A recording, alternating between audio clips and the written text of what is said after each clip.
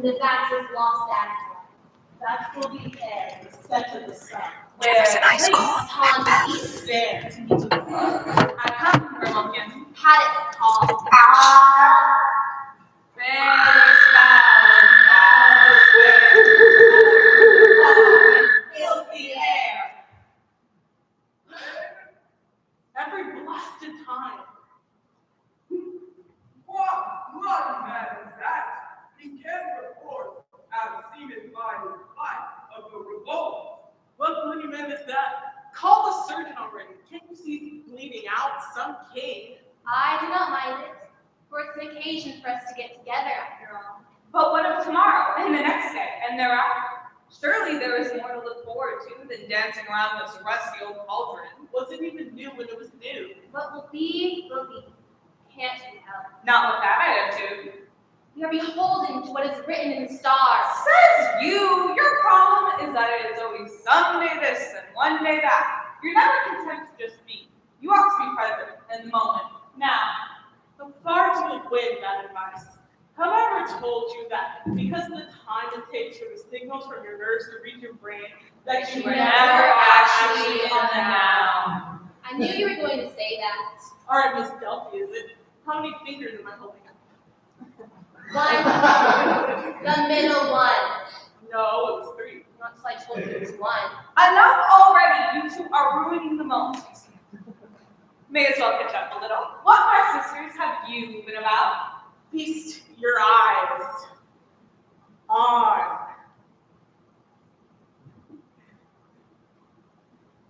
It's really cool. And where is it, my sister? It's right here. Is it now? It is feast your eyes on this. Ooh. The highlights here. I met this sour woman munching chestnuts of the docks. Said she was watching the horizon for her husband.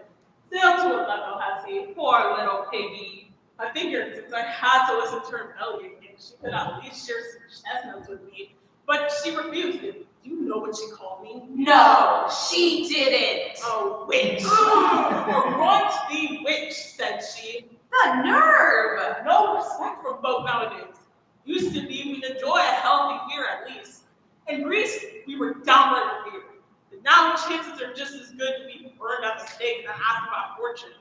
Anyhow, the seas tossed him around a few months, and when he came back, weak and drained like a flower burned in the summer sun, I knew his stuff.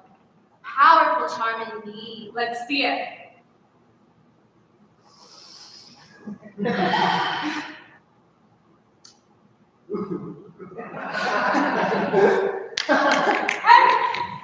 I knew she would do that. Why'd you give it to me then? Because that was what was going to happen. Not if you didn't give it to her. That's not how it works. That's absolutely how it works. Further, you have understanding of what's to come. Your eyes are ever cast behind you. And you, Sandy, your eyes are ever on your navel. I'll cast her behind. Stop. I knew you would say that. Well, then you probably already know how bad it's gonna hurt when I kick you. Stop. There is no kick. Well, that's it. Stop. A drum, and bet not come. Look, you do not have to have Skull's vision to know it's coming. How many times have we been through this already? 1, 2, 3, 4. That was a rhetorical question. 5. And how many more until the sun refuses to rise and we are set free? Countless? Look, never mind the cauldron and the visions. Let's do something. Let's not just set the same events in motion just this once. Interesting. What is it?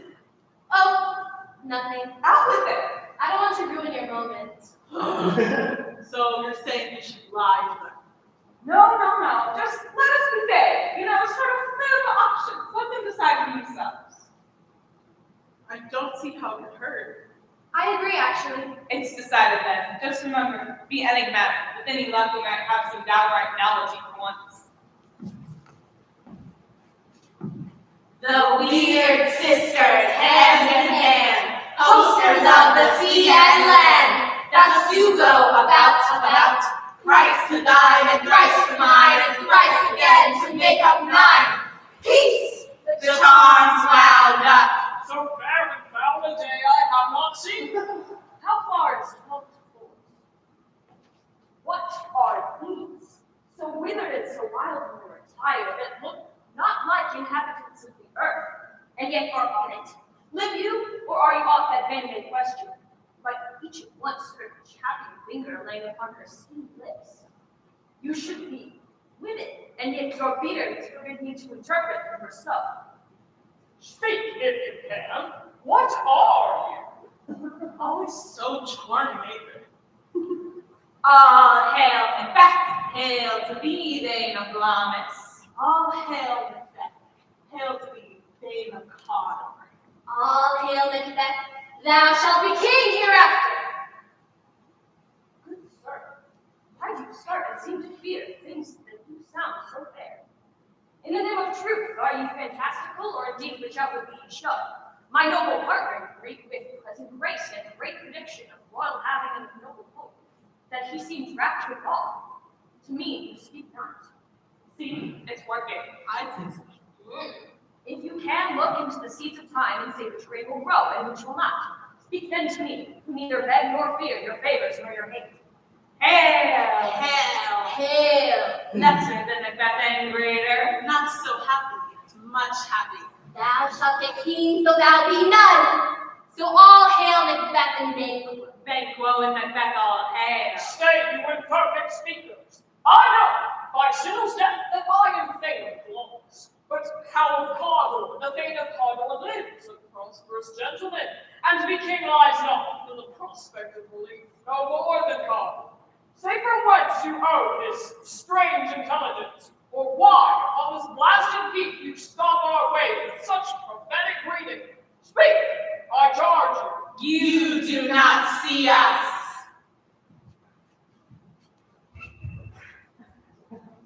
Earth hath bubbles, the water has, and these are of them. Whither are they vanished? Into the air, and what seems corporeal has melted as breath into the wind. Would they had stayed? Were such things here as we do speak about? Have we known the insane brute that takes reason prisoner? Your children shall be kings, You shall be king.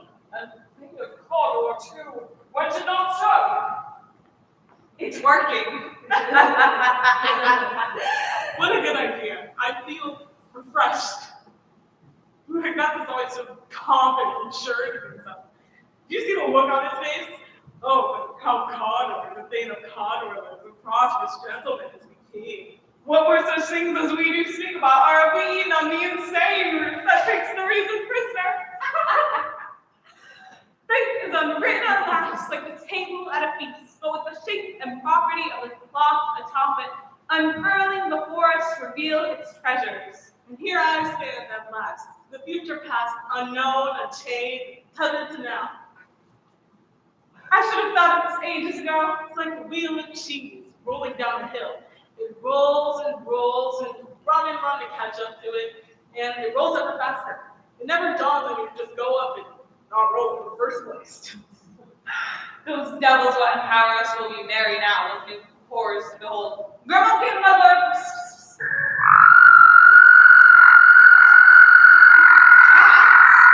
Never mind, that cat is always in a twist. Where's my fine, malevolent toad?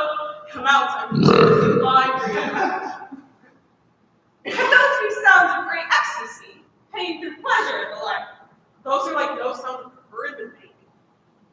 What could plague their infernal minds so?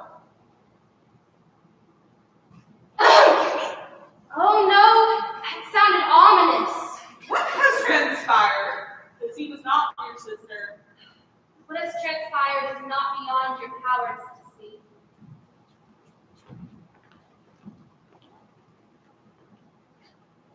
The king happily received Macbeth and used the advice of Macbeth. And when he read thy personal venture in the rebel's fight, his praise and his wonders do content, which should be thine or his. Silence with that, and you will the rest of the day. He finds thee in stout gold ray. Many have heard of what thyself didst make. Strange images of death, as things hail post to post, and everyone did bear thy praise in his kingdom for defense, and poured it down before him. We are sent to give thee from a royal master's face, only to herald thee into descent, not to In which edition, hail most worthy name, for it is thine. Speak the truth. The Thane of Cawdor lives. Why do you dress me in borrowed robes? who was the thing lived yet, but under heavy judgment bears that life which he deserved to lose. Whether he was combined with those in Norway, or blind the rebel with hidden advantage, or that both, he labored in his country's wreck, I know not. Treason's capital confessed proof of overthrown. Honest and Thane of Cawdor, the greatest of minds. Thank you for your pains. Do you not hope your children shall be kings, when those who gave the Thane of Cawdor to me promise no less to them? That trusted home might yet enkindle you unto the crown, besides Thane of Cawdor. But 'tis strange, and oftentimes to win us to our harm, the instruments of darkness tell us truths, win us with honest trifles to betray in deepest consequence. Cousins, a word. I pray. Two truths are told as happy prologues into the swelling act of imperial theme. I thank you, gentlemen. Cannot be ill. Cannot be good. If ill, why hath it give me earnest of success, commencing in a truth? I am Thane of Cawdor. If good, why do I yield to suggestions that you unfix my hair and send my seated heart knocking against my ribs against use of nature? Present fears are less than horrid imaginings. My thought, whose death is yet professed, so shakes my single state of man and function is smothered in surmise, and nothing is what is not. Exactly the same as always. Not a mote changed.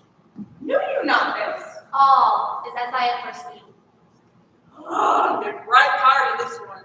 Forever we are Oh, bound. stop it. Perhaps this does not mean anything. Like a ripple on a pond that grows to a great wave might leave stones being thrown in. Perhaps alteration, however small, lies beyond the reach of our scrutiny. Deep in time will grow to the revelations we expect. We must be patient and allow the wheels to turn their heaven. Such is the nature of mortal life. Such anguish their existence must be. God, tell us the changes of the tide we have seen. How fares a dear thing? As you wish. No, I beg you, hold thy tongue. Why rush to move from the island of uncertainty so quickly? The trees have shade and the fruit here is sweet. Let us sing them. As you wish. How do you live? The same as my sister. Oh no, we are not the same. You are icy, withdrawn. You talk strange, like wind heard breathed in a dream. You're too tall, and you stare to the horizon, always to the horizon. And you stand a mere image. Your mind grinding and milling the harvest of the past. What is the yield, my eldest sister? Your eyes cast towards nothing but what lies within. Sweet and sad you often are, pining for what was once and will never be. Sweet and sad, sweet and sad. Imagine your mind's eye sees but one horizon. There the sun will set and the moon will rise until her slumber tomb of once. Revealed to me are all the lives of the moon, all the sunsets, all the crying of all the babes newborn, all the gasps of all the old as they breathe their breath last. The entire sled of history is my shoulders yoked. All the sweetness and sadness, mine to bear. Would you like to know the moment of your death? And the death of each that you love? And of each loved by each? And truly the death of love itself? Were you that for the grist for your mill? The two of you are like men in the desert quarreling over which is thirstier. You cannot measure thirst to thirst, pain to pain. It can only be known to them that feel it. Skull, your visions have grown to poet. Can you believe them? I cannot close the eye that sees them. So, even now, you know what I will do next. I see the result. I have a weevil. Hey, I was gonna eat that. I have this weevil, and I may crush it. Yes, you may. Or I may set it free. Also possible. Or I may give it back to my sister to eat. Possible. But right at this moment, I do not know what I will do with this weevil. I do. I have made a decision. I know the fate of the weevil. As do I. Now I have changed my mind. Clever trick. There, so it works. No, but it was a clever attempt. You simply say it is so, but until I share in your vision, you could be an act. Well, I know. What? I know what you're going to do with me. Enlighten me. You'll do the only thing you can do. The squirrel in the forest does not choose to collect and hide nuts. He does it because that's what he must. The same was true for his father and mother and their father and mother, and so on, so the squirrels were not squirrels at all. And yet I stand before you weighing the choice. So it seems. So it is. Let us test this. You tell my younger sister in secret what I will do with this weevil. Set it free or end its life. Then I will make my decision. Very well.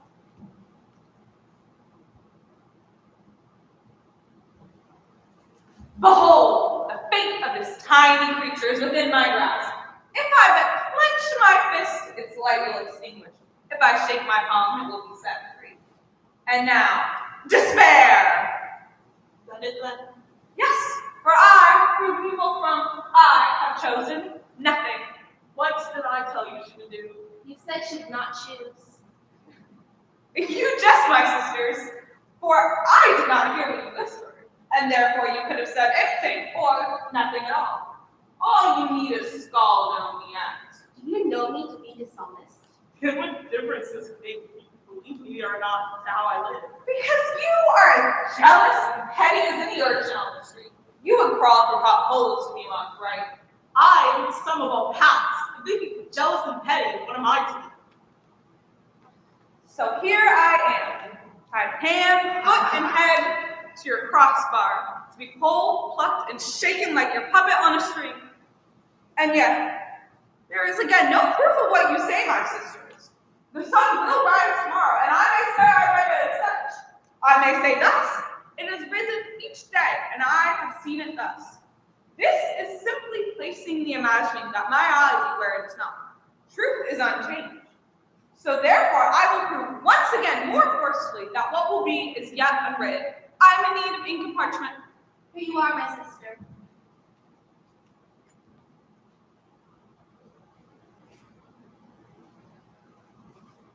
I will write to Lady Macbeth and tell her our meeting with her husband as if I were he.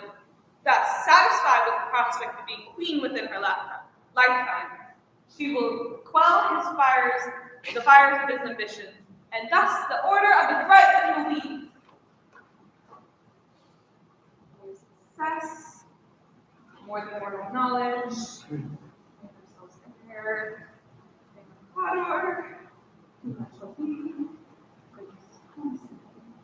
farewell. Tis done. This will prove that we are not beholden to what is written in the stars. We steer our own carriage. Have you listening, little toe, come forth as your true form.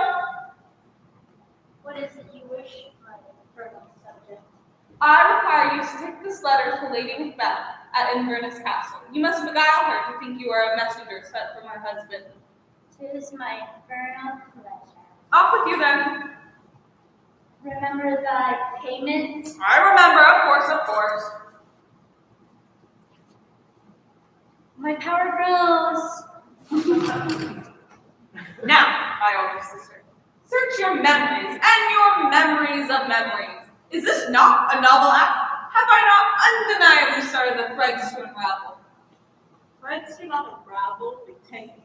But to what purpose the letter? Why, to quell the ambition of Macbeth. If she receives this letter as a map of what is to come, she may cool the fire of his lesser humors and teach her lord patience. what for patience? What but the unspilling of blood? Daggers will remain in their sheaths. King Duncan will live. All will live and trade crowns and titles by the passing of the stars, rather than the reading of them. Then you do turn the stars. You must supplant their map for your own. How do we read the stars as the atlas of our lives? Are the stars not inconstant? One night they are not as they were the mere night before. Nothing is immutable. The sea gives its tides. The tortoise hatches, grows, and dies. Even the mountains shed their slopes one mote at a time. If all is turn and change, then how be it the stars are immutable? You have answered your own riddle. And you have presented another.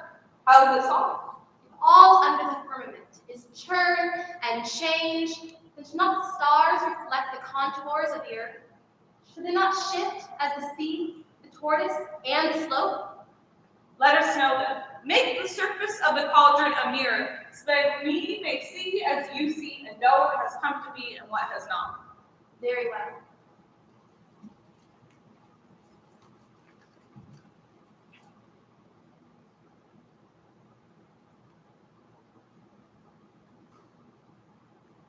I come with news from my husband. Gods, speak thou, what beast or man are you? See me not, I am but a knave. Messenger, what news brings you from the field? From your lord's hand, I trust will meet again.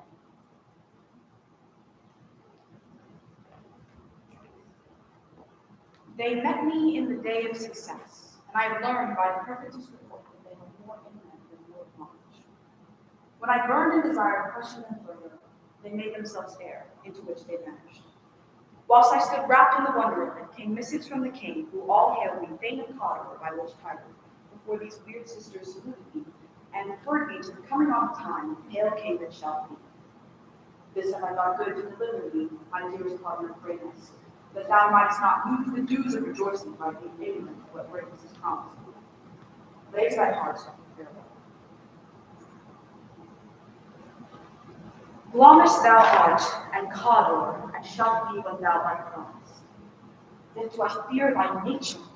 It is too full of the milk of human kindness to catch the nearest way. Thou wouldst be great, art not without ambition, but without illness should attend it. Thou have great longest that which cries, thus thou must do if thou have it, and what thou dost fear to do, that wishes should be undone. Hie thee hither, that I may pour my spirits in thine ear, and chastise with the valor of my tongue all that impedes thee from the golden realm, which fainted metaphysical aid doth seem to have thee crowned with all.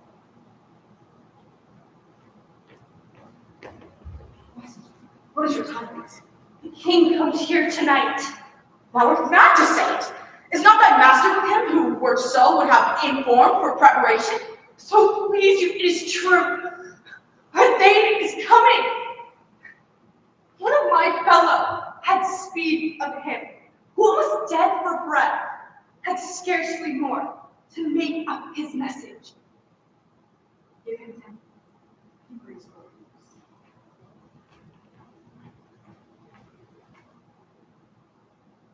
The raven himself is hoarse that croaks the fatal entrance of Duncan under my balconies. Come, you spirits that tend on mortal thoughts. Unsex me here, and fill me from the crown to the toe, top full of direst cruelty. Make thick my blood, stopping access and passage to remorse, that no compunctious visitings of nature shake my fell purpose, nor keep peace between the infected. Come to my woman's breast and take my milk for gall, you murdering minsters, wherever in your sightless substances you wait on nature's mischief. Come, thick night, and pall thee in the dunnest smoke of hell, that my keen knife sees not the wound it makes, nor heaven peep through the blanket of the dark to cry, hold! Hold! Oh, that's not good. Don't look at me like that! Nothing has happened yet. I said nothing. You do have that look though. Never mind. Macbeth is returning, and he is the pin on which all this turns. Great Lamas, worthy Cawdor, greater than both by the all-hail hereafter. Thy letters have transported me beyond this ignorant presence, and I feel now the future in the instant. My dearest love, Duncan comes here tonight. And when goes hence? Tomorrow, as he purposes. Oh, never shall summon us. Your face, my Thane, is as a book where men may read strange matters. To the god of the time, look like the time. The look in your eye, blinking in your tongue. Look like the innocent flower, but be the serpent under it. He that's coming must be provided for, and you shall put this night's great business into my dispatch, which shall do all our days and nights to come give solely sovereign sway and master. We will speak of this first. Only look up clear. To alter favor ever is to fear. Leave all the rest to me. Here lies hope. Reason has not left Macbeth so quickly. Though the seas toss his ship about, he is steady still. It does seem that the story may unfold differently. And were my memories of the future of victual that carry the same note to the tongue, this current fortune would be welcomed by consumers. Be the taste familiar or new, sweet or bitter, it is what sustains us. Be not forlorn, young sister. Every knot holds a crooked line, and the stars may guide a sailor wayward at times. Though the heavens spurn you, the sourness will soon the palate leave. This is not a rebuke of yourself. Consider it a release. For time out of mind cures the curse of foresight.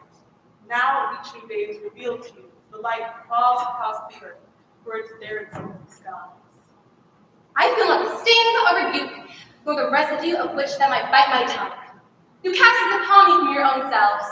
I am but a cloth on which you paint. Agreed! Cloth of driven snow, open to the musings of mutable time. You, unchanged, remain ever-changing, as you always were beyond the mist of your guile. So fret not, my good sister. You are as you ever were, and we will love you with all. Now the frost of your disposition will not bite us as before and before.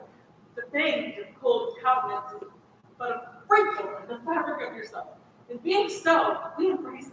We embrace thee, lying, muted, and in constant. Commence your silence! Do you not recognize charity when you see it? Do you not see the gentle gaze of the ewe to the lamb, even though it is set for slaughter? Worlds do spin, and yet you never grow any wiser. Those with blind masks and wooden ears you face every passing day, hour, and breath. Behold them! Behold dreadful reality! What hath made them drunk hath made me bold. What hath quenched them hath given me fire. Hark, peace. It was the hour of the treat, the fatal bellman which gives the sternest good night. He is about it. The doors are open, and circuit rooms do mock their charge with snores. I have drugged their causes. That death and misery contended I them. Who's there? What? Oh, alack, I am afraid they have awakened and it is not done yet. The attempt and not the deed confounds us. I have laid their daggers ready. He could not miss them. Had he not resented my father as he slept, I had done it. My husband. I have felt with thee. Didst thou not hear noise? I heard the owl scream and the crickets cry. Did you not speak? When? Now. As I said, I, ha! Who lies in the second chamber? Donley. This is a sorry sight. What a foolish thought to say sorry son. One did laugh and sleep, and the other cried murder. That they did wake each other, I stood and heard them. But they did say their prayers and issued them in good sleep. There are two lodged together. One cried, God bless us, and amen the other. Said his senior his many man's hands. Listening their fear, I could not say amen when they did say grace. Consider it not so deep. But wherefore could I not pronounce amen? I have most need of blessing. These deeds must not be thought after these readings. So it will make us mad.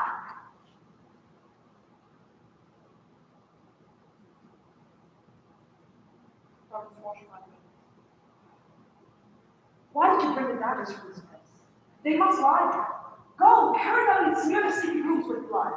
I am afraid to think what I have done. Look on again, I dare not. In firm of purpose, give me the daggers.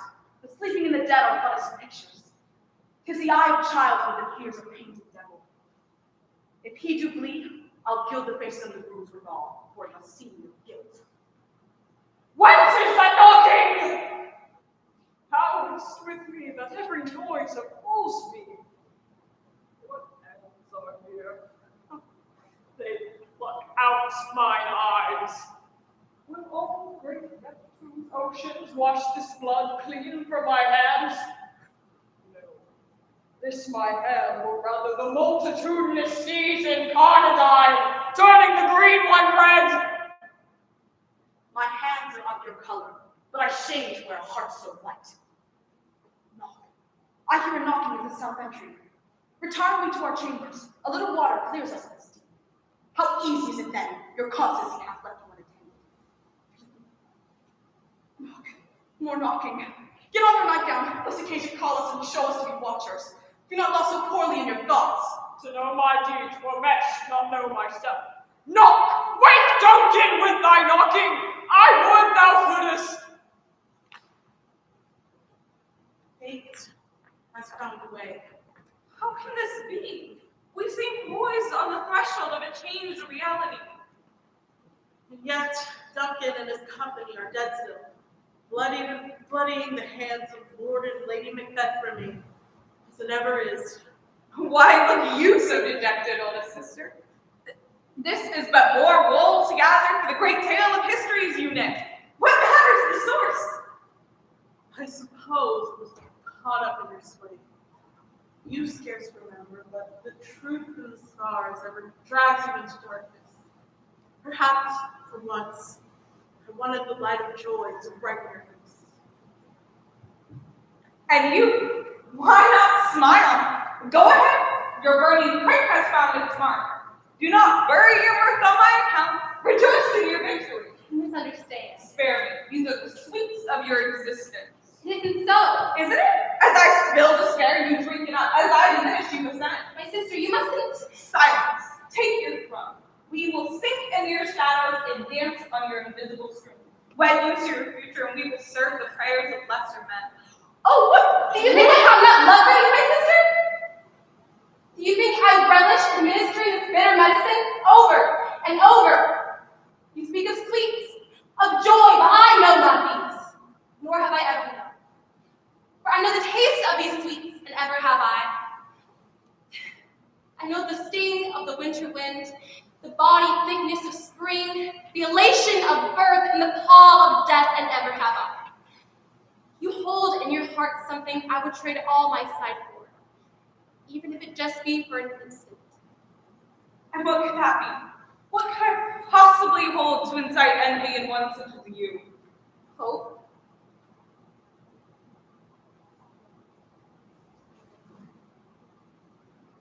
Oh, every time.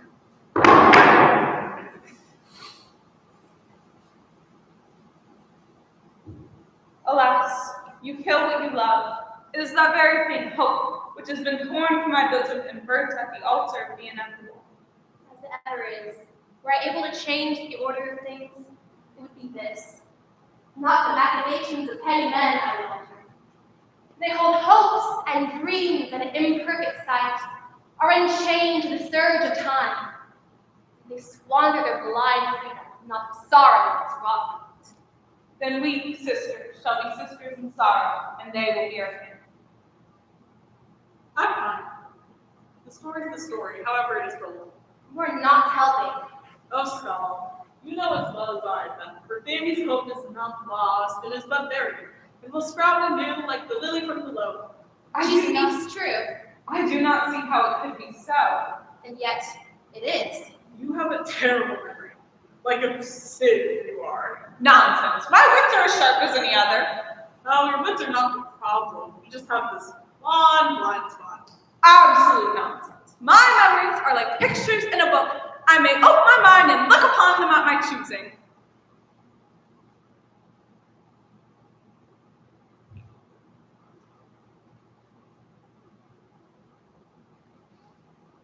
Only so immutable. I will show you your error. I have an idea that will prove once and for all that we are the masters of our fate. Arthur, Yes, my sister. have we again met with Macbeth? Indeed, we have. Skull, Yes, my sister? when shall we again meet with Macbeth? When the brinded cat hath thrice mewed, and the hedge pig hath thrice and once won. That is not helpful, youngest sister. Soon? Better. There is no time to waste then. Summon our familiars and lords. Harpier I summon thee. Habit, swallower of life, I summon thee. Grimalkin, stalker in the dark, I summon thee. I have come. Who summoned thee? It is I, your servant and your master. I have come. Who summons me? It is I, Scald, your servant and your master. I have come. Who summons me? It is I, Benson, your servant and your master. What is it you wish for, our masters and our servants? When we next meet with Macbeth, we will stem the tide of blood that flows from his throne. No more shall he wed his knight with the friends of his hearts and family. We will show that this story can be told with kind intentions and light humor, and not sanguine butchery and depravity. And in the end, you will make me happy, my master. It is the last chance for happiness. Then it shall be so. What must be done? Aye, what shall we do? On this occasion, we will give Macbeth visions so clear and unlikely that he will wink his ambition and live long into his dotage. I will see to it that his throne, comfortable and venerable seat, will cradle him in old age, and with his scourge ended, we will see that we are not bound to the whimsy of the stars. So, lie. I love Nothing of the sort. As our last readings held dual meanings, these will be so simple and benign that he will wink his ambition and live long into his dotage. it. I suppose that works as well. I shall arise with a fledged head. I shall prepare for battle when I read again. And you shall ease his fears, Macduff. I shall raise a bloody child and my reading gift. You shall ease his fears of the usurper. And I shall rise a soldier, bearing a tree. At last, you shall assuage his fears of a conquering force marching on his Thrice has the brindled cat mewed. Can't be sure. Might be a calico or a tortoise. Well, can't misinterpret that. 'Tis time, 'tis time. Make haste, all in position. Double, double, toil and trouble, fire burn and cauldron bubble. By the pricking of my thumbs, something wicked this way comes. Open knocks, whoever knocks. How now, you secret, black and midnight hags? What is you do? A deed without a name. I conjure you, by that which you profess, howe'er you come to know it, answer me. Though you untie the winds and let them fight against the churches, though yeasty waves do confound and swallow navigation up, though bladed corn be lodged and trees blown down, though castles do topple on their borders' heads, and palaces and pyramids do slump their heads to their foundations, though the treasure of nature's germans tumble together even till destruction sicken, answer me to what I ask. Speak, Demand. Will answer. say it, perhaps rather hear it from our mouths or from our masters. Come, let me see you. Tell me, thou unknown power! Speaks would say that. Macbeth! Beware, Macduff! Beware of staying to fight. Dismiss me. Enough! No, you imbecile, there's no ambiguity there. He will separate Macduff from his head the second he leaves the seat. Whatever thou art, for thy good caution, thanks. Thou hast balked my fear of right, but one word more. He will not be commanded. Here's another, more potent than the first. Macbeth, Macbeth, Macbeth. Had I 3 ears, I'd hear thee. Be bloody, bold, resolute, laugh to scorn, for no woman born shall harm Macbeth. Then live, Macduff. What I need fear of thee.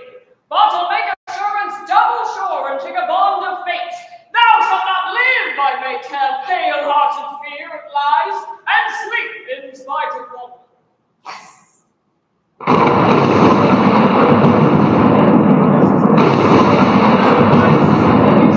king and upon his baby brow wears the round and top of sovereignty. Be lion melted proud, and take no care to chase Macbeth or where his fires are. For Macbeth shall never vanquish, be into the great Burnham wood, high Dunsane hills shall come against him. Huh, that shall never be. Who can impress the forest, bid the tree unfix his earth-bound root, Sweet moments, good! Rebellious dead, never to rise until the wood of burden rise. And our high-placed Macbeth shall live the least of nature, pay his time to fret in mortal custom. Yet my heart throbs to know one thing. Help me, if your heart can tell so much. Will Banquo's issue ever rule this kingdom? Think to know no more. I will be satisfied! Deny me this and an eternal curse falls upon you! Let me know! I sinks that cauldron, and what noise is this? Show his eyes and grieve his heart. Come like shadows, so depart.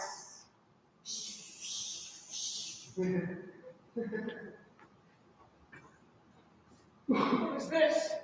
Thou art rise like the spirit of Banquo. Down!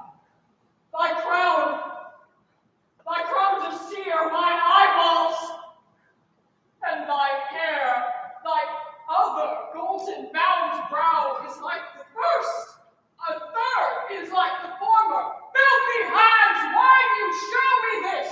A fourth, star's eyes, will the line stretch out in the crack of doom? Another yet, a seventh, I'll see no more.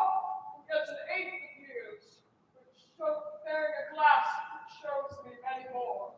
And I do see that twofold balls and treble scepters carry. Alas, I see 'tis true, horrible sight, for the blood-altered Banquo smiles upon me and points at them his.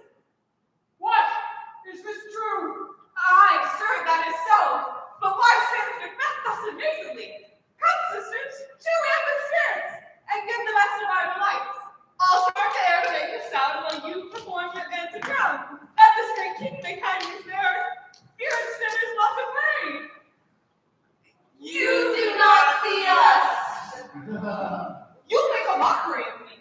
I assure you that was not my intention. You knew I was about to topple you from your high horse, and you could not dare it.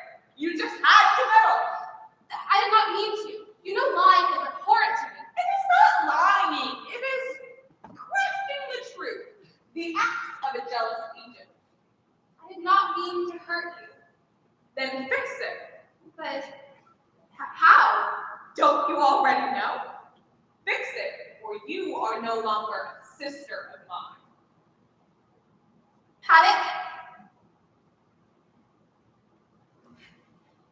take the form of Macbeth's countryman Lennox.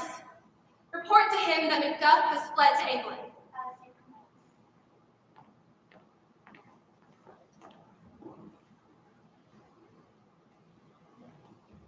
Saw you the weird sisters. No, my lord. Came they not by? No, indeed, my lord. Infected be the air whereon they ride, and damn all those who trust them! I thought they were the galloping force. Who comes this way? 'Tis 2 or 3, my lord. That brought you word. Macduff has fled to England. Fled to England. Aye, my good lord. Excellence, a cunning ploy. Surely Macbeth will not follow Macduff into England. Live Macduff there until a ripe old age, or until Macbeth holds reason over fear. This feels amazing, does it not? To be free of the yoke of the stars. Perhaps Macbeth proves a benevolent ruler, and all prosper under his reign. Or, to atone for the death of Banquo, he adopts his children and names them his heirs. Or, perhaps, due to some tragic but bloodless heir, Lady Macbeth becomes queen. In any case, the future lies ahead, gloriously unwritten. Oh, this sister, how good will it feel to write a new history after all this time with like upon like? Do you not feel like a girl again? I don't think that I've ever felt such a way. And just think what new stories made me write, perhaps new lands and new people. Imagine to be free of these stone-headed barbarians and their petty squabbles over scraps of land and titles. To be free of this blasted heath. Imagine. What familiars, our masters and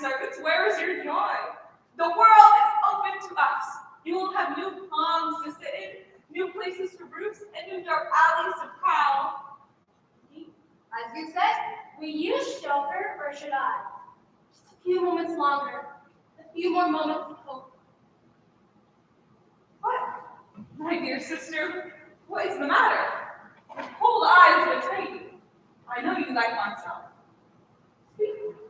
Show me. Improbably, the force does move in on the castle, affixed to the English army Macduff has brought to conquer the tyrant king.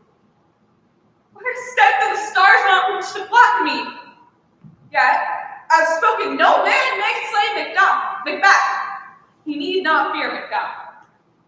Macduff was not born of woman, but from her womb ripped. Then I curse you, gods and monsters! What is the rest? I must see with mine own eyes. What was that noise? It is the cry of women, my good lord. I'd almost forgotten the taste of fears. Time has been when my senses would have cooled to hear such a night shriek, and my fellow pair would, at a dismal treatise, rouse and stir as life brings. I have supped full with horrors. Direst familiar to my slaughterous thoughts, cannot lunch starve me. Wherefore was that cry? The Queen Windward is dead. She should have died hereafter. There would have been a time for such a word. Then it is oblivion at last.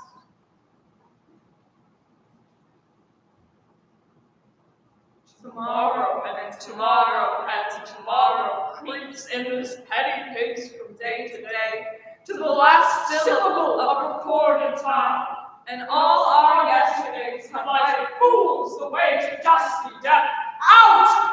Rekindle! Life's but a walking shadow, a poor player who struts and frets his hour upon the stage, and is heard no more. It is a tale told by an idiot, full of sound and fury, signifying nothing.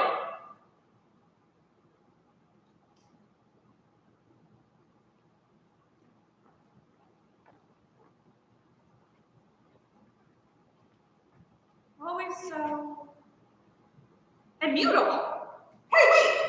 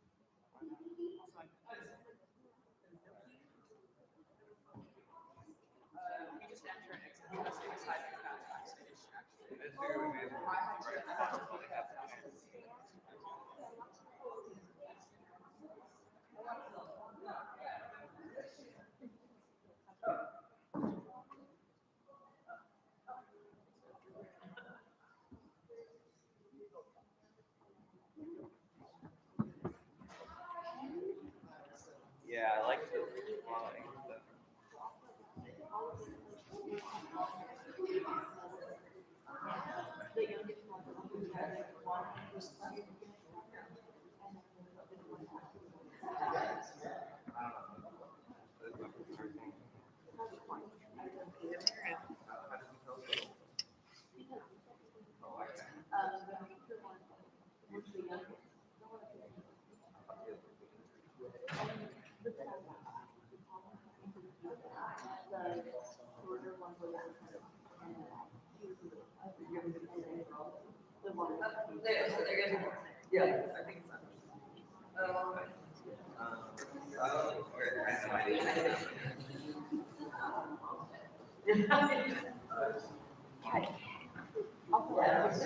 He's supposed to say because I understand. Oh.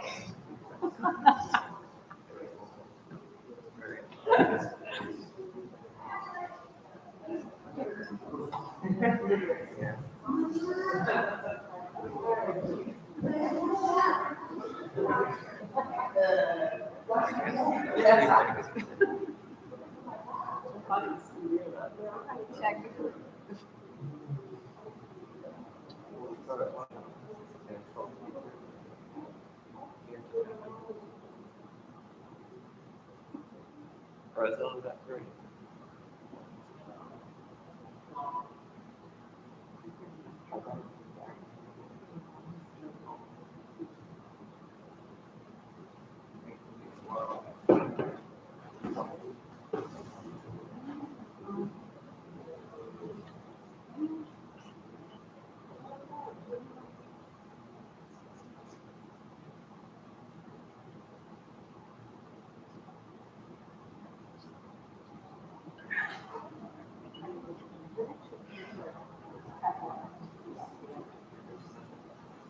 Okay.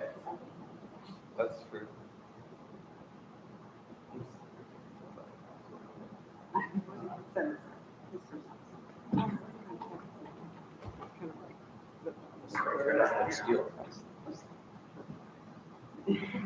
Me, this word, which I got there. Huh? Nothing.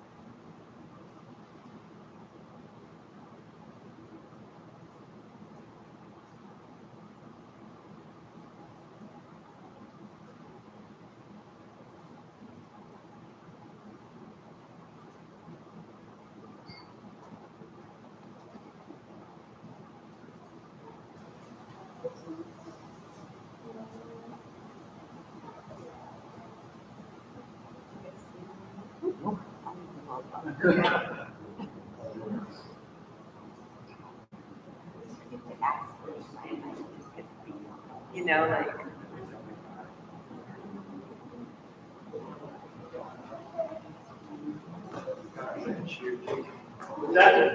Oh, further down.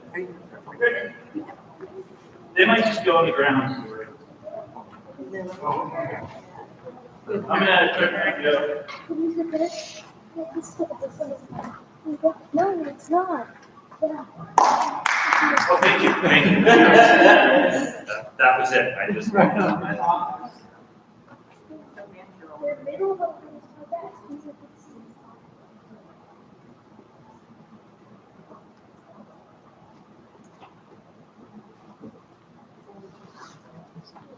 these are the literally the seats. They're not a little far back. Oh, wait, come on. Literally the seats.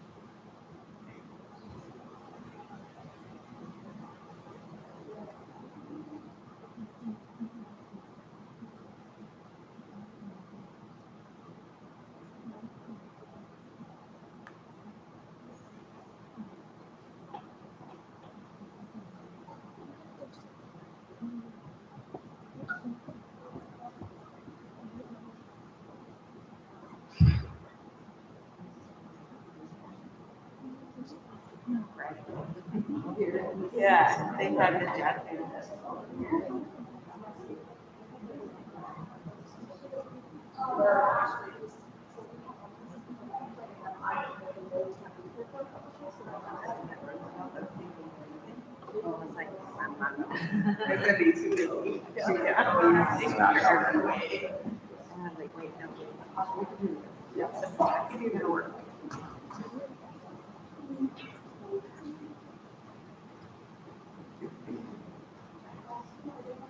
Fair warning, Franklin School is going to hold for 10 minutes. We're holding for 10 minutes, so it's not negative space, theatrical negative space happening. It's just holding on there. I'm not trying to build suspense.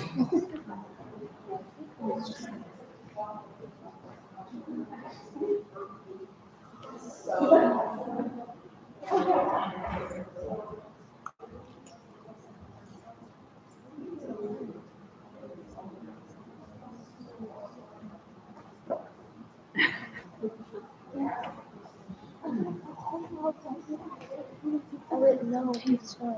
Just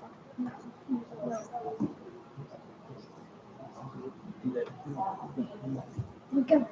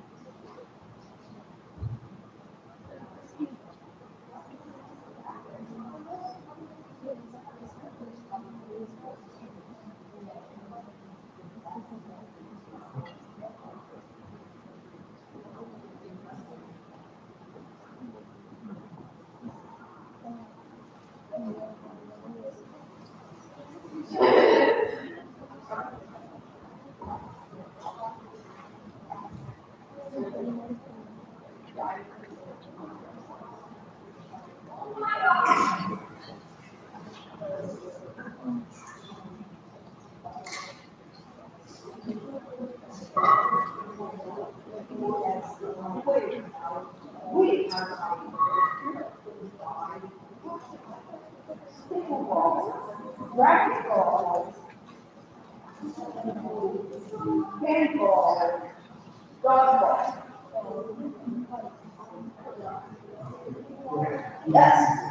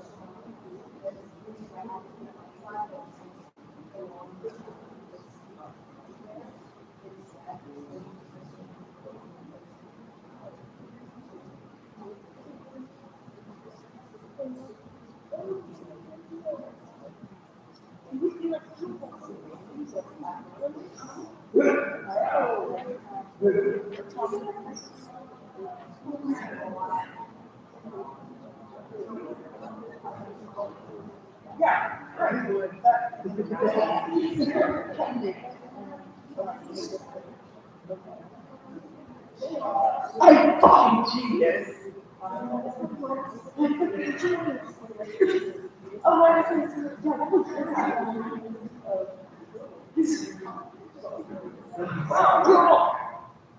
Who's supposed to get that? What is that? We got the connections.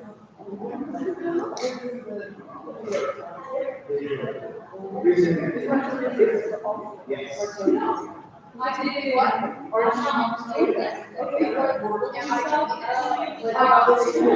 yes. Brad.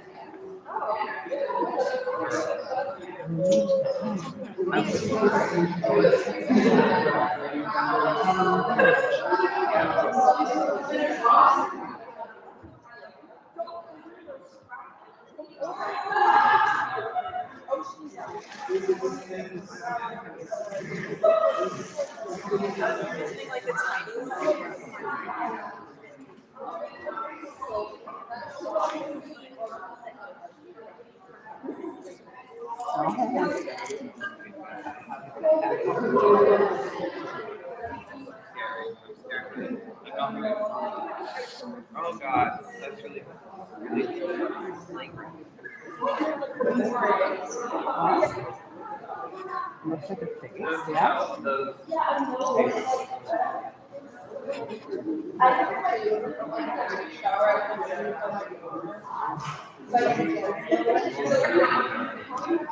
I don't know, maybe. I don't know, man, maybe. Well,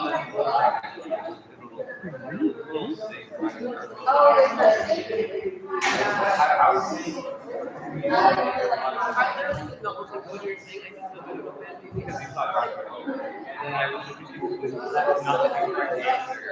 what I said, I couldn't answer. I don't know, maybe. You know, like an exchange.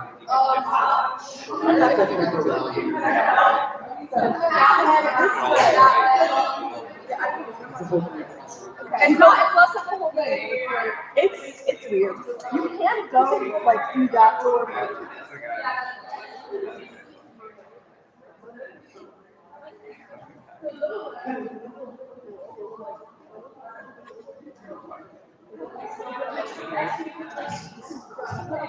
want to see like the year, that one, that, yeah.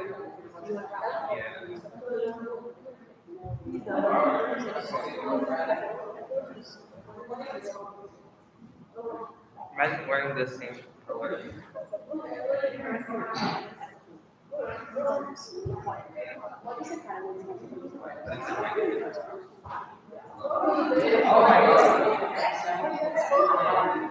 We're making the camera. Who's right there? Wait, we gotta.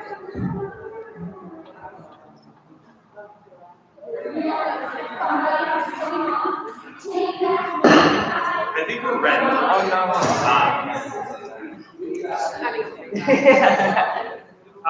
I don't know who's ready to attack, but we're ready to start. We're ready whenever you guys are. Awesome. Before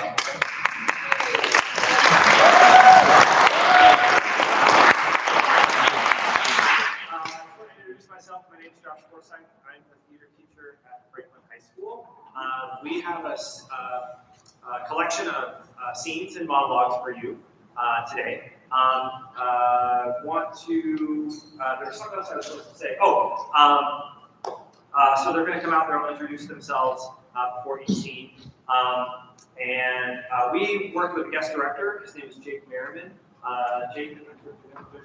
Hi, Jake. That directed all of these scenes. So please enjoy some scenes and monologues from William Shakespeare.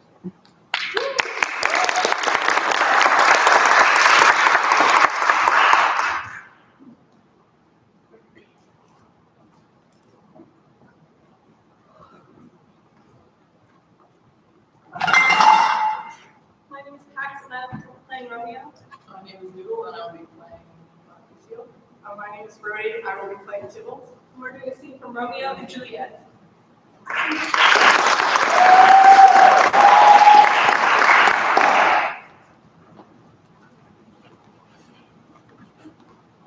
Gentlemen, good evening. A word with one of you.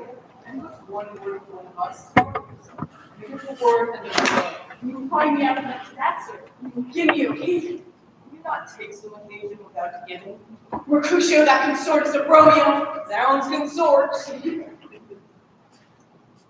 Well, peace be with you, sir. Here comes my man. The love I bear you can afford no better turn than this. Thou art a villain. Tybalt, the reason I have to love thee doth much excuse arcane rage reading. Villain, I am none. Therefore, farewell. I see thou knowest me not. Boy, this shall not excuse the injuries that has done me. Therefore, turn and draw. I do protest. I never injured thee, but love thee. When thou canst devise, thou shalt know the reason for my love. And so, who can be late, whose name is nearest dear than my own? Be satisfied. Oh, calm, dishonorable, vile submission. Tybalt, you rat catcher, will you walk? And what wouldst thou have with me? Good for the cats, nothing. Which one of you is not alive? I am. For you. Come, sir. Gentleman Mercutio, what better here? Come, sir, your facade.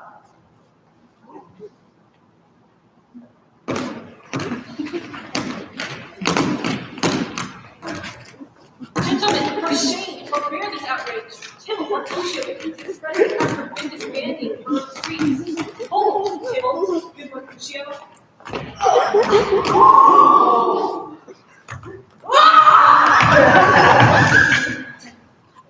I am hurt, like all of houses I am sped. Is he gone and hath nothing? Art thou hurt? A scratch, Mary, 'tis enough. Courage, man, the hurt cannot be so much. Why the devil came you between us? I was hurt under your arm. I thought it over best. look like both your houses.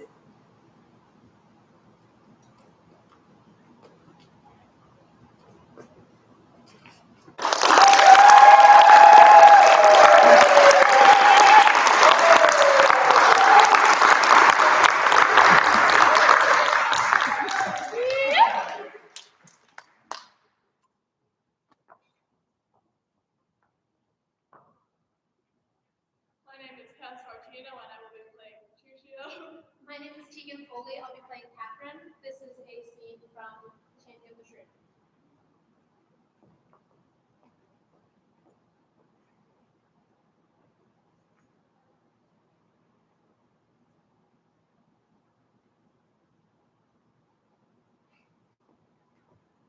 Good morrow, Kate, for that is your name, I hear. Well, have you heard? But something hard of hearing. They call me Catherine, but you talk to me. You lie. In faith, they call you plain Kate and Bonnie Kate, and sometimes Kate the Curse. But Kate, the prettiest Kate in Christendom, I myself am moved to woo thee for my life. Moved in good time. Let him who moved you hither remove you hence. I knew you at the first. You were immovable, Why, what's immovable? a joint stool. Thou hast hidden. Come, sit on me. Asses are made to bear, and so are you. Women are made to bear, and so are you. No such Jada as you, if me you be. Alas, good Kate, I would not burden thee, for knowing me to be but young and light. Too light for a swain such as you to catch, yet as heavy as my weight should be. Should be such fun. Well taken like a buzzard. Come, you wasp. In faith, you are too angry. I be waspish? Best beware my sting. My remedy then is to pluck it out. I, if the fool could find where it lies. Come, Kate, come, you must not look so sour. It is my fashion when I see a crab. Why, here is no crab, and therefore look not sour. There is. Then show it me. Had I a glass, I would. What? You mean my face? Well aimed of such a young one, Now, by St. George, I am too young for you. yet you are withered. 'Tis with cares. I care not. Nay, hear you, Kate. In sooth, you escape not so. I chafe you if I tarry, let me go. No, not a whit. I find you passing gentle. Now, Kate, I am the husband for your turn. Thou must be married to no man but me.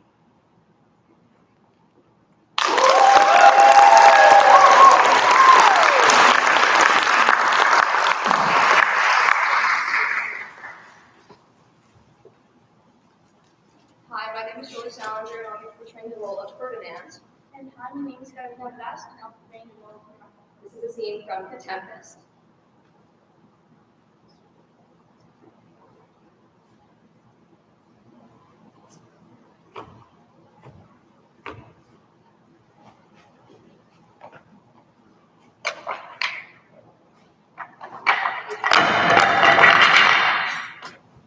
Alas, I pray you, work not so hard.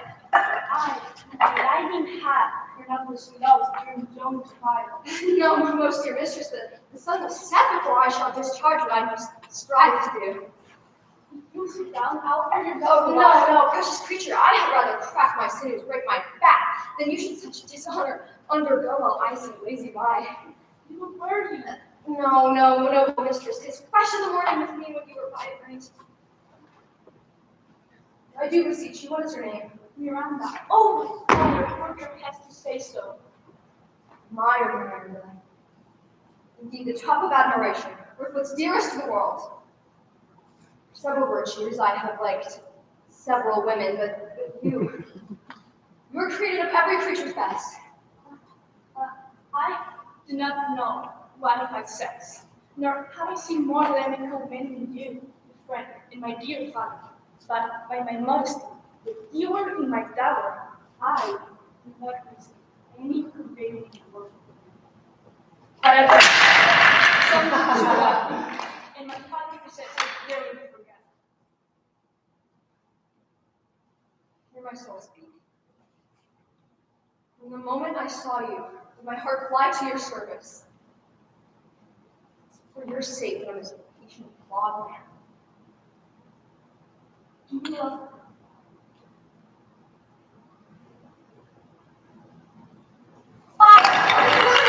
bondage, heir of freedom.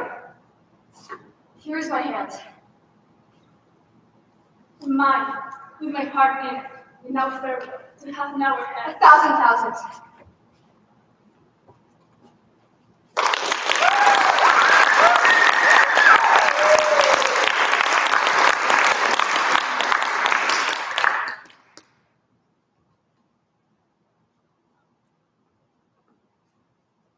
I'm Margaret Derringer. I'm going to be playing the role of Celia. I'm Fern Carpema. I will be playing Rosalind. And this is a scene from As You Like.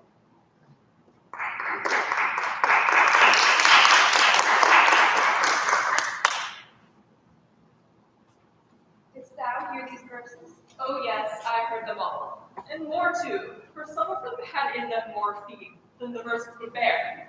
Trow you what found this? Is a man The chain that you once wore about his neck change your color? I prithee who? Oh Lord, it is such a hard matter, friends to me. The mountains may be removed by earthquakes, and so encounter. Nay, I prithee now, with most petitionary vehemence, tell me who it is. Oh, wonderful, wonderful, and most wonderful, wonderful, and yet again, wonderful. And after that, out of all, Good my complexion, dost thou think that the way in comparisons of a man, I have a double imposing my disposition? I prithee, tell me what is quickly, and speak of peace. it is our Orlando that has tripped up Ruster's heels and your heart, both in an instant. Nay, but the devil take mocking, speak sad brow and true, man. I faith it does. 'Tis he. Orlando? Orlando. Alas the day! What shall I do with my double impose? What did he when thou sawest him? What said he? How looked he? Where went he? What makes him here? Did he ask for me? Answer me in one word. His barmy gargantuous mount first. 'Tis a word too great for any mouth of this age's size. I found him under a tree, like a dropped acorn. There lay he, stretched out like the moon at night, who was furnished like a hunter. Oh, ominous! He comes to kill my heart. But sing my song without a bird, that brings me out of tune. Do you not know I am a woman? When I think I must speak.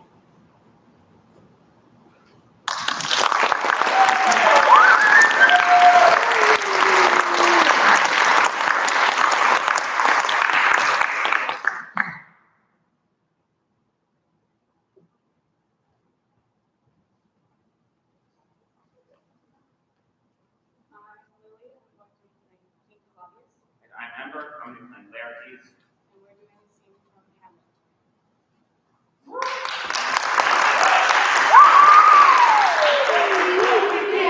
Similarities will begin! Where is this king?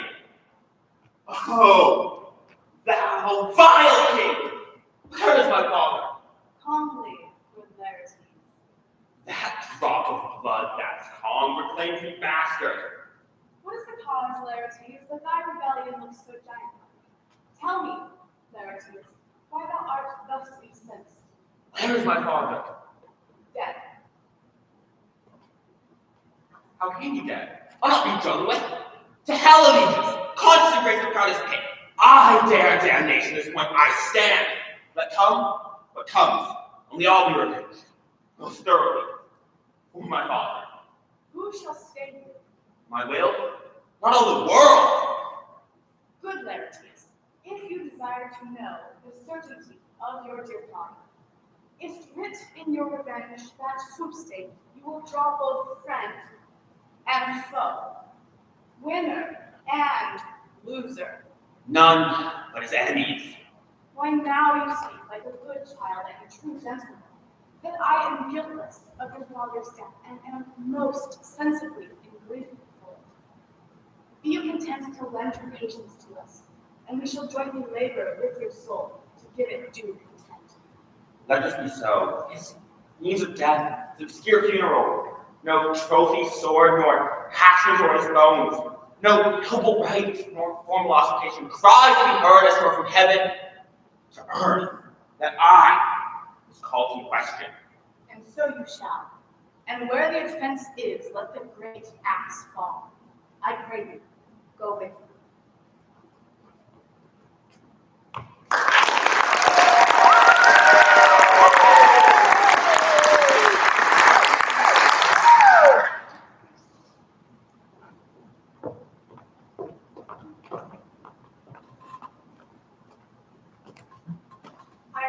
Leslie, I'm gonna be Macbeth. I'm Isabel Formosi, and I'll be playing Lady Macbeth.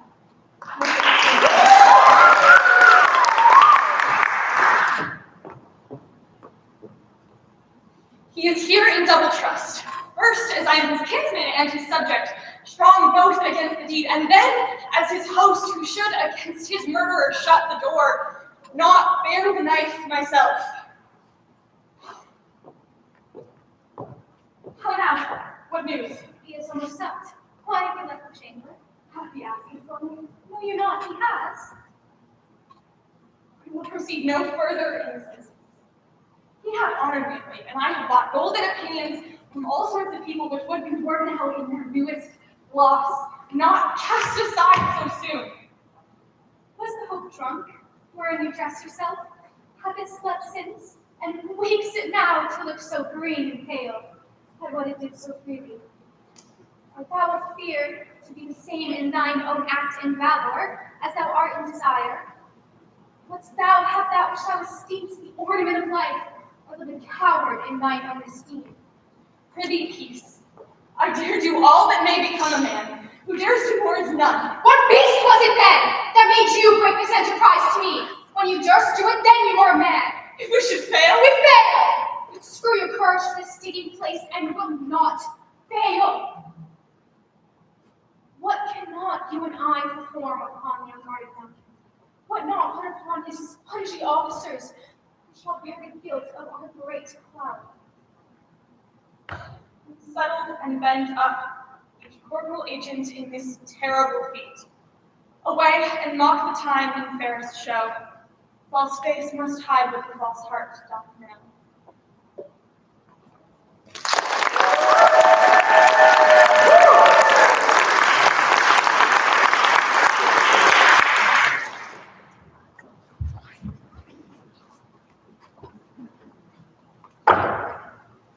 My name is Ivana, and I will be playing the role of Juliet. I'm Sochi, and I'll be playing the nurse. And this is a scene from Romeo and Juliet.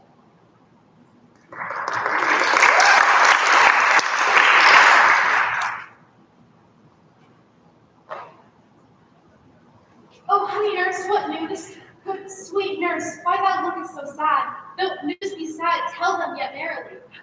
I am weary. Give me leave a while. Fie, how my bones ache! What a chaunt have I! I would thou hast my bones, and I thy news. Come, I pray thee, speak. Good nurse, speak. Jessie, what haste?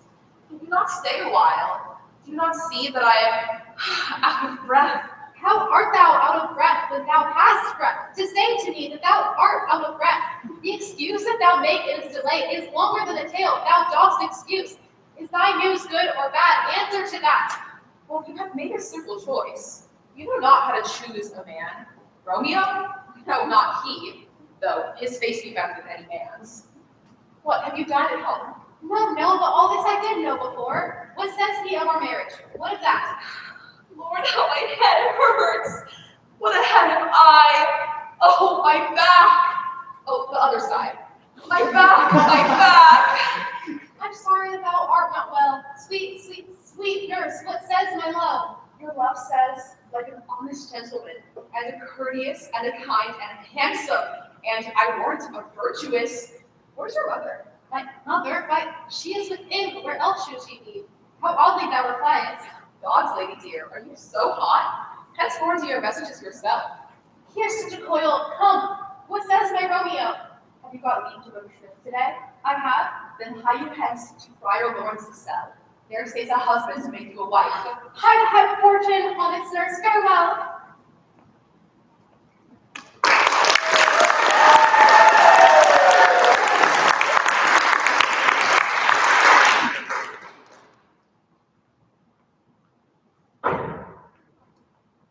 I'm Mason Nord, and I'll be playing Richard III. And I'm Willow McPherson, and I'll be playing Lady Anne, and this is a scene from Richard III.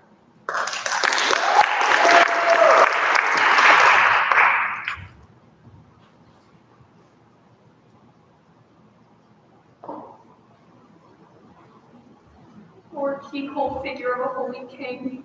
Oh, cursed be the hands that made these holes. Cursed the heart that had the heart to do it. Cursed the blood that let this blood from hence. saint. For charity, be not so cursed. Oh, devil, for God's sake, hence, and trouble us not. Lady, you know no rules of charity, which renders good for bad, blessings for curses. Villain, thou know'st no law of God nor man, no beast so fierce but knows some touch of pity. But I know none, and therefore am no beast. So wonderful when devils tell the truth. More wonderful when angels are so angry. Vouchsafe divine perfection of a woman, but by these supposed crimes, to give me leave, by circumstance, to acquit myself. Vouchsafe diffuse infection of a man, for these no evils, but to give me leave, by circumstance, to curse thy cursed self. Is not the causer of these timeless deaths as blameful as the executioner? Thou art the cause and most accursed effect. Thy beauty was the cause of that effect. If I thought that, I tell thee, homicide, these nails should rend that beauty from my cheeks. These eyes cannot endure that beauty's wrath. Lo, here I lend thee a sharp, pointed sword. Nay, do not pause, for I did kill King Henry. But 'twas thy beauty that provoked me. Take up the sword again, and take up me. Arise, the sun would. Though I wish thy death, I will not be thy executioner. Say, then my peace is made. That shalt thou know hereafter. But shall I live in hope? All men I hope live so. Vouchsafe to take this to where it is home. To take is not to give. Was ever a woman in this humor rude? Was ever a woman in this humor won? I'll have her, but I'll not keep her long.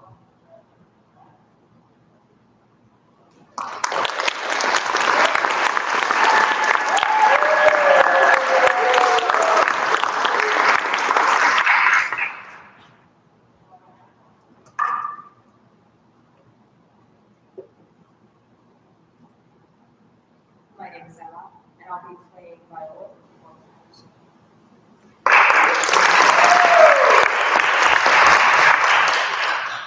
I left no ring with her. What means this, lady? Fortune helping my outside have not charmed her. Poor lady, she will never love a dream. Disguise, I see. Thou art a wickedness. How will this badge? My master loves her dearly, and I, poor monster, fond as much on him.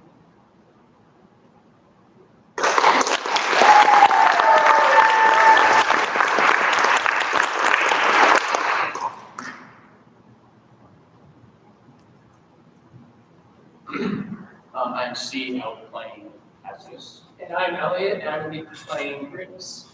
We're going to be seeing from Julius.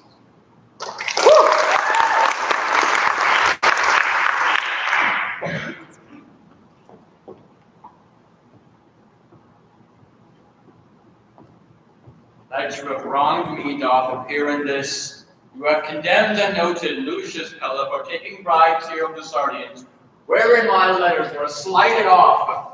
You wronged yourself to write in such a case. Let me tell you, Cassius, you yourself are much condemned to have an itching palm. Ah, an itching palm. Remember March? The Ides of March, remember, did not great Julius bleed for justice's sake?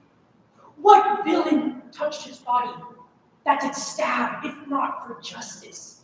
Forget yourself, Brutus. To hedge me in, I am a soldier. I, older in practice, able than yourself to make conditions. Go to, you are not, Cassius. You say you are a better soldier, but let it appear so. You wrong me every way, Brutus. I said an elder's soul, not a better one. Did I say better? If you did, I care not. Not presume too much upon my love. I made the good myself. I'm sorry for. You have nothing you should be sorry for! There's no terror in your threats, Cassius! You love me not. I do not like your faults. Oh, I could weep my spirit from mine eyes. There is my dagger. Strike as of distant Caesar, for I know what thou dost hated him worse. Thou lovest him better than ever thou lovest Cassius. Sheathe your dagger. Be angry when you will, it shall have scope. Give me a bowl of wine. In this I bury all unkindness. Cassius. My heart is thirsty for that. I cannot drink too much of Brutus's love.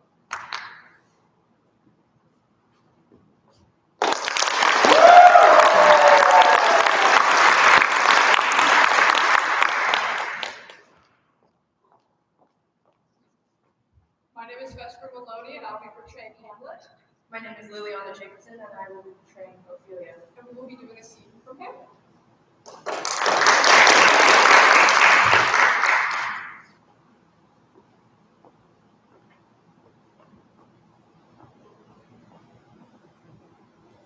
Soften now. Fair Ophelia.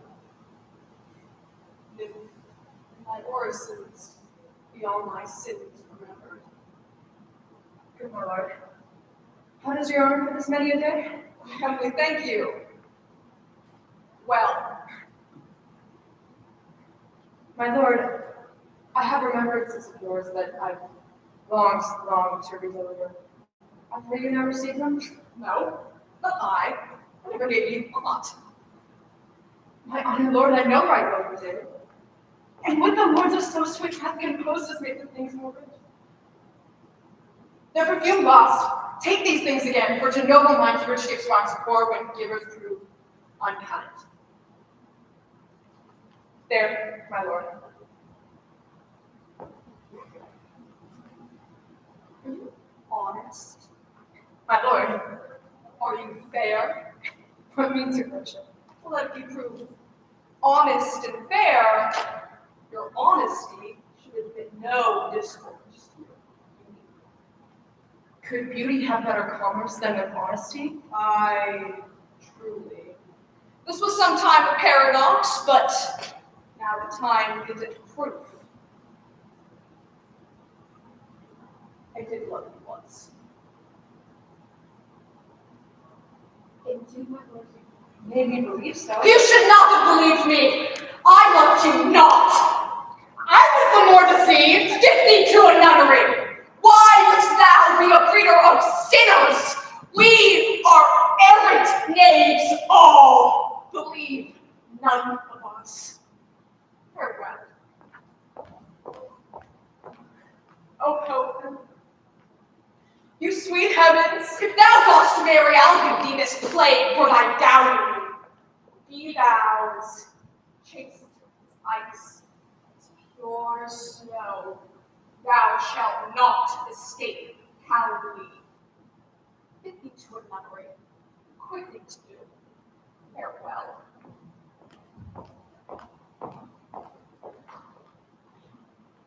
oh heavenly powers, Restore him! I have heard of your paintings too well enough. God hath given you one face, and yet you make yourselves another.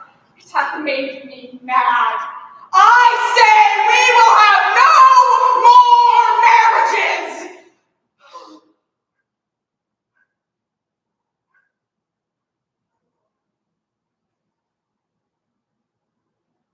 to a nunnery. Go.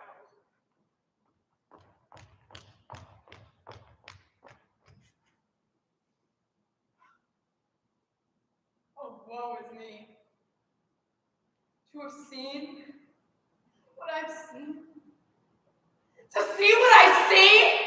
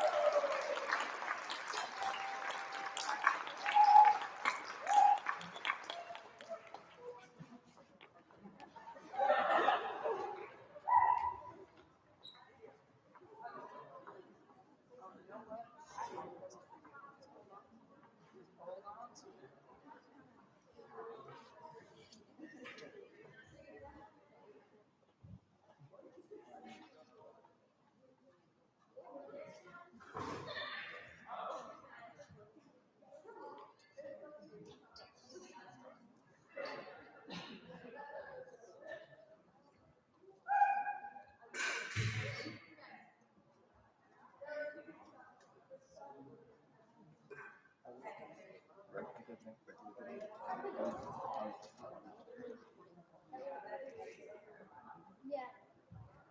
The last one was the best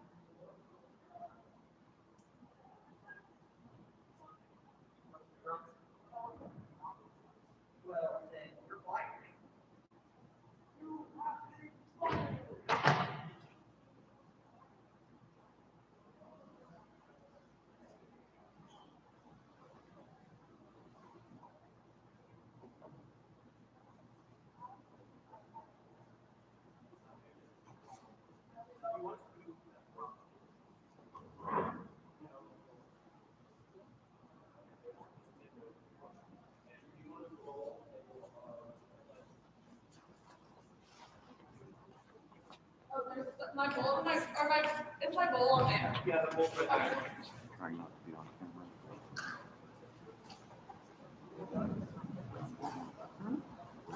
Or doesn't even care.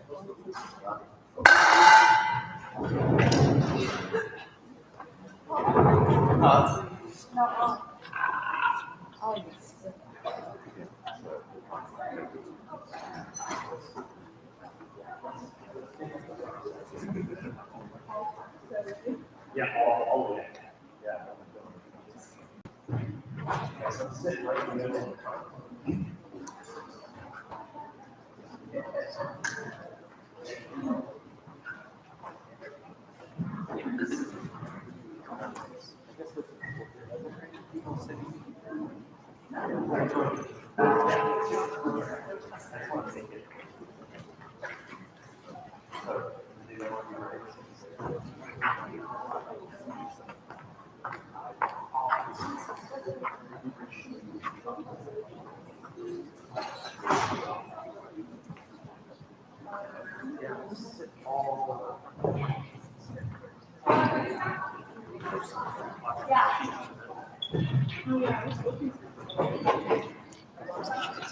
Yeah, we still got time, guys, so if we need to go fast. And then did everybody get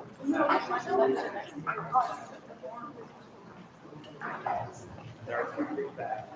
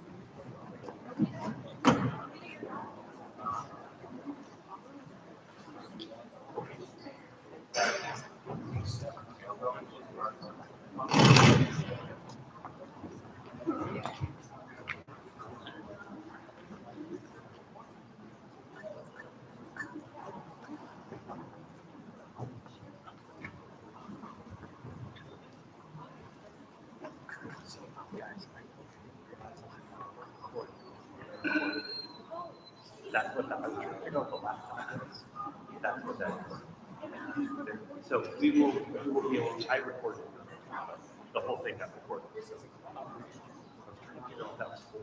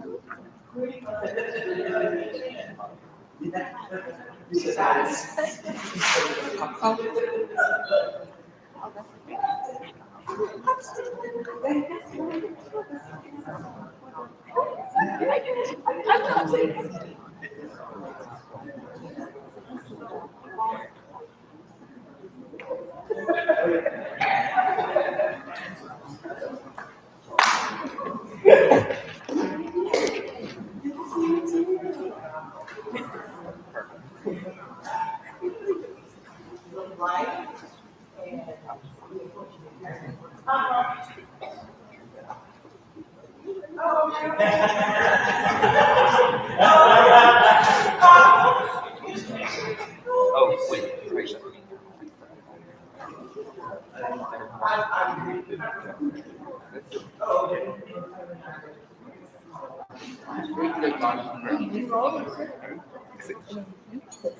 Hey, Foxy.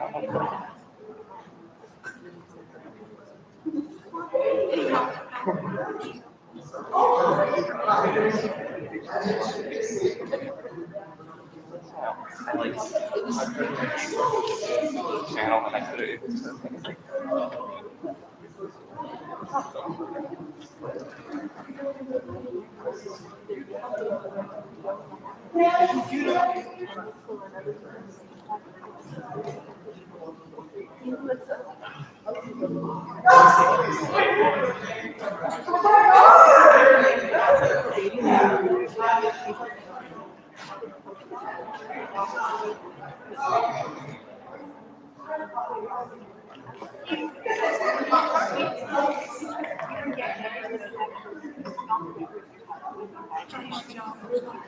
They have everything.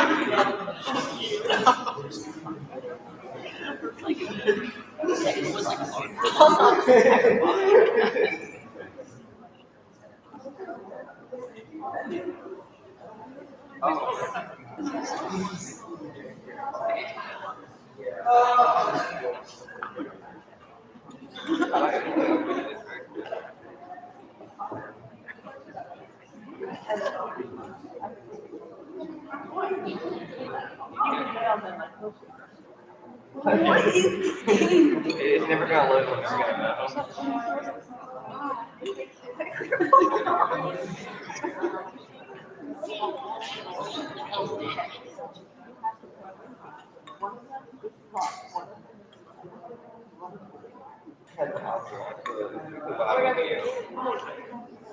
Oh, you've seen everything else.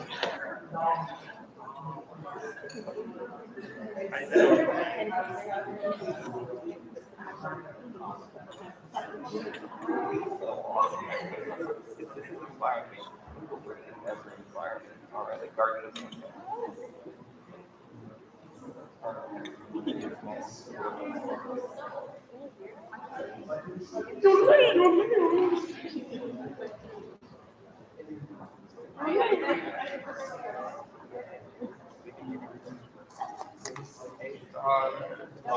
shout out to my game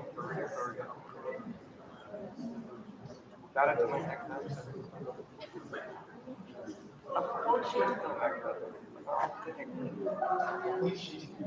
Always they're never going to love.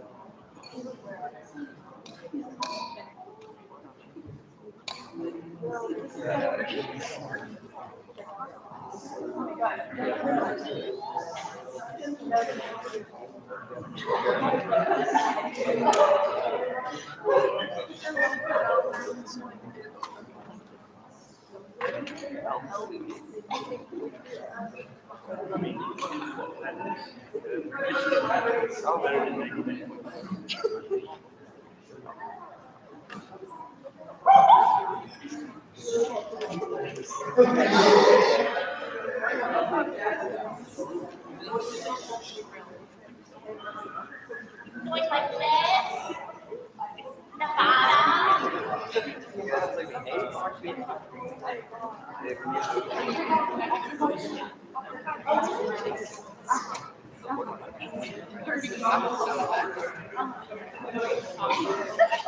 The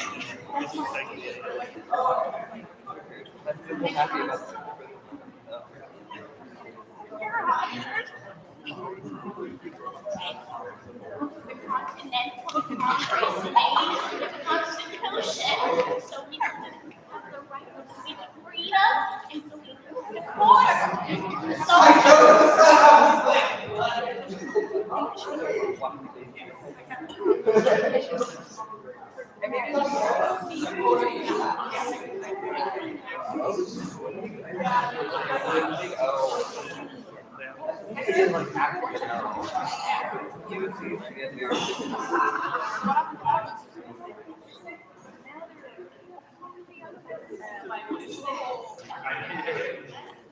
It doesn't do it.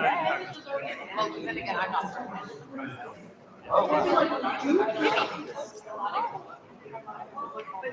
Yeah, I'll take it.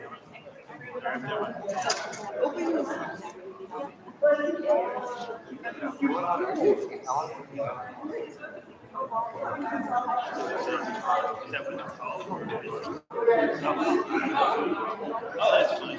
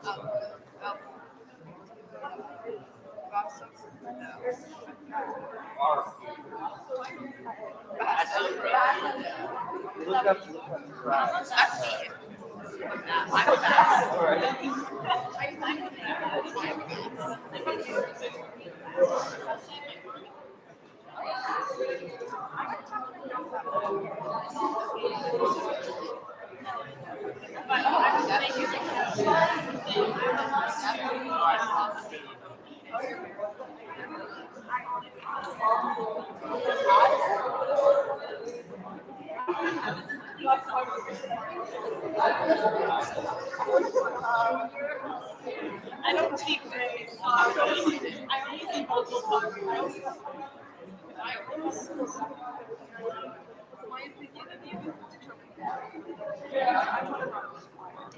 That's for that time.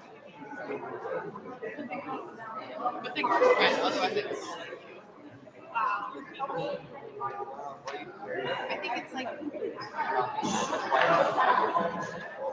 We don't think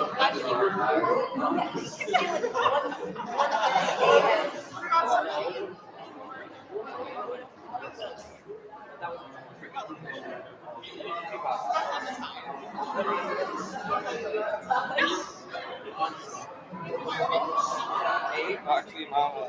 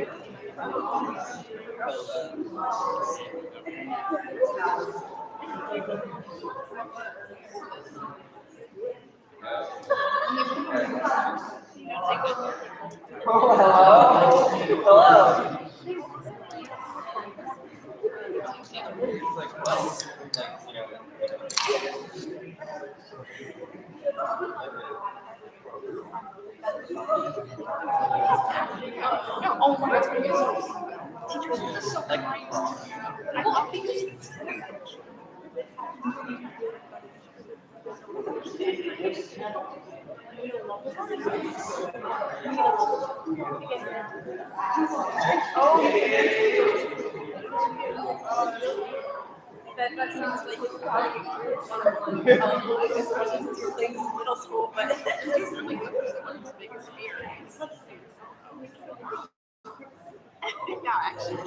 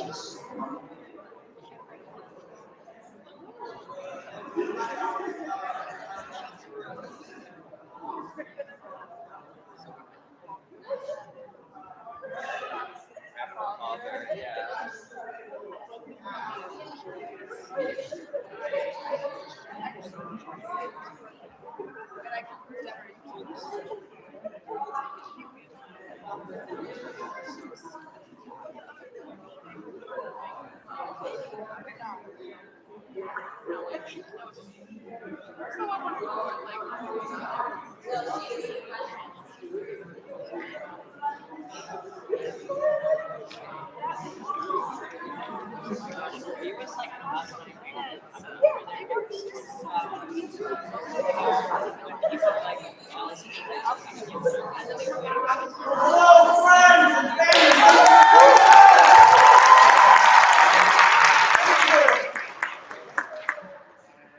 My name is Michael Payne, Theater Director at Cleveland High School. Thank you guys for coming out and supporting all of the works that we're doing this evening. We certainly do appreciate it. With that, we say sit back, relax, and take the great journey that is a 25-minute journey into William Shakespeare's The Tempest!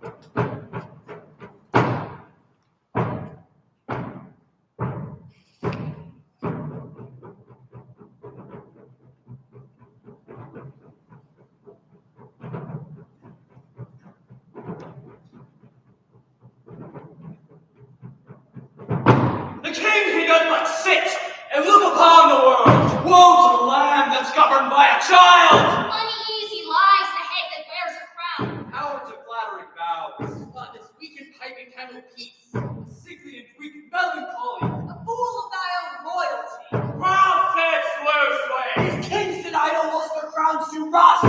These monarchs but consume the hours and do no whit of good. These kings are but as stones, worse than senseless things. Sceptred fools do nothing but sit there. They do nothing but watch those lily-livered kings. These kings, they do but sit and look upon the world. The king sits still, and their powers lie sleeping.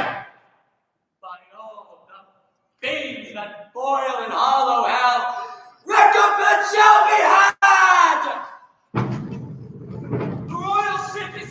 tossed on stormy seas. The sailors cry and struggle against the waves. King of untold fears, the vessel soon shall break, and all be drowned within the foaming deep.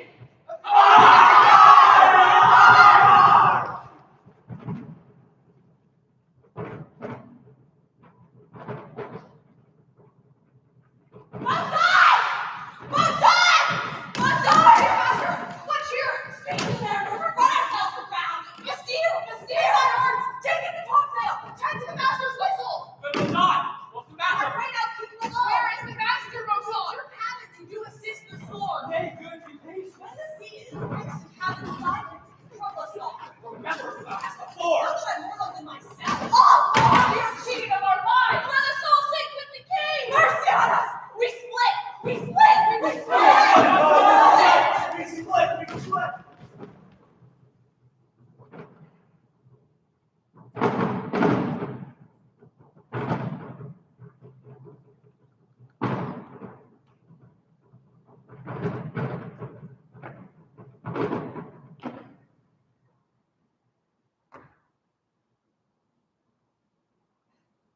If by your art, my dearest father, you put the wild waters in this war, allay them. I have done nothing but in care of thee, my daughter, who art ignorant of what thou art. You have often begun to tell me what I am, but stop. The hour is now come. 12 years since. Thy father was the Duke of Milan, and now his only heir. Oh, the heavens! The government that I cast upon my brother, Antonio, being thus lorded, he did indeed believe that he was the Duke, and the King of Naples, who being to me, pardoned my brother's suit. They hoist us to cry to the sea. How came we ashore? Some food we had and some water that noble Gonzalo out of his chair to give us. I pray you, sir, for still 'tis beating in my mind your reason for raising the sea storm. Fortune hath mine enemies brought to this. Here cease more questions. Thou art inclined to sleep.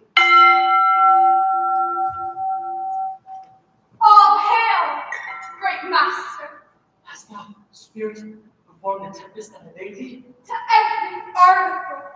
I boarded the king's ship.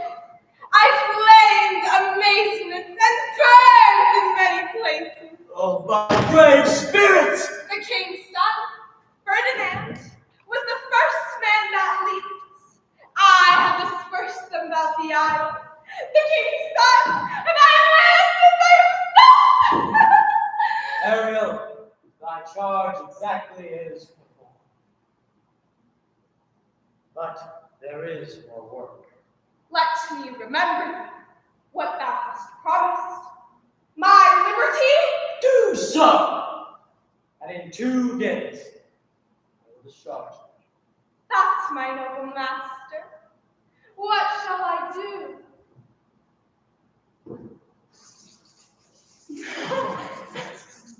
My lord, it shall be done. Awake, awake, dear heart.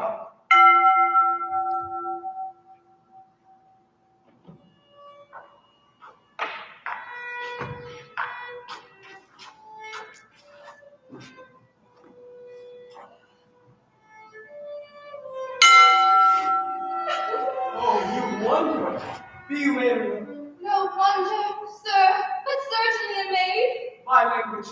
Heavens, I am the best of them that speak to speech, wherever 'twere 'tis spoken. What wert thou if the King of Naples heard thee? Myself am Naples, whose mine eyes beheld the king my father reign. Oh, alack, for mercy. Now make you the queen of Naples. They are both in either's powers. Thou dost here usurp the name, and hast planted thyself upon this island as a spy to win it from me! No! As I am a man! Nothing ill can dwell in such a temple. Speak not you for him! He is a traitor! Come, I'll mangle thy neck and beat together. I shall resist such entertainment till my enemy has more power. Put thy sword up, traitor! Oh, it works! Ariel, come! Thou shalt be as free as mountain winds, but then do exactly all points of my command. To the syllable.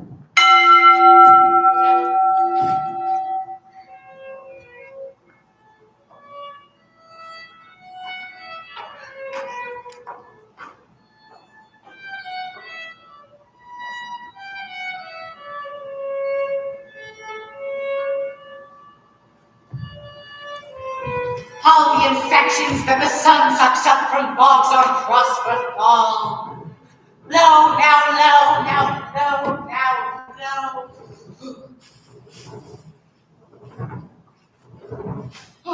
Here comes a spirit of his. I'll fall flat. Another storm brewing. I know not where to hide my head. What have we here? A man or a fish? Dead or alive? Fish. Smells like a fish. Strange fish. Legged like a man. His fins like ours. Warm, oh my trough. Alas, the storm is coming in. My best way is to creep under his gabardine. I shall no more to sea. Where shall I die ashore? This is a scurvy too. But here's my comfort. Do not torment me! Oh! I have not escaped drowning to be afeard now of your 4 legs! He's in his pit now. He shall taste my bottle. Open your mouth! I should know that voice. Should be. But he is drowned. 4 legs and 2 voices. Most delicate. Open that other mouth! Not afeard, my good friend. I'm Tricula.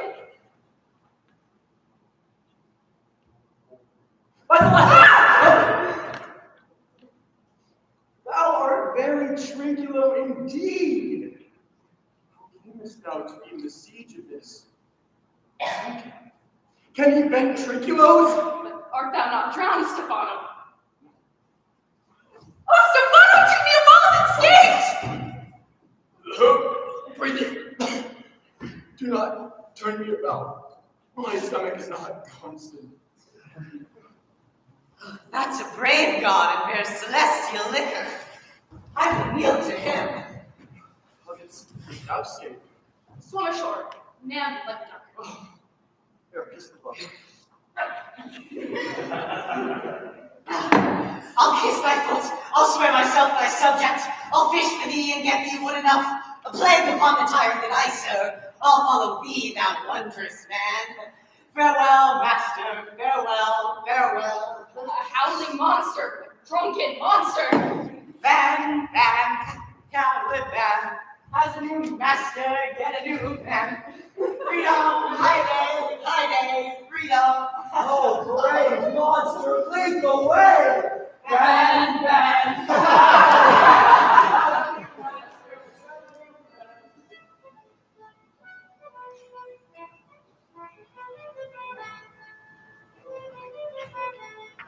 Sir, be merry, with cause of joy. Few minutes and speak with us. Prithee, peace! He receives comfort like cold porridge. He's winding up his watch of his wit. By and by it will strike. Methinks our garments are now as fresh as when we put them on at the King's Fair Dr. Clara, to the King of Kings. The air breathes upon us here most sweetly. You cram these words into my ear! For coming sense and marrying my daughter, I have lost my son! But, sir, I saw him beat the surgeons under him and ride upon their backs. I do not doubt he came alive to land. No, he is drowned. We have lost your son, I fear, forever. The fault's your own. My lord said best. Truth you speak, doth lack some gentleness. Very well. It is foul weather and all, good sir, when you are cloudy. Brittany, no more! Thou dost talk nothing to me.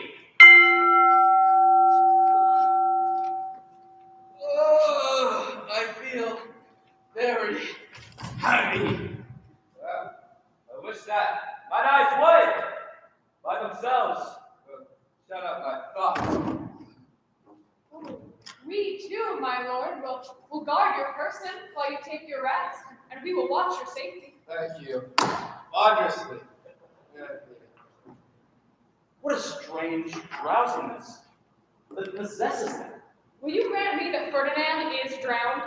He is gone. Then tell me, who is the next heir of Naples? Clarabelle. Oh, it bore the mind that I have. But asleep were this for your advancement. Do you understand me? Methinks I do. I remember you did supplant your brother Prospero. True. And here lies your brother, whom I, with disobedient steel, can lay to bed forever. As thou comest, Millen, I'll come by Naples. Draw thy sword, and I, the king, shall love thee. Brought together, and when I rear my steel, do you the like thought of his own. Of slumber and beware! Awake! Awake! The king! What? How now? What are you drawn? What's for securing your post? Even a hollow bellowing, just like bulls, or rather lions. So the din to cry to monster's ear. Heard you this, Gonzalo? Upon my honor, sir, I didn't hear abruptly which did it with. 'Tis best we stand upon our guard. Aye, let us lead off this round and further the search for my lost son.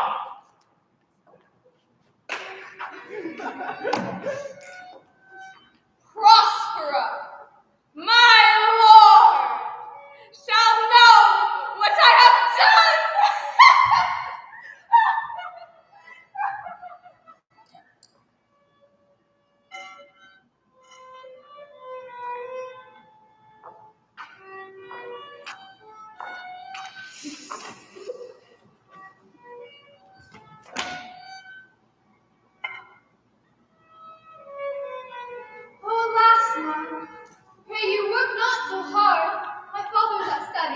My dearest maiden, the sun shall set before I shall discharge what I must strive to do. If you'll sit down, I'll bear your logs a while. I would rather break my back than such dishonor you undergo while I sit lazy by. What is your name? Miranda. Admired Miranda, my heart fled to your service the very instant I saw you. For you, I am this humble love. A fair encounter of two most rare affections. My husband, then? Aye.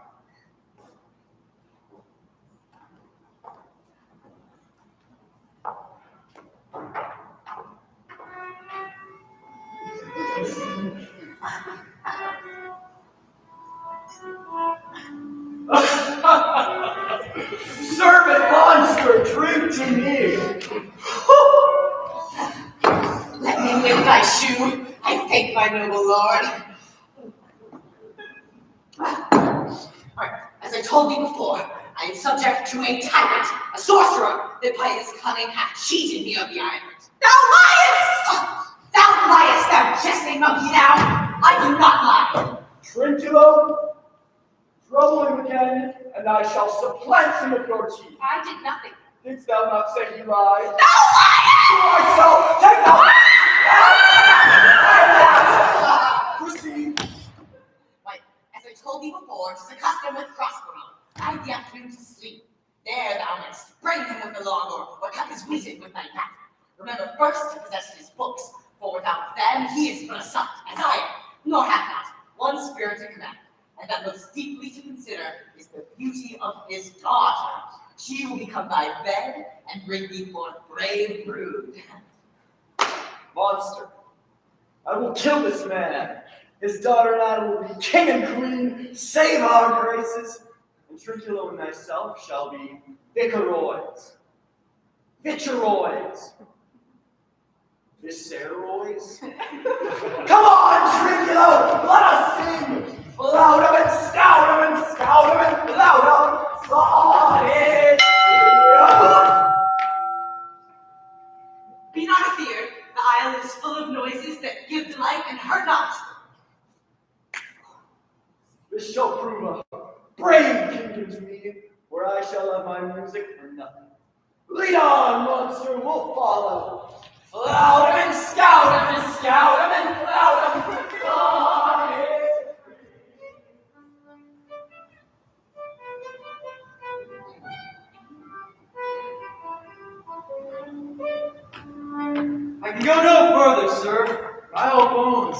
ache. Lord, sit down and rest. He is gougingly stratified. I am right glad it is so out of hope. Do not forego the mission you swore to effect. The next advancement we will take. Let it be tonight. What three men of state being unfit to live? Fools, your swords are now too nasty for your strength. You three from heaven did the plans but Prospero and have incensed the deed. See of my son Alonso hath rest, lingering perdition, attend you and your way. It cannot faintly. Oh, it is monstrous! Methought the leopard could not name a Prospero! Therefore, my son in the ooze is bedded, and I'll go seek him out. On one feet at a time, I'll fight their reasons over! Be thy second.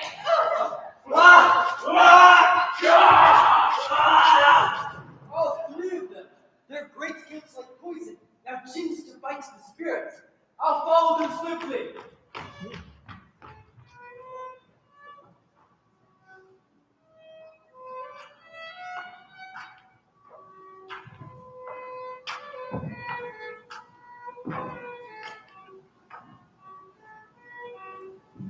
Please, take my daughter. I wish for quiet days, fair issue and long life. Ariel! Oh, my industrious servant, Ariel! Here I am. I must use you in such another trick. Before you can say come and go, each one tripping on its toe, will be there mop and mow. Do you love me, master? No? My delicate Ariel.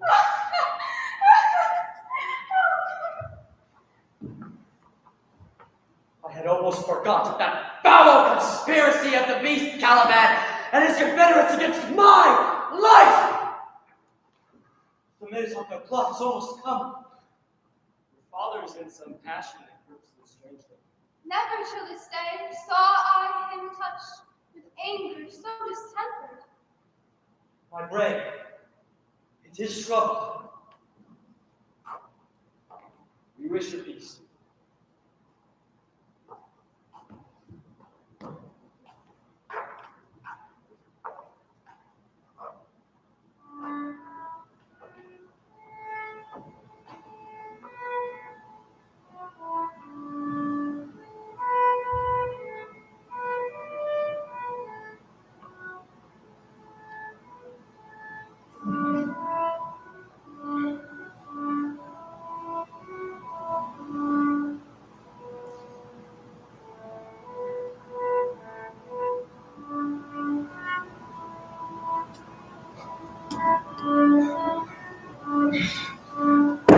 Come, Ariel!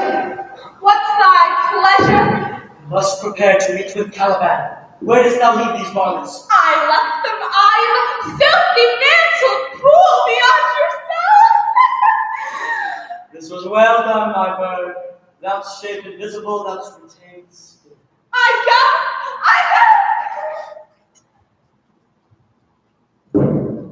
I shall curse them all, even to ride!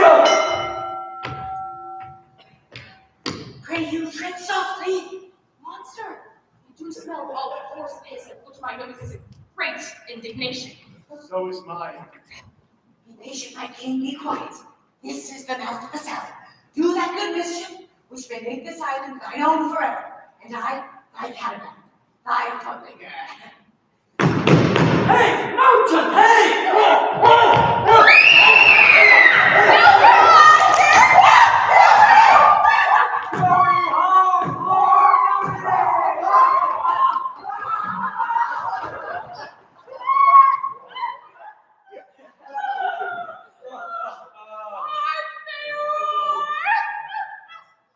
At this hour, let mine enemies be hunted soundly.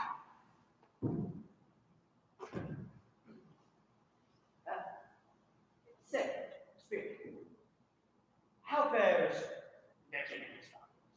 Confined together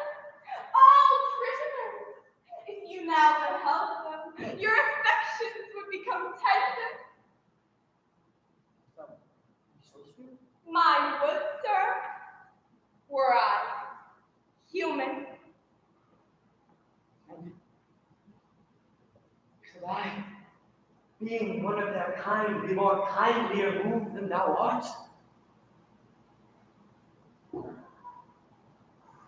Oh, the rarer action is in virtue than in vengeance. Go, Ariel, release them! I'll fetch them, sir!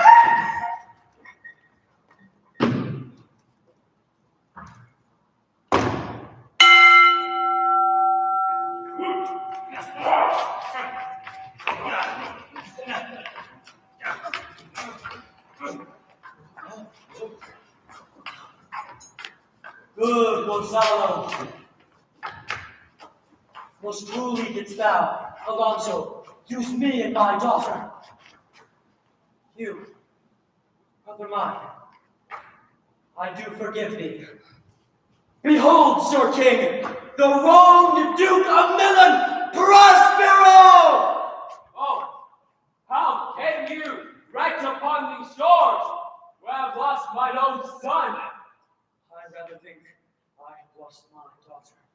Oh, well, they are both living in Naples, king and queen. When did you lose your daughter? In this last tempest,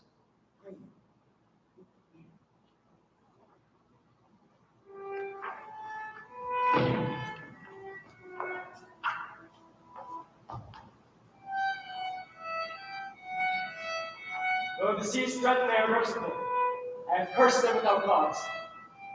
Oh, wonder! Oh, brave new world with such people in it!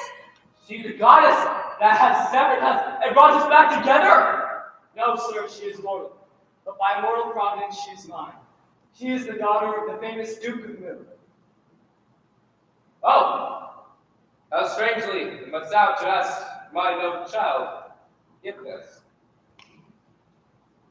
Sir King, I invite your highness and your train to my poor cell, where you shall have your rest for this one night. And in the morn, I will deliver you to your ship, and so to Naples.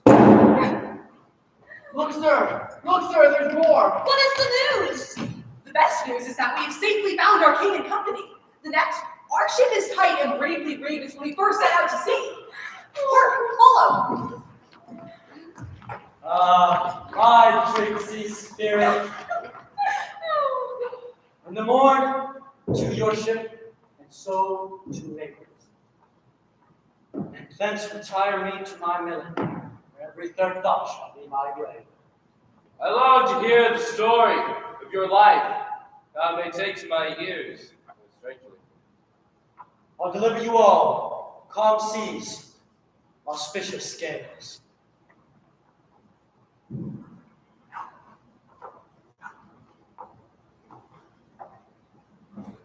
Ariel, my ship, to all the elements be free!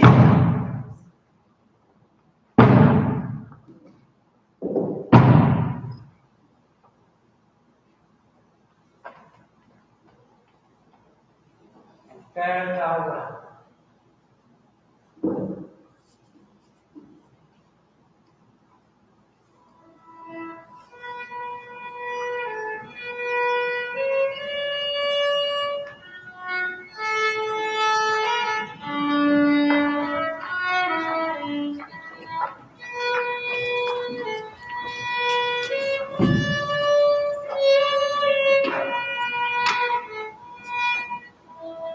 Our revels now ended. These, our actors, were spirits and are melted into air, into thin air. We are such stuff as dreams are made on, and our little life is round with a sleep.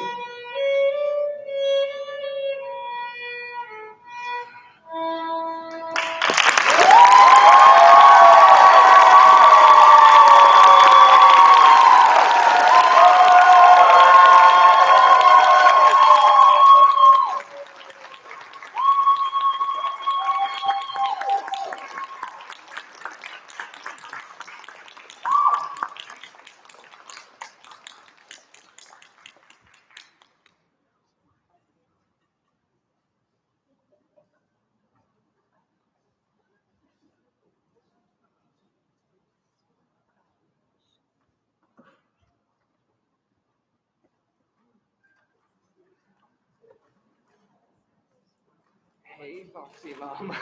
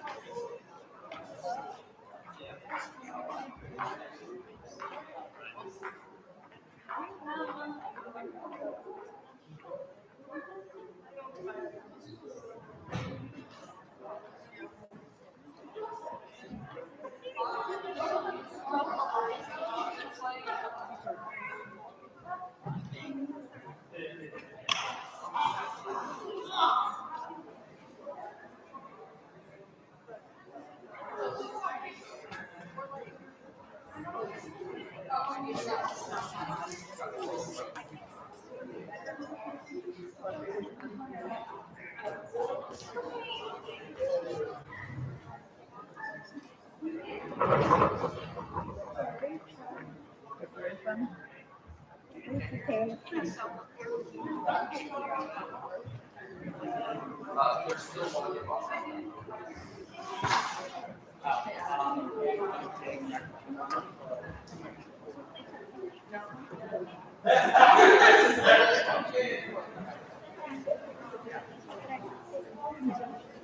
I know, but Nancy's on that. Guys, there's food over here.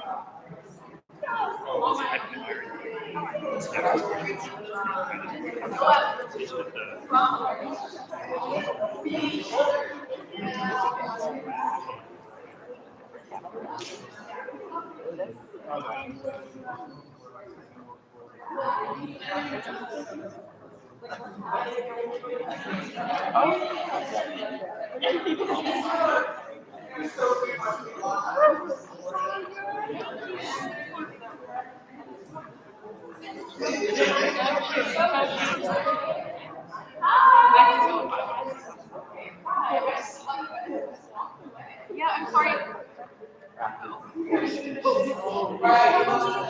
Probably, yeah. Her shoe broke. So, like, the sole of it fell off during the show. Yeah, so, oh, hi. I'm leaving with her. So, like,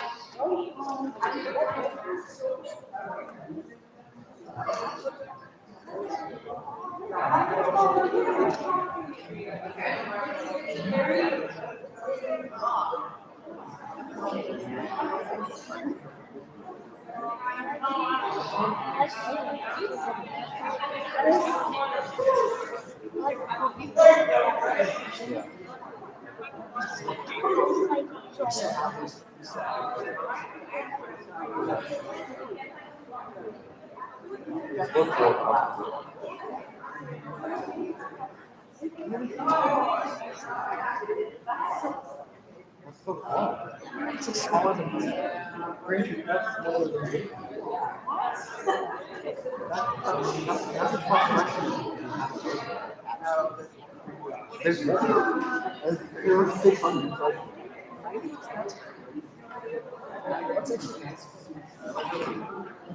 It was like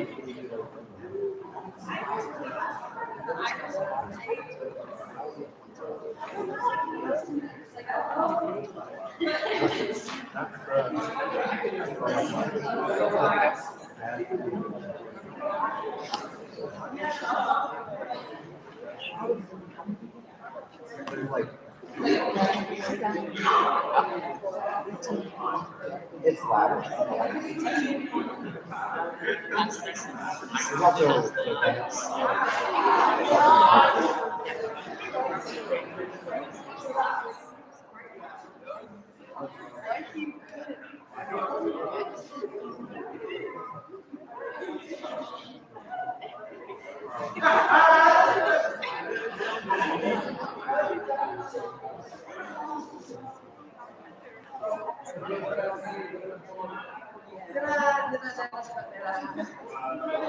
We can move.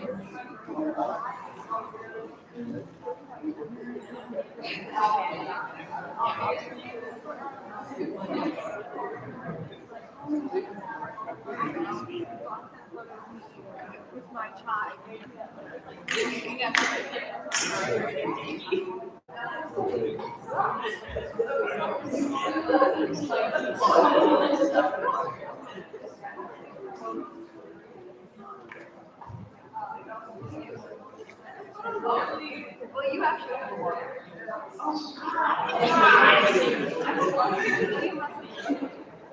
This is true.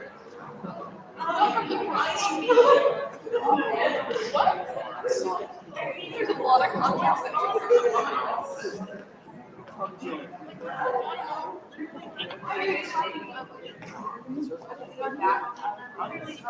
anyone else. You sat down. There you go. One more. Perfect.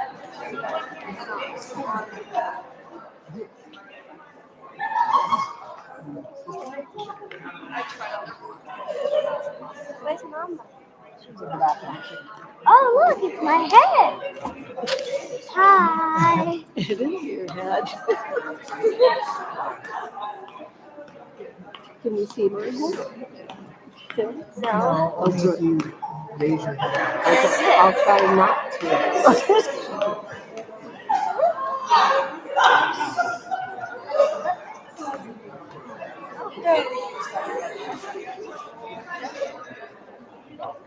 We can tape it up.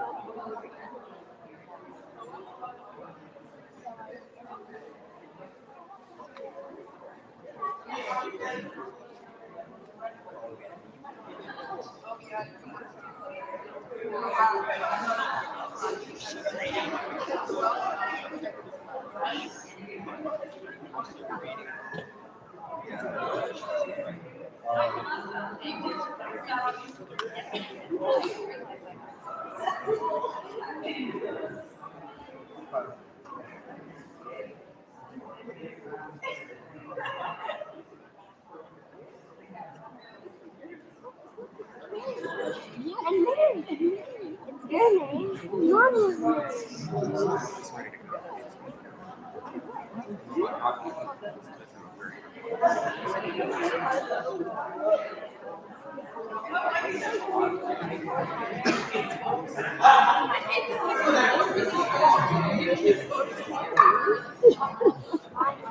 You have my art. We are in the story. One carries the food. Mama. So this is over. I know. I have my cups.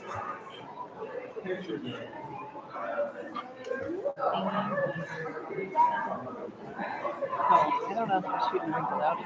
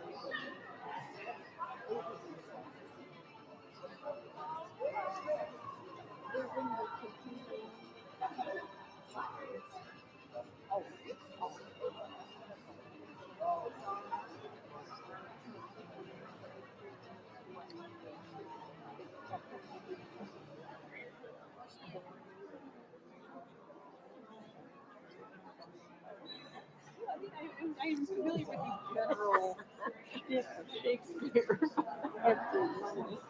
Is it? Is it?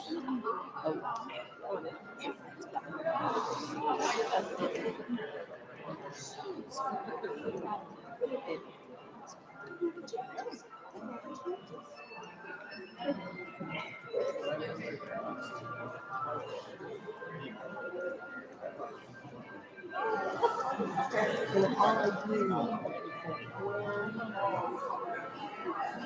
opposite side of the picture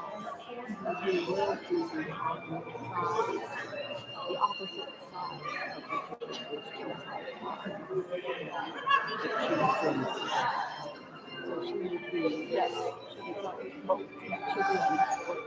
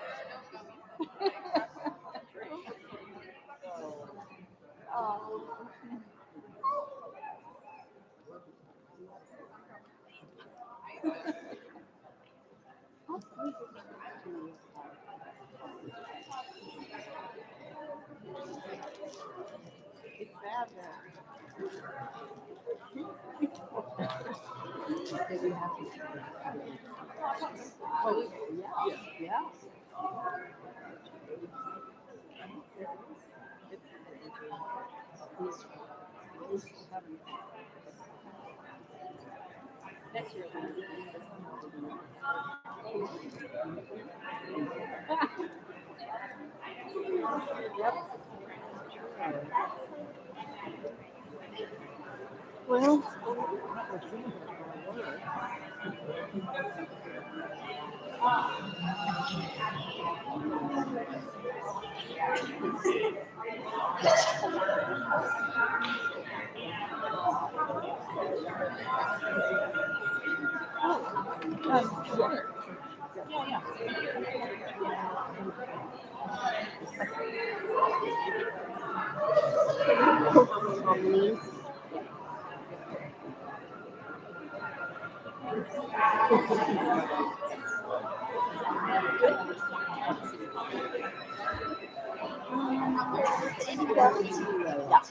you'll just have to keep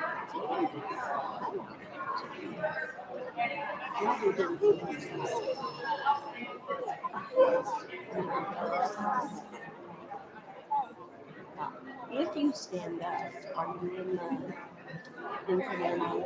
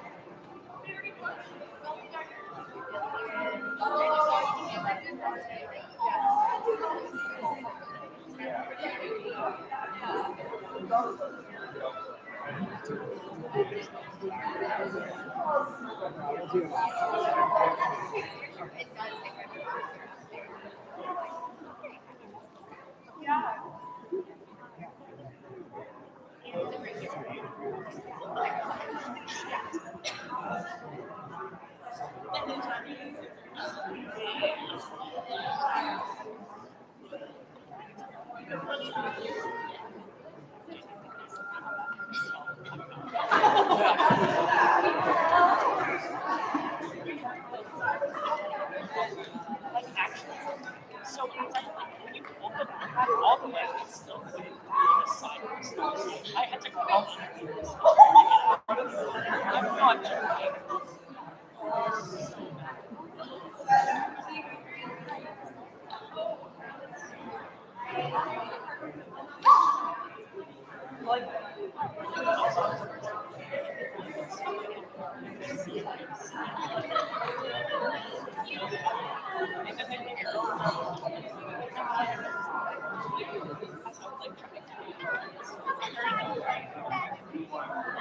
My entire small structure is shaking.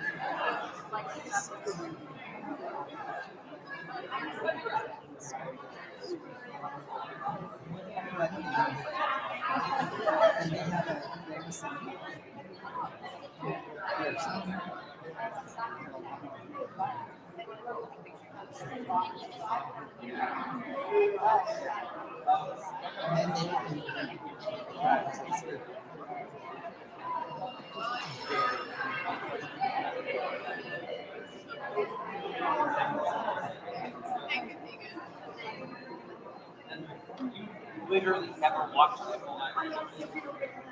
Well,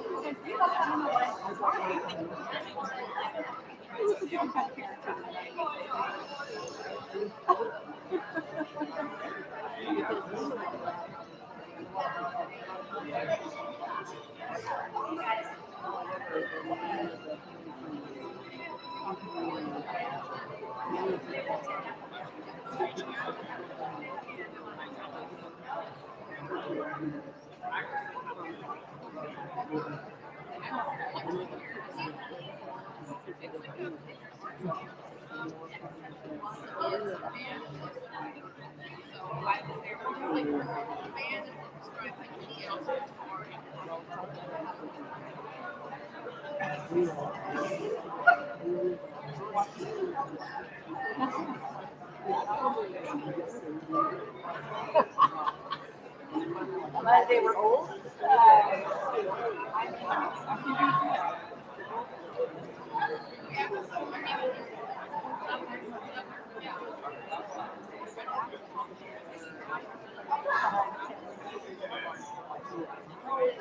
That's how people saw. Yeah, they were. Looking at talks. Her mom. I was European. That was. Yeah.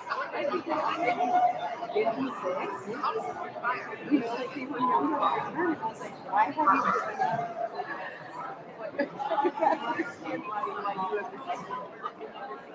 We'll talk about it.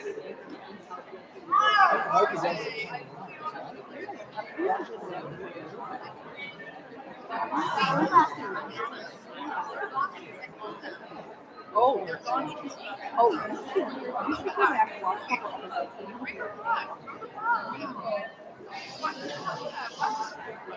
Well, because it was just well, but it was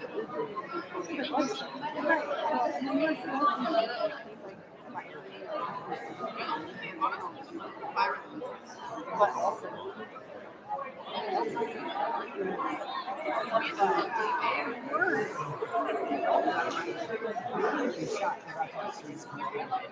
oh yeah.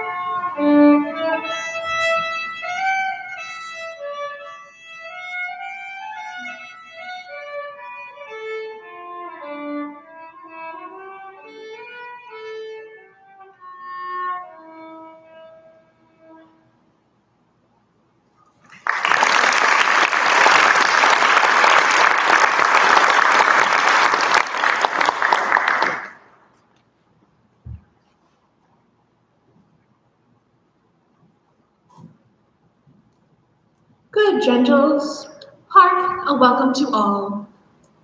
Welcome ye to the opening act theatre company's most merry presentation of Love's Labour's Lost by the esteemed Master William Shakespeare, here adapted into a lively half-hour's delight by the noble Nick Newlin. We do humbly extend our gratitude to the fine folk of PPS and RHS, administrators and stewards, past scholars, loyal boosters, kindred, and friends, for their most generous and steadfast support. Shouldst thou desire to be counted amongst the honored friends of Roosevelt Theater, and offer thy coin in support, visit our website or scan the enchanted square of code placed in yonder lobby. A gentle beseeching, let all devices that chime or glow, be they cell phones, worn timepieces, or other curious instruments of noise, be silenced or shut down, for even the faintest hum or subtle gleam doth break all the spell of the stage, much to the woe of both the players and audience alike. Know also that no flash of camera nor secret taping is permitted, save what hath been sanctioned. This fair production is, by gracious leave, being streamed live onto the YouTube channel of Roosevelt Theater. Our hearty thanks go to Master Nick Newman for such a noble allowance. We thank thee for thy goodly cooperation, and now, let the rebels begin. Enjoy the show.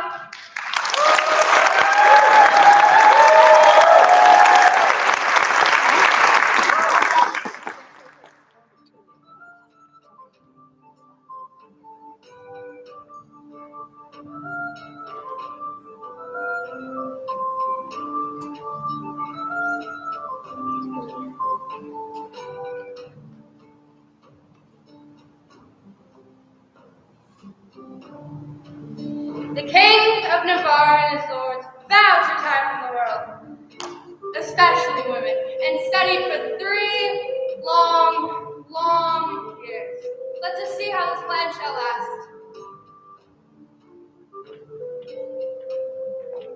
The fame that all hunt after in their lives live registered upon our brazen tombs and grace us in the disgrace of death. You, Jerome, Delane, and Longville have sworn for 3 years to live with me, my fellow scholars, and to keep those statutes that are recorded in that schedule there. Subscribe to your notes and keep it. I am resolved. 'Tis but 3 years fast. The mind shall banquet, though the body pine. My elder lord, domain is mortifying. To love, to wealth, to pomp, I pine and die for those living in philosophy.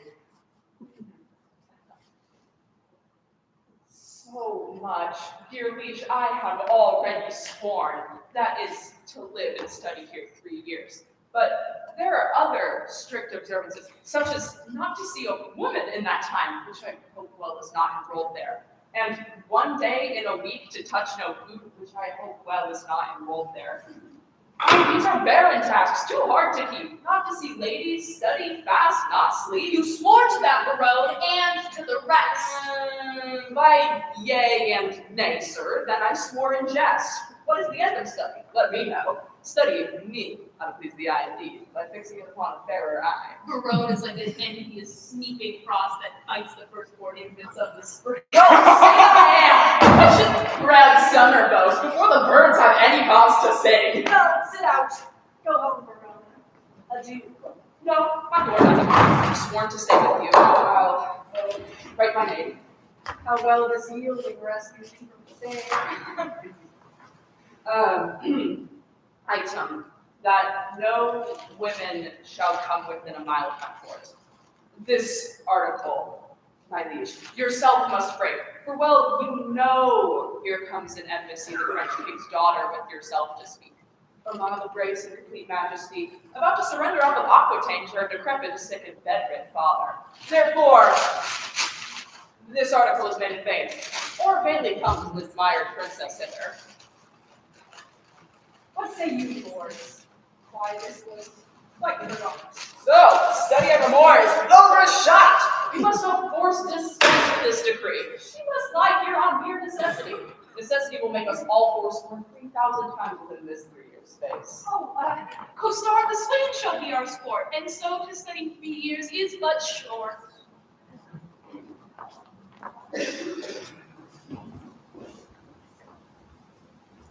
Signor, our against you. There's villainy abroad. This letter will tell you more. Sir, the contempt thereof is touching me. A letter from magnificent Armado. The matter is to me, sir, as concerning Jacqueline. The manner of it is, sir, I was taken, but the manner, In what manner? in manner and form following, sir. All those three, I was seen with her in the manor house, and sitting with her upon the form, and taken following her into the park. Oh, it is the manner of a man to speak to a woman, or the form, in some form. Will you hear this letter with attention? Great deputy, the welcomes belligerent and sole dominator of the bar. My soul's earth's god and body's fostering future. Not a word of co-starred yet. Peace. Beat me and every man that dares not fight. The words. Of other men's secrets, I beseech you. So it is. Besieged with sable-colored melancholy, I betook myself to walk, where I did encounter that obscene and most preposterous event. There did I see that low-spirited swain, that base widow of thy birth, me, that unlettered, small-knowing soul, me, that shallow bastard, me, which, as I remember, I could start. Oh, Sorted and consorted, contrary to thy established proclaimed edict and continent canon, with with a wench. with a child of our grandmother, a female, Jacqueline, which I apprehended with the aforesaid sleep, and shall bring her to trial, dying in heartburning heat of duty. Don Adriano de Armado. But Rob, what say you to this? Sir, I confess the wench. Did you hear the proclamation? Oh, I do confess much of the hearing of it, but little of the writing of it. Sir, I shall pronounce your sentence. You shall fast weep with the bran of water. I had rather pray a month with mutton and porridge. And Don Armado shall be your keeper. My Lord Baron, see him delivered o'er, and go we, lords, to put in practice that which each mother hath so strongly sworn.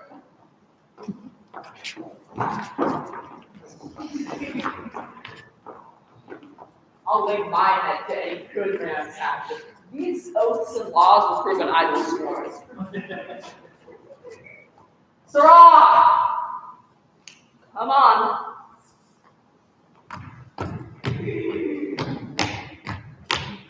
I suffer for the truth. For true it is, I was taken with Jacqueline, and Jacqueline is a true girl, and therefore welcome the sour cup of prosperity. Affliction may one day smile again. Until then, sit thee down, sorrow.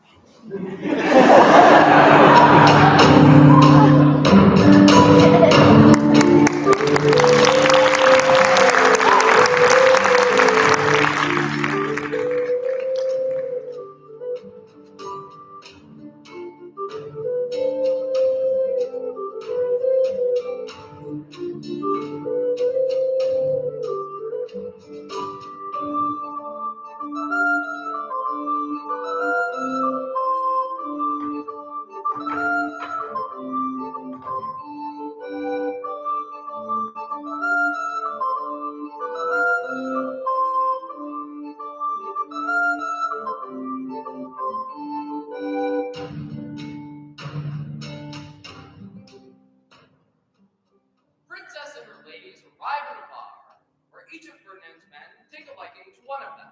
Perhaps that plan not to see women is not such a great idea.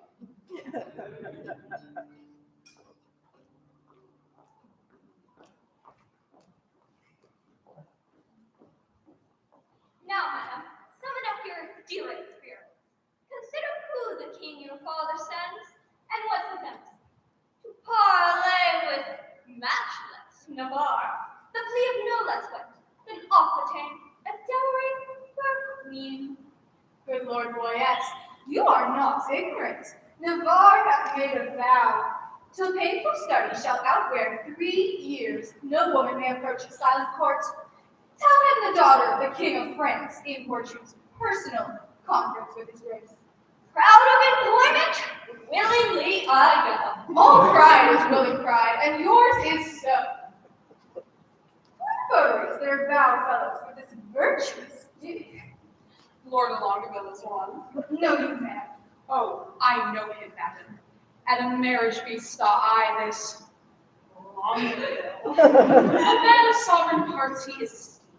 The only soil of his fair virtue's gloss is a sharp wit matched with too blunt a will. What short-lived wits do wither as they grow. For the rest, the young Dumaine, a well-accomplished youth, for he hath wit to make an ill shape good, and shape to win grace, though he had no wit. Another of these students at the time was there with him. If I had heard truth, Barone they call him. But a merrier man than the limit of becoming mirth. I never spent an hour's talk with all. God bless my ladies. Are they all in love? That every one her own hath garnished with such bedecking ornaments of praise. Oh, here comes Boyette. What admittance, Lord? Navarre hath noticed of your fair approach, and he and his competitors, were all addressed to meet you, gentle lady, before I came. Mary, thus much I have learned. He rather means to lodge you in the field, like one that comes here to besiege his court, than seek a dispensation for his own. Here comes Navarre.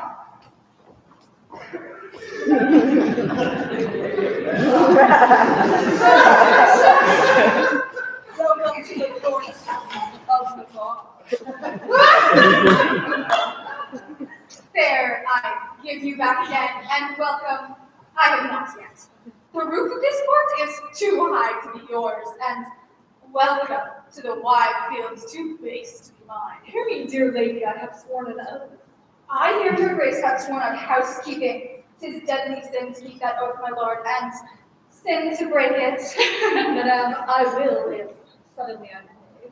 You will, the sooner that I were away, for you'll prove perjured if you make me stay.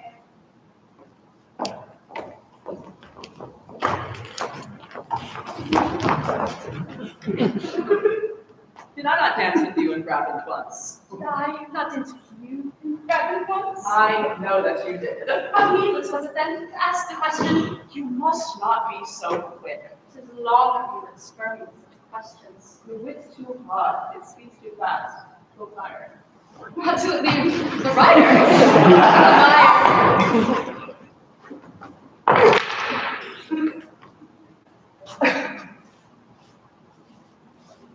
What time of day? The hour that fools should ask. Now there before your mask. Fair fall on the face it covers.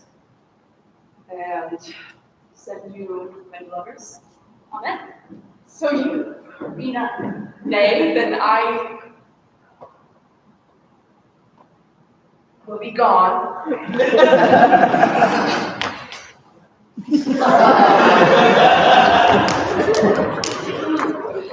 You may not come, fair princess, in my wings, but hereabout you shall be so esteemed, and you shall deem yourself lodged in my heart.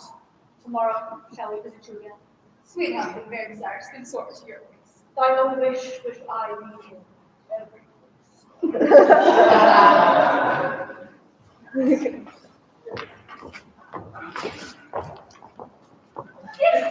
My observation, which very seldom lies, by the heart still breath, disclose with eyes. Deceive me not now. Navarre is infected. With what? With that which we lovers entitle affection.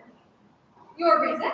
Why, all his behavior did make them retire to the court of his eye, even through his eye. His heart like an agate with your impressed, proud with his form, and his eye proud expressed. He thought all his senses were locked in his eye, like jewels and crystal, some prince could buy. Come, to our pavilion. Boyette is disposed. But to speak that in words which his eye hath not, I have only made a mouth of his eye, my other tongue, which I know will not lie. Thou art an old love-monger, and speakest skillfully.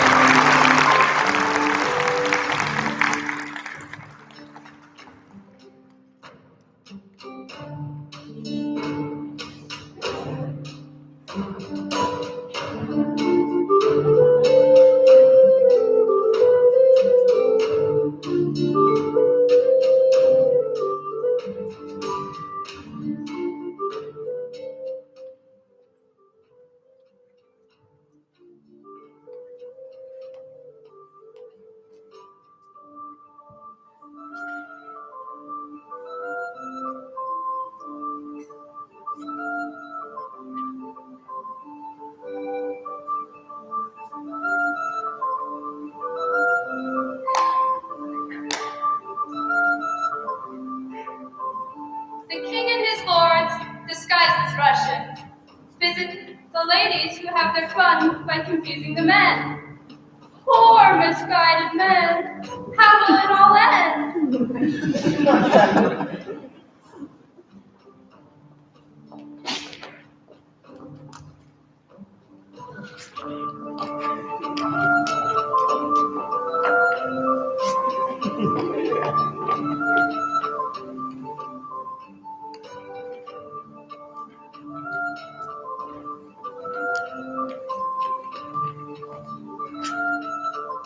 Sweethearts, we shall be rich ere we part, if parents come thus plentifully in.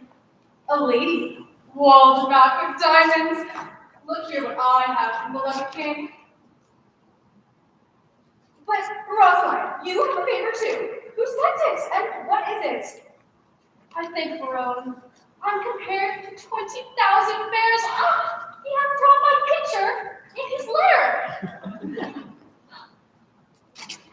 But, Captain, what was sent to you compared to me? Madam, this glove. Did you not send this way? Yes, and moreover, some 1,000 words of faithful lover. A huge translation of hypocrisy, vilely compiled, profound simplicity. This and these pearl, to me sent long ago, and the letter is too long. I think no less. Dost thou push in heart the chain were longer, the letter short? Aye, or I would these hands might never part. We are wise girls to mock our lovers so. They're worse fools to purchase mocking so. That same Barone I'll torture ere I go. Oh, that I knew he were but in by the week. How I make him fond and beg. None are so surely caught when they are catched, As wit turned fool, folly is unmatched. Hath wisdom's warrant and the help of school, and wit's own grace to grace the learned fool. Oh, here comes Boyette, and mirth is in his face. Oh, I'm stabbed with laughter. With her grace. Thy news, Boyette? Prepare, madam. Prepare. Love, don't approach. Disguised. On arguments. You'll be surprised. Good what? Good what? Come they to visit us? They do, and are apparelled thus, as Russians or Muslims, as I guess. Their purpose is parley, court, and dance, and everyone whose love beat will advance, until the several minutes, which them know, by favor several, which they did bestow. And will they so? The gallant shall be tasked. For ladies, we will everyone be masked. Hold, Rosamond, this favor thou shalt bear, and so the king shall court thee for his dear. Hold, take thou this, my sweet, and give me thine. So shall Barone take me for Rosamond. Take you favors too, so shall your loves, blue contrary. Deceive things.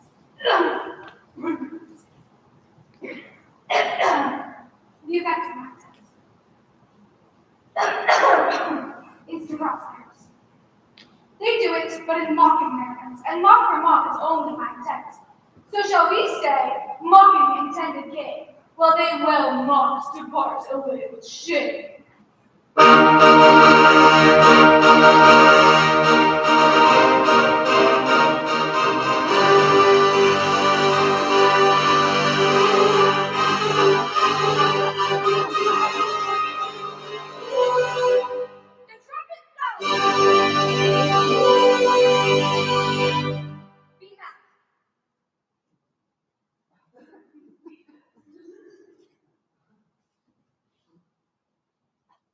The maskers come.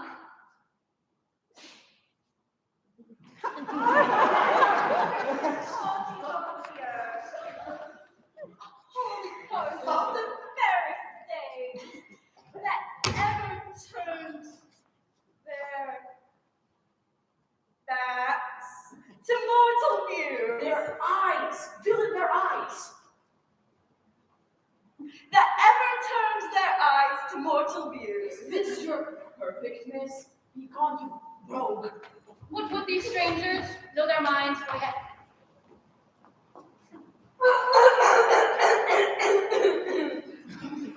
What would you with the princess? I'm nothing but peace and gentle visitation.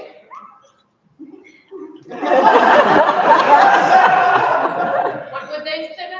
Nothing but peace and gentle visitation. Why, that they haven't bid them so be long. She said you haven't, and you may be gone. Say to her we have measured many miles to thread measure on this grass.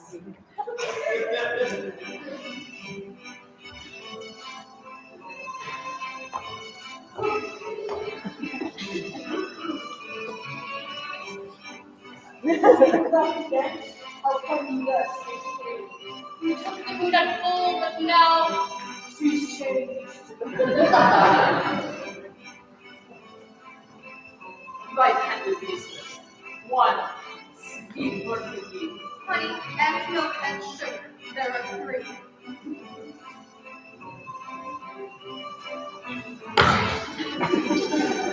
Will you vouchsafe with me to exchange a word? name it. Fair lady! Name it so. Take that for your What? Oh! Was your visitor made for all the time? You have yourself something in your mask and you hold my speech in your hand. One word in front of the air I know. Speak softly then. The butcher hears you cry. Not one more, my maids. Break off, oh my dear old red beacon, your skull. Well, now, wenches, you have simple ways. Introduce my furrows and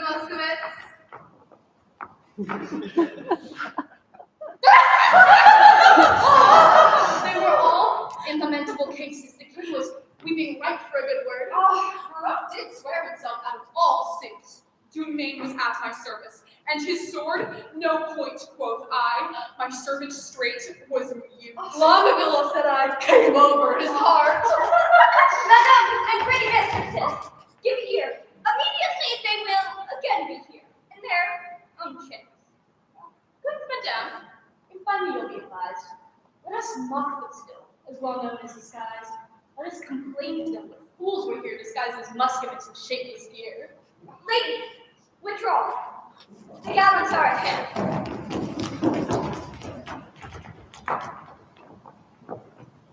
Sir, God save you. Where's the princess? Gone to her tent.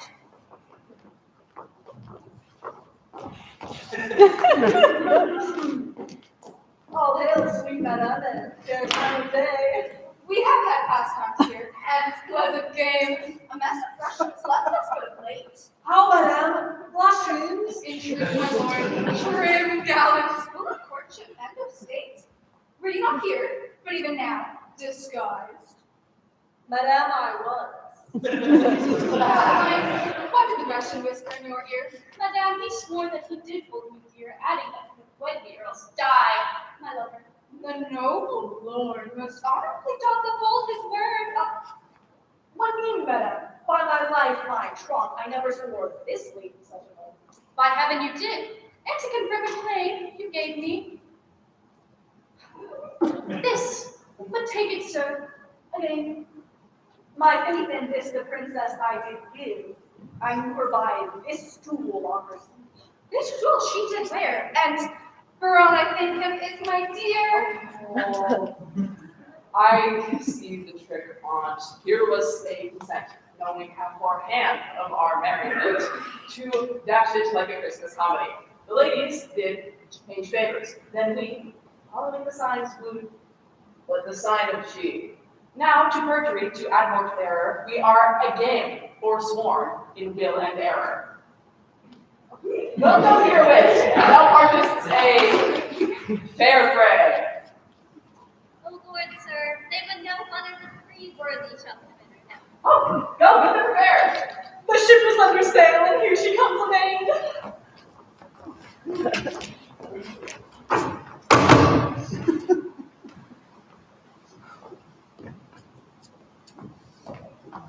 I, Pompey, am that often feel the charging shield and make my soul to sweat, and traveling along this hillside here and come by chance, and lay my arms before the legs of this sweet lass of France. Pompey proves the best worthy.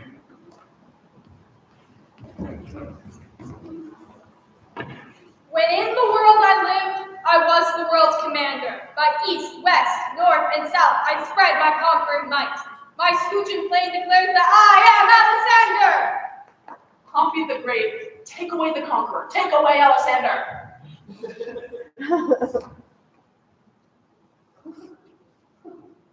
Wonderfully for shame, Alexander.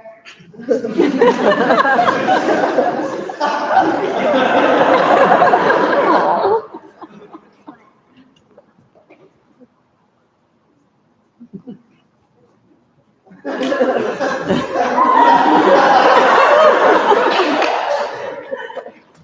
there are worthy the coming will speak their mind in some other sort. Stand aside, good Pompey.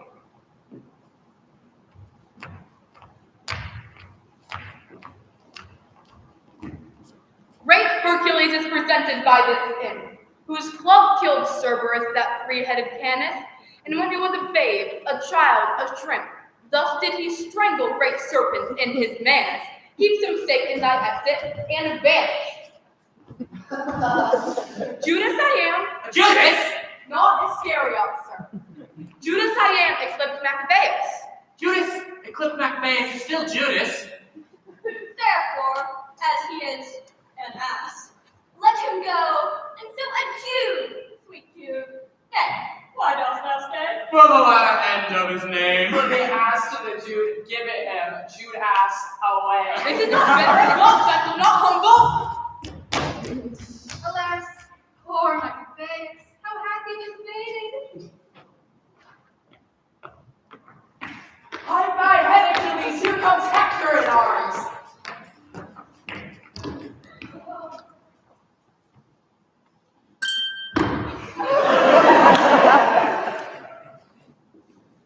The army potent Mars and Lances the Almighty gave Hector a gift, the heir of Ilion, a man so breathed that certain he would fight ye. From morn till night, out of his pavilion, I am that flower. Meet that Columbine. Sweet Lord Longaville, rein thy tongue, I will forward with my device.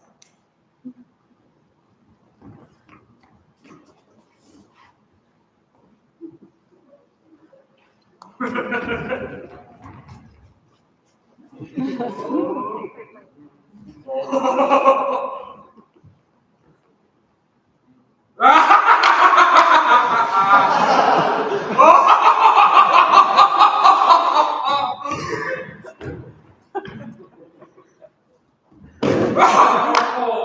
challenge thee. I'll swam. I'll do it by the shirt, and pray let me mark my accident. Make room for the incensed worthies. I'll do it in my shirt. The noble Pompey hath made a challenge. I will say, and will.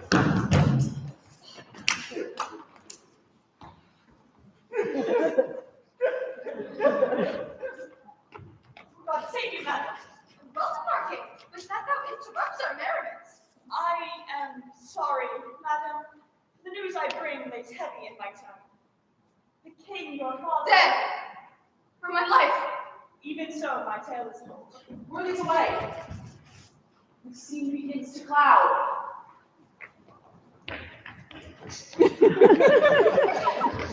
For mine own heart, I breathe free breath.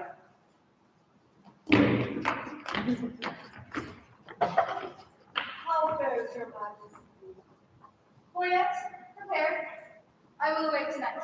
Madam, no, I do beseech you stay. Farewell, worthy lord. A heavy heart bears not the Honest, plain words best pierce the ear of grief. For your fair sakes, we have played foul play with our oaths. Your beauty, ladies, hath much deformed us, fashioning our humors even to the opposed end of our intents. We have received your letters, full of love, your favors, the ambassadors of love, and in our maiden council rated them at courtship, pleasant jest, and courtesy, and therefore met them in their own fashion, like Americans. Our letters, madam, contain much more than jest. As did our looks. You did not quote them so. Now, at the latest minute of the hour, grant us your loves! At times, methinks too short, to make a world without end garden in. No, my lord, your grace has perjured much, full of dear guiltiness, and therefore this. Go with speed to some forlorn and naked hermitage, remote from all the pleasures of the world. There stay until the 12 celestial signs have brought about the annual reckoning. Then, at the expiration of the year, come, challenge me by these deserts, and by this virgin palm now kissing thine, I will be thine. Henceforth then, my heart is in thy breast. What about me, my love? But what about me?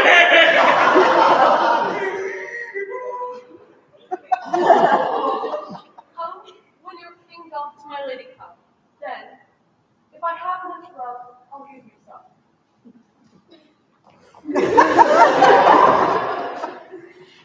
Well, certainly true and faithfully until then. Yet swear not, lest be forsworn again. What say Maria?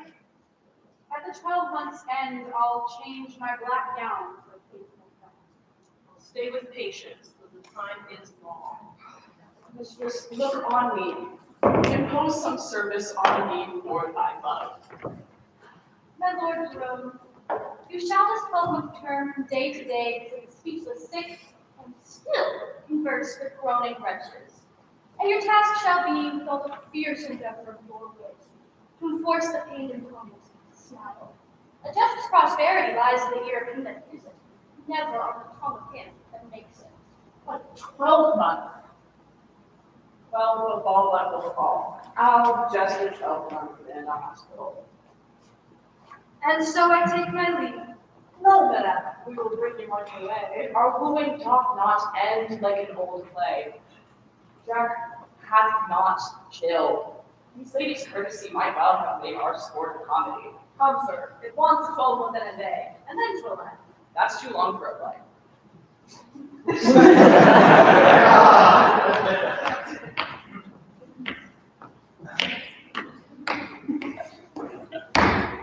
Sweet Majesty, vouch will you hear the dialogue that the two learned men have compiled in praise of the owl and the cuckoo? It should follow in the end of our show. Call the court quickly, we will do so. Hola, approach!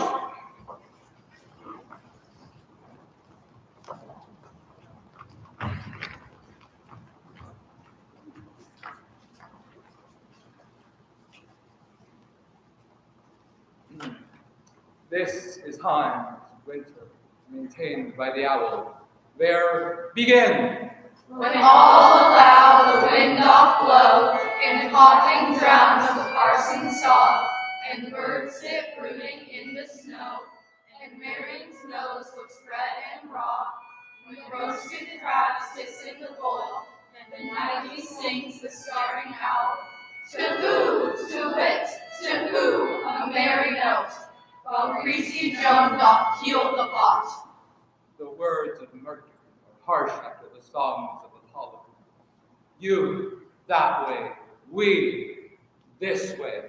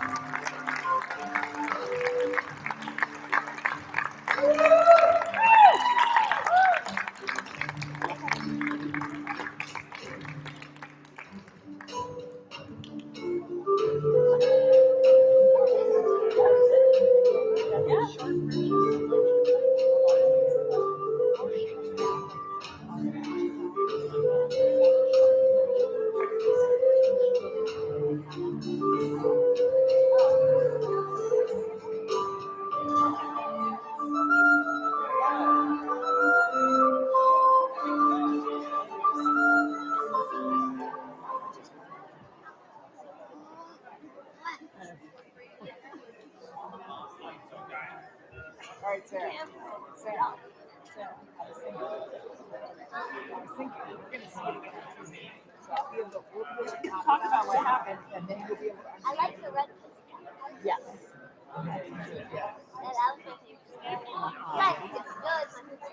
Yeah. Nobody does horseless trot like Billy. Nobody Billy did. did like the horseless trot. But nobody did the valley, like. That's what I would have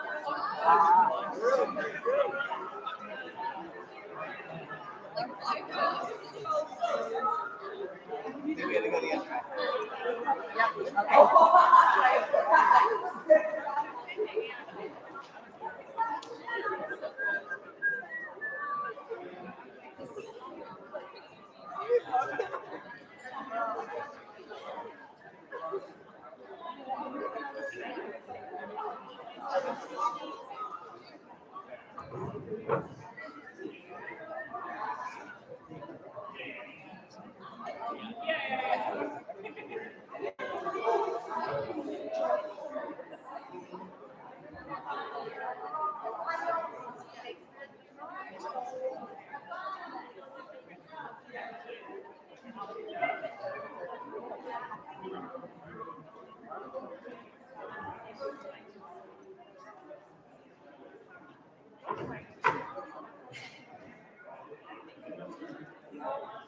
Oh.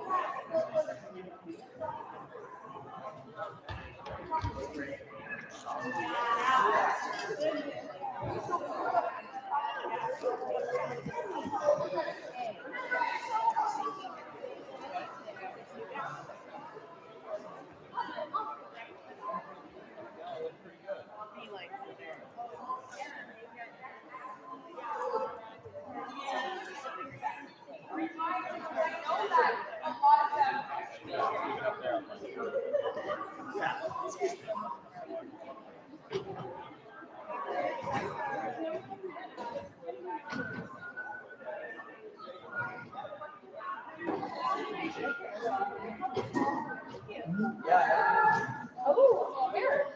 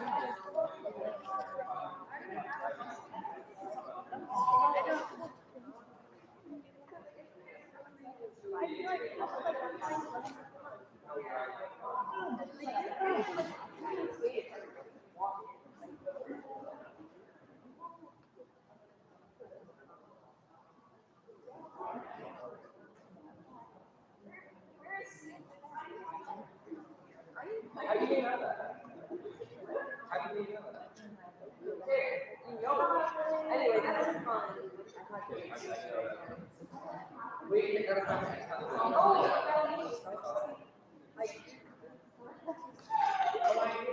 I have to go get my stuff from detectives before they kill me. Get your things.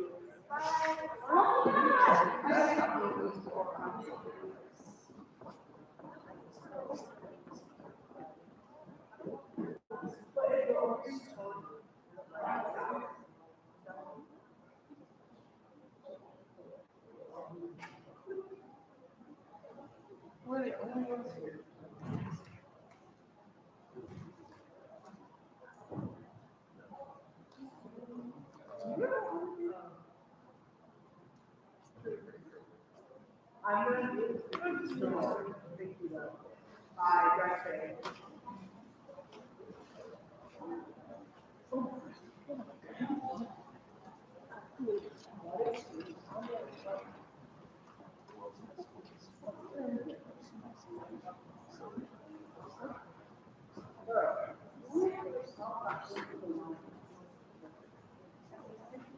Okay.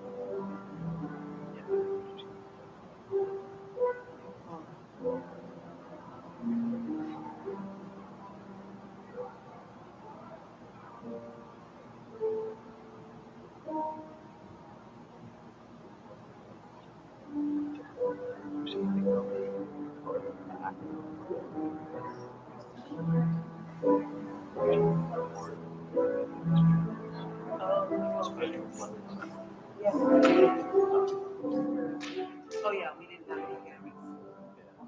Yeah. If you're farther back, you get more stuff.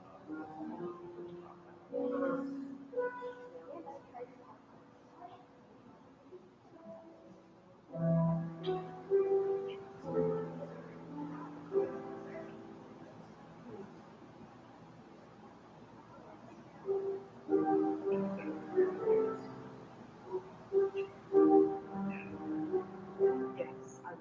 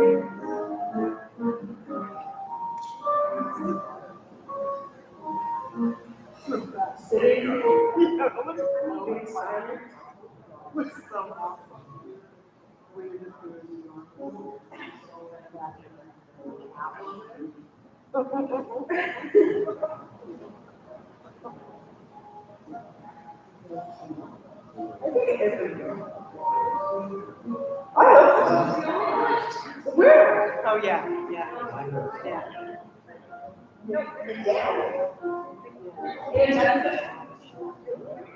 There's four.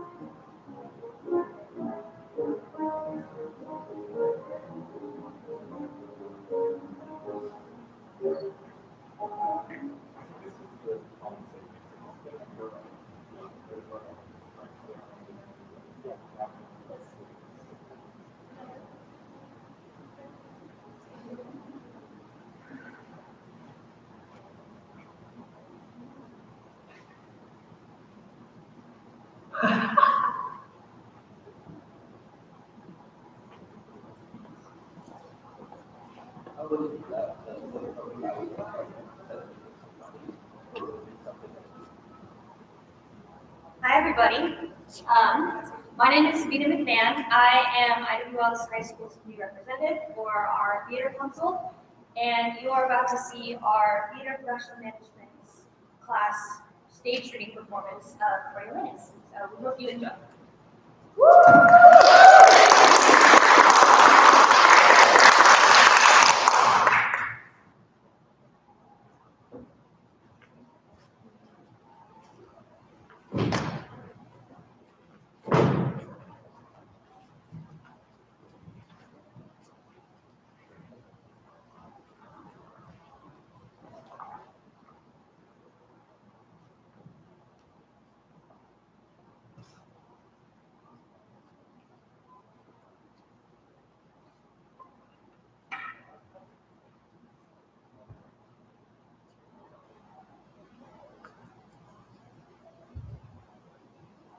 Before we proceed any further, hear me speak. Speak, speak. You are all resolved rather to die than to famish? Resolved, resolved. First, you know Caius Marcius is chief enemy to the people. We know it, we know it. Let us kill him and we'll have corn at our own price. It is a verdict? No more talking on it, let it be done. Away, away. One word, good citizens. Consider you what service he has done for his country. Very well, and could be content to give him good report for it. But that he pays himself with being proud. Worthy Menenius Agrippa, one of that who have always loved the people. He's one honest enough, but all the rest were so. But worse, my countrymen in hand. Or go you with bats and gloves? The matter, speak, I pray you. Our business is not unknown to the Senate. I shall tell you a pretty tale. It may be you have heard it, but since it serves my purpose, I will venture to scale it a little more. Well, I'll hear it, sir. There was a time when all the body's members rebelled against the belly. Thus accused it that like a gulf it did remain in the midst of the body, idle and inactive, still coveting the viand, never bearing like labor with the rest, where the other instruments did see and hear, devise, instruct, walk, feel, and mutually participate, did minister unto the appetite and affection, common of the whole body. Your most brave belly was deliberate, not rash, like his accusers, and thus answered, "True is it, my corporate friends," quoth he, "that I receive the general food at first, which you do live upon, and fit it is, because I am the storehouse and the shop of the whole body. But if you do remember, I send through the rivers of your blood, even to the court, the heart, to the seat of the brain, and through the cranks and offices of man, the strongest nerves and the small inferior veins, from me receive that natural competency whereby they live. And know that all at once, you, my good friends," who says belly, "Pardon me." Aye, sir, well. "Though all at once cannot see what I do deliver out to each, yet I can make my audit up, that all from me do back receive the flower of all, and leave me but the brand." What say you to it? It was an answer. How apply you this? The senators of Rome are this good belly, and you its mutinous members, for examine their counsels and their cares, digest things rightly, touching the weal of the common, you shall find no public benefit which you receive, but it proceeds or comes from them to you, and no way from yourselves. What do you think, you the great toe of this assembly? I, the great toe. Why the great toe? For that, being one of the lowest, basest, poorest of this most wise rebellion, thou goest foremost. Thou rascal that art worst in blood to run, leads first to win some vantage. But make you ready your stiff bats and clubs. Roman rats are the point of bail, but one side must have bail. Hail, noble Marcius! What's the matter with having several places of the city? You cry against the noble senate. What did the gods give you an awe? Just feed on one another? What's their secret? For corn at their own rates, where they say the city is well stored. Heaven, they say. They'll sit by the fire and presume to know what's done in the capital. They say they weren't hungry, except for proverbs. That hunger grows through walls, and dogs and steep. That meat was made for mouths, that gods did not born for the rich men only. Get you home, you fragments. Here, what's the matter? The news is, sir, the bullshies aren't ours.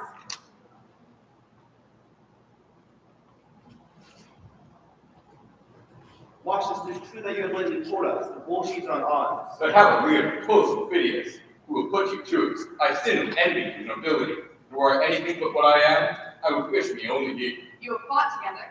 We're half and half by the world by the years, and he upon my party I broke bolts. I mean, only my wars with him. He's a lion that I'm proud of. Noble Marcius. Hence to your homes be gone. Nay, let them follow. The bullshies have much corn. Take these rats thither to gnaw their gardens. Worshipful mutineers. Their valor is well forth. Pray, follow.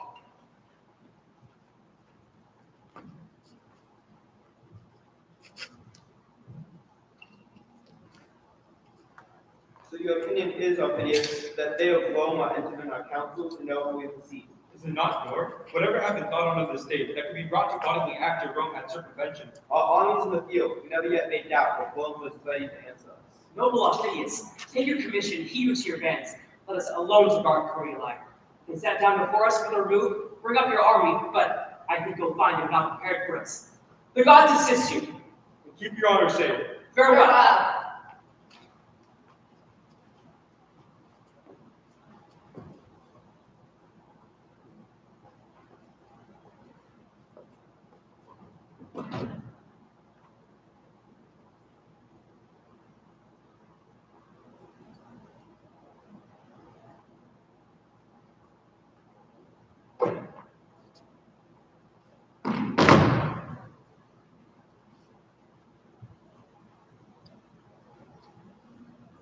I pray you, daughter, sing or express yourself in a more comfortable sort.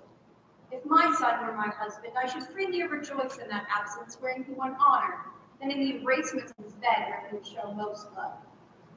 Madam, the Lady Valeria has come to visit. Tell Valeria we are fit to bid her welcome. Heavens bless my lord from fellow Phidias. He'll bet Phidias's head below his knee and tread upon his neck. My ladies both, good day to you. Sweet madam, I'm glad to see your ladyship. How do you both? You are Memphis housekeepers. What are you sewing here? A fine spot in good faith. How does your little son? I thank your ladyship. Well, good madam. He had rather see the swords in your drum than look upon his schoolmaster. I'll tell you excellent news of your husband. Oh, good madam, there can be none of that. Verily, I do not jest with you. There came news from him last night. Indeed, madam? In earnest, it's true. I heard a senator speak of it. Thus, it is the Volsces have an army, for against whom Cominius, the general, is gone, with one part of our Roman power. Your lord and Titus Lartius are set down for their city Corioli. They nothing doubt are prevailing, and to make their brief wars. This is true, on mine honor, and so I pray, vote on us. Give me excuse, good madam. I will obey you in everything hereafter.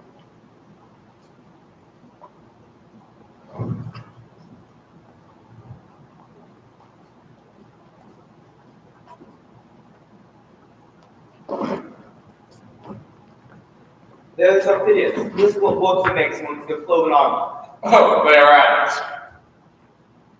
They fear us not to issue forth their city. Now put your shields before your hearts and fight with hearts more proof than shields. He that retires I'll take before Volsces, and he shall feel mine edge.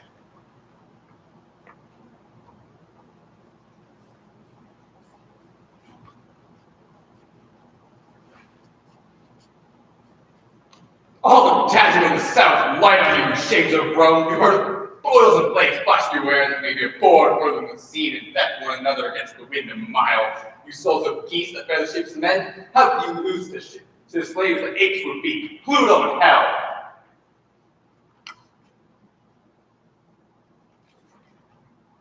So now the gates are open. Now brew good seconds. 'Tis the follower's fortune widens them. Now, not for the flyers. Mark me and do the like. Foolhardiness, not I. Nor I. See, they have shut him in. To the pot thou orders him. What has become of Marcius? Slain, sir, doubtless. O noble fellow, thou art left, Marcius, a carbuncle entire, as big as thou art, were not so rich a jewel. Look, sir. Oh, 'tis Marcius. Let's fetch him off, or make remain alike.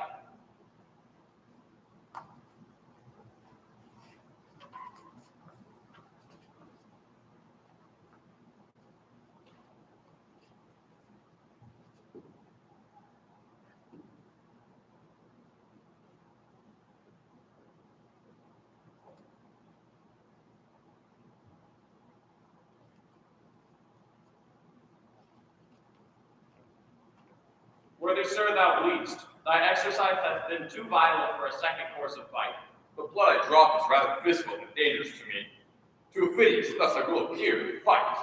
Now the fair goddess Fortune fall deep in love with thee, and her great charms misguide thy opposer's swords. Bold gentleman, prosperity be thy page. Thy friend no less than those who place the highest. So, Farewell. Thou worthiest Marcius, go, sound thy trumpet in the marketplace. Call thither all the officers of the town, where they shall know our mind. Away!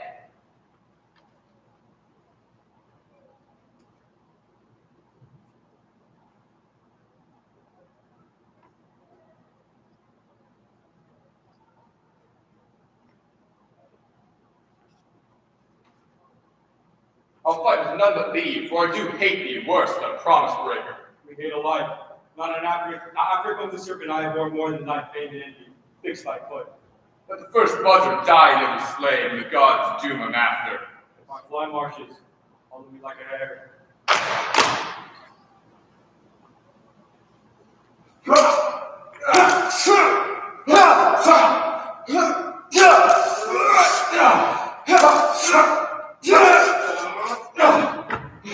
Officious and not valiant, you have condemned me in your final seconds.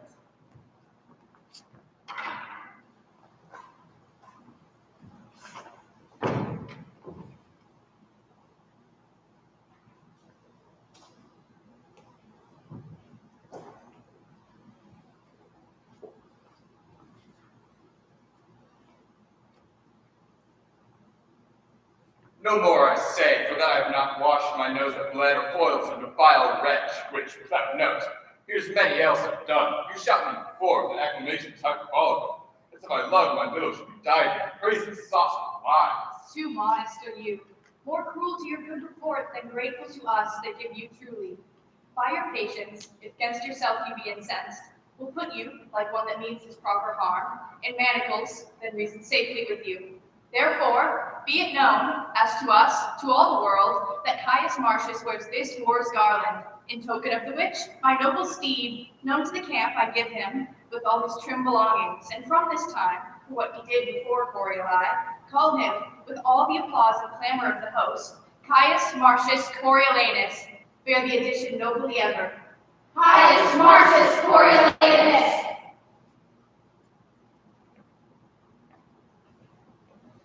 I will go wash.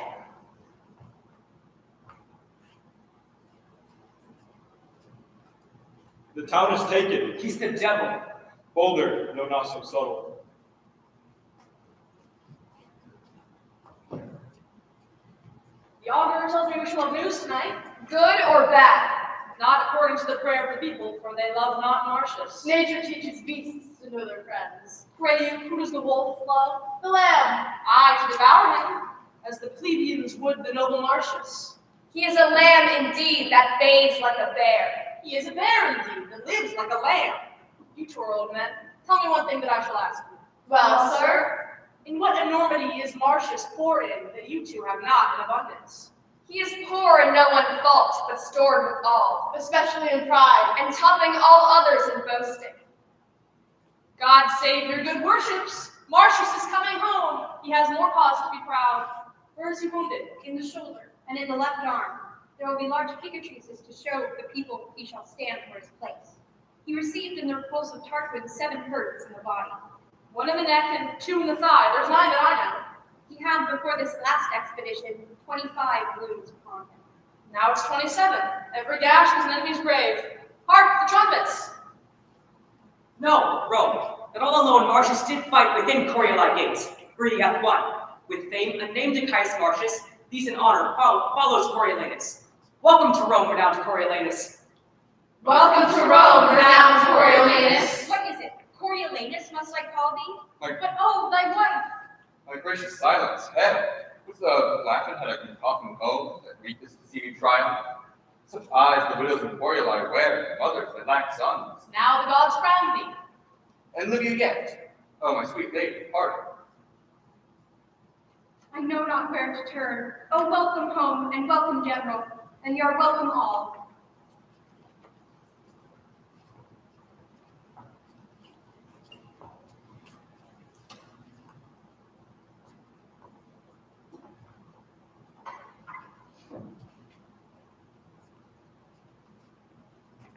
Call Coriolanus. He doth appear.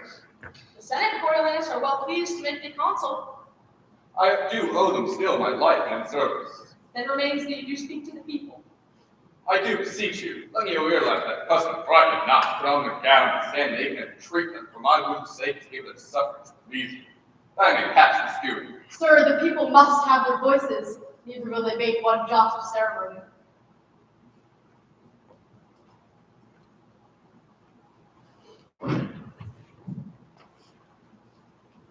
Once, if he do require our voices, we ought not to deny him. We may, sir, if we will.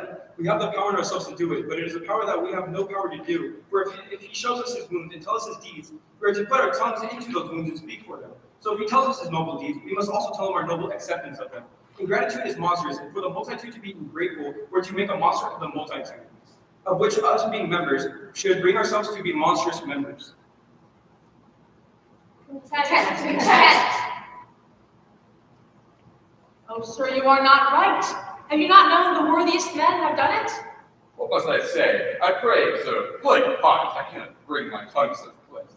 Look, sir, my wounds, I got them in our country's service, when some of your brethren roared and ran from San Barrow and drums. Whom are all. I'll leave you. Pray you, speak to them, I pray you, in wholesome manner. Bid them wash their faces and keep their teeth clean. Well then, I pray, your price of the consulship. The price is to ask it kindly. Kindly, sir, I pray. Let me have it. I have wounds to show you, which shall be yours in right. Your good voice, sir. What say you? You shall have it, worthy sir. A match, sir. There's an all too worthy voice of bed. I have your alms. Adieu. We hope you find your friend, and therefore govern your voices heartily. You have received many wounds for your country. I will not seal your knowledge of showing them. I will make much of your voices, and so trouble you no further.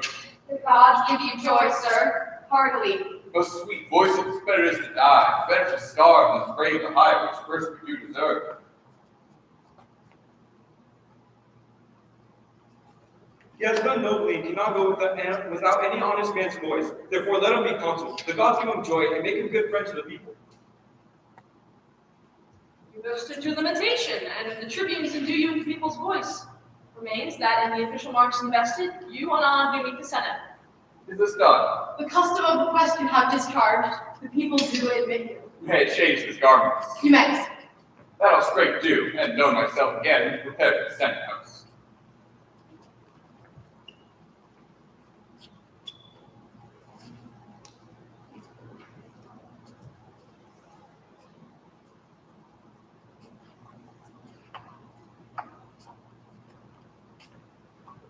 Cruel Sophidius then had made new head. He had, my lord, and that it was which caused our swifter composition. So then the bull should stand but as at first, ready when the time shall prompt them to make road upon us again.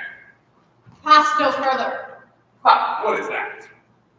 It will be dangerous to go on, no further. What makes this change? The matter, have we not passed the noble and the common? Cominius, no. Have I had children's voices? Tributes give way, you shout in the marketplace. The people are incensed against him. Stop, or all will fall embroiled. Are these your herd? Must these have voices that can yield them now, and straight disclaim their tongues? What are your offices, you being a mouse, why rule you not with teeth? Have you not set them on? Be calm, be calm. It is a purpose thing that engrows my plot to curb the real nobility. Call it not a plot. The people cry you mocked them, and of late, when corn was given them gratis, you repined. Tell me of corn. This was my speech, and I will speak it again. Not now, not now. Not in this here, sir, now. Now, as I live, I will, my noble friends. I crave their pardon. Well, no more. No more words, we beseech you. How no more? As for my country, I have shed my blood, not fearing outward force. So shall my lungs point words till their decay against those measles between disdain and terror us, yet sought the very way to catch them. You speak of the people as if you were a god to punish, not a man of their infirmity. I'll give mine reasons more worthier than their voices. They know the corn was not our confidence, resting well assured. They ne'er did service for it, being pressed to the war, even when the navel of our state was touched. They would not rend their gates. This kind of service did not deserve corn grant. Come, enough with over measure. No, take more. What may be sworn by both divine and human seal, what I am to all. Your dishonor mangles true judgment, for that integrity shouldn't become it, not having the power to do the good it would, but the ill which doth control it. He has said enough. Has spoken like a traitor and shall answer as traitors do. You wretch, despite our well-being, what should the people do with these bald tribunes, on whom depending their obedience fails? Manifest treason. This a consul? No. The Aedile toe. Go, call the people, in whose name myself attached thee as a traitorous innovator, a foe to the public weal. Obey, I charge thee, and follow to thine answer. Hence, old goats. Yet hence, Aedles, on both sides, no respect. Here's he that would take from you all your power. Seize him, Aedles. Down with him! Down with him! Weapons, weapons, weapons! This deserves death. Or let us stand to our authority, or let us lose it. Therefore lay hold of him. Aedles, seize him. No, I'll die here. There are some among you that held you fighting. Come, try upon yourselves what you have seen. Down with that sword, tribunes, withdraw a while. Lay hands upon him. Help, Marcius, help. You that be noble, help him, young and old. Down with him! Down with him!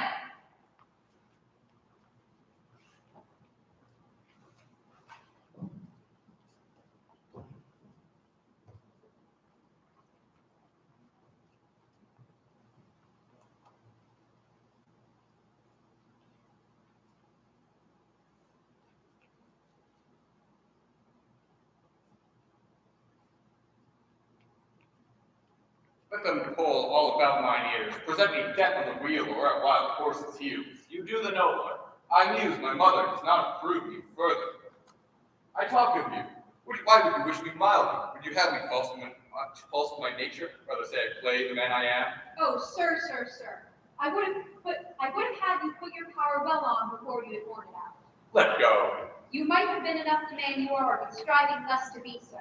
Lesser had been the thwartings of your disposition if you had not showed them how you were disposed, ere they lacked power to cross you. Let them hang. Aye, and burn too.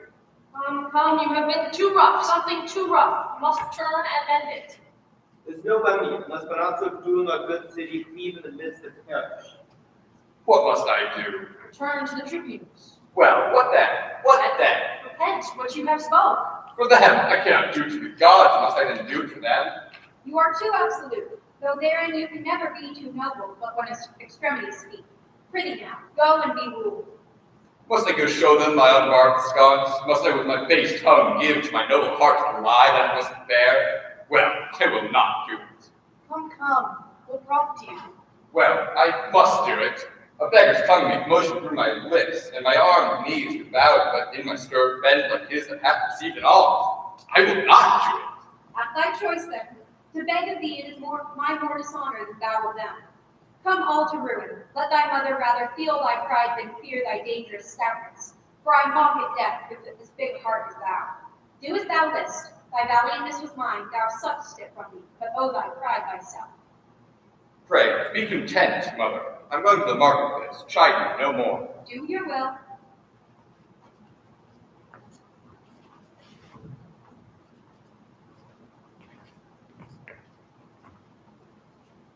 What is the matter that, being past the consul with full force, I'm so dishonored at the very hour to take it off again? Answer to us. Say then, 'tis true, I ought so. We charge you that you have contrived to take from all Rome all seasoned office, and to wind yourself into a power tyrannical, for which you are a traitor to the people.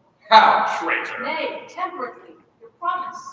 The fires in the lowest hell fold in the people. Call me a traitor, thou injurious tribune. Within thine eyes has sat 20,000 deaths, in thy hands clutched many millions. In thy lying tongue both numbers, I would say thou liest. To thee with a voice as free as I do pray to God. Mark you this, people? To the rock with him. Peace! We need not put new matter to his charge. What you have seen him do and heard him speak, beating your officers, cursing yourselves, opposing laws with strokes, and here defying those whose great power must try him. Even this, so criminal and in such capital time, deserves the extremest death. But since he hath served well for Rome, What do you pray to service? I talk of that know it. You! Is this the promise that you made your mother? No, I pray you. I'll know no further. Let them pronounce the steep Tarpeian dead vagabond exile. Flay, hence lingers with the grain a day. I would not buy the mercy of Christ with one fair word, nor check my courage for what they can give. To have it say, good morrow. In the name of the people, and in the power of us the tribunes, we even from this instant banish him our city, in peril of precipitation from off the rock Tarpeian, never more to enter our Rome gates. In the people's name I say it shall be so. It shall be so, it shall be so. Let him away, he is banished, and it shall be so. There is no more to be said, but he is banished, as enemy to the people and his country. It shall be so. It shall be so. It shall be so. Your common cry of curse, whose breath I hate is reap of the rotten fence, whose loves I prize in the dead carcasses of unburied men that do corrupt my air. I banish you, and here remain with your uncertainty. Let every feeble rumor shake your hearts, your enemies nodding the flutes, fan you despair. But have the power still to banish your offenders, still at blank your ignorance, which finds not to the fields, making but preservation of yourselves, still your own foes. Deliver you as most faithful captives to some nation that won you without blows. Despising for you a city, thus I turn my back. There's a world elsewhere. Our enemy is vanished. He is gone.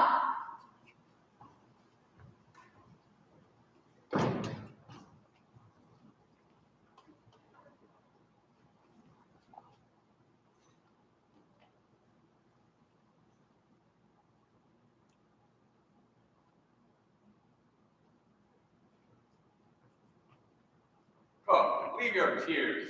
A brief farewell. The beast with many heads hunts me away. Nay, mother, where's your ancient courage? You were used to sage. Its remedy was the trial of spirits. Oh heavens, oh heavens! Nay, I prithee, woman. Now the red pestilence strike all trades in Rome, and occupations perish. What? I shall be loved when I am laughed. Nay, mother, resume that spirit when you were wont to say you had been the wife of Hercules. 6 of his labors you had done and saved your husband's home sweat. Farewell, my wife, my mother. I'll do you well yet, thou old and true Menenius. Thy tears are salter than a young man's, and venomous to thine eyes. Fare ye well. Come, my sweet wife, my dearest mother, and my friend's noble touch. When I am forth, bid me farewell and smile. Give me thy hand. Come.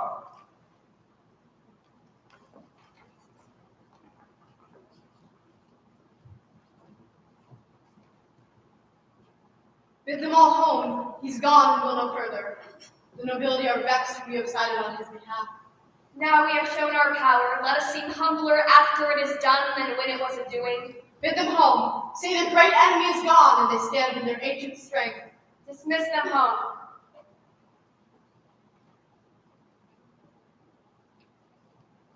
Here comes his mother. Let's not meet her. Why? They say she's mad. They have taken note of us. Keep on your way. Oh, you are well met. The horrid plague of the gods requite your love. Peace, peace, be not so loud. If that I could for weeping, you should hear. Nay, and you shall hear some. Will you be gone? You shall stay too. I have the power to say so to my husband. Pray, let's go. Now pray, sir, get you gone. You've done a brave deed. Ere you go, hear this. As far as doth the capital exceed the meanest house in Rome, so far my son, this lady's husband here, do you see, whom you have banished does exceed you all. Well, we'll leave you.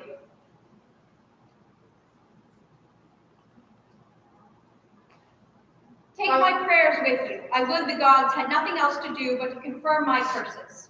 You have told them home, and by my troth you have cause. You'll sup with me? Anger is my meat. I sup upon myself, and so shall starve with feeding. Come, let's go.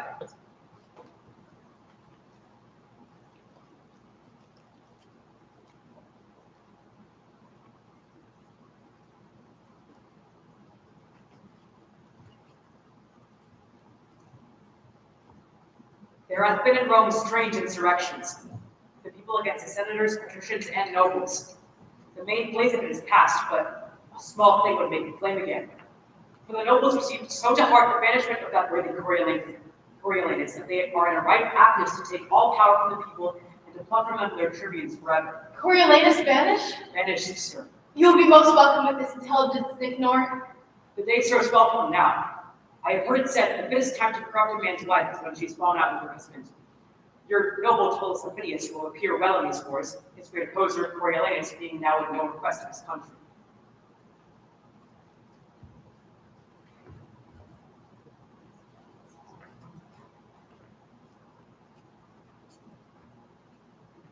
A goodly city is this Antioch, city just that I met thy widows, many an heir of these fair edifices. For my wars have I heard groaning drop. Then, know me not, lest that thy wives with spits and wars with stones and puny battles slay me. Save me, sir. And you. Direct me, if it be your will, where great Ophidius lies. Is he in Antioch? He is, and feasts the nobles of the state at his house this night. Which is his house, beseech you? This, here before you. Thank you, sir. Farewell. My birthplace hate I, and my love's upon an enemy town. I'll enter, if he slay me, he does fair justice. If you give me away, I'll do his country service.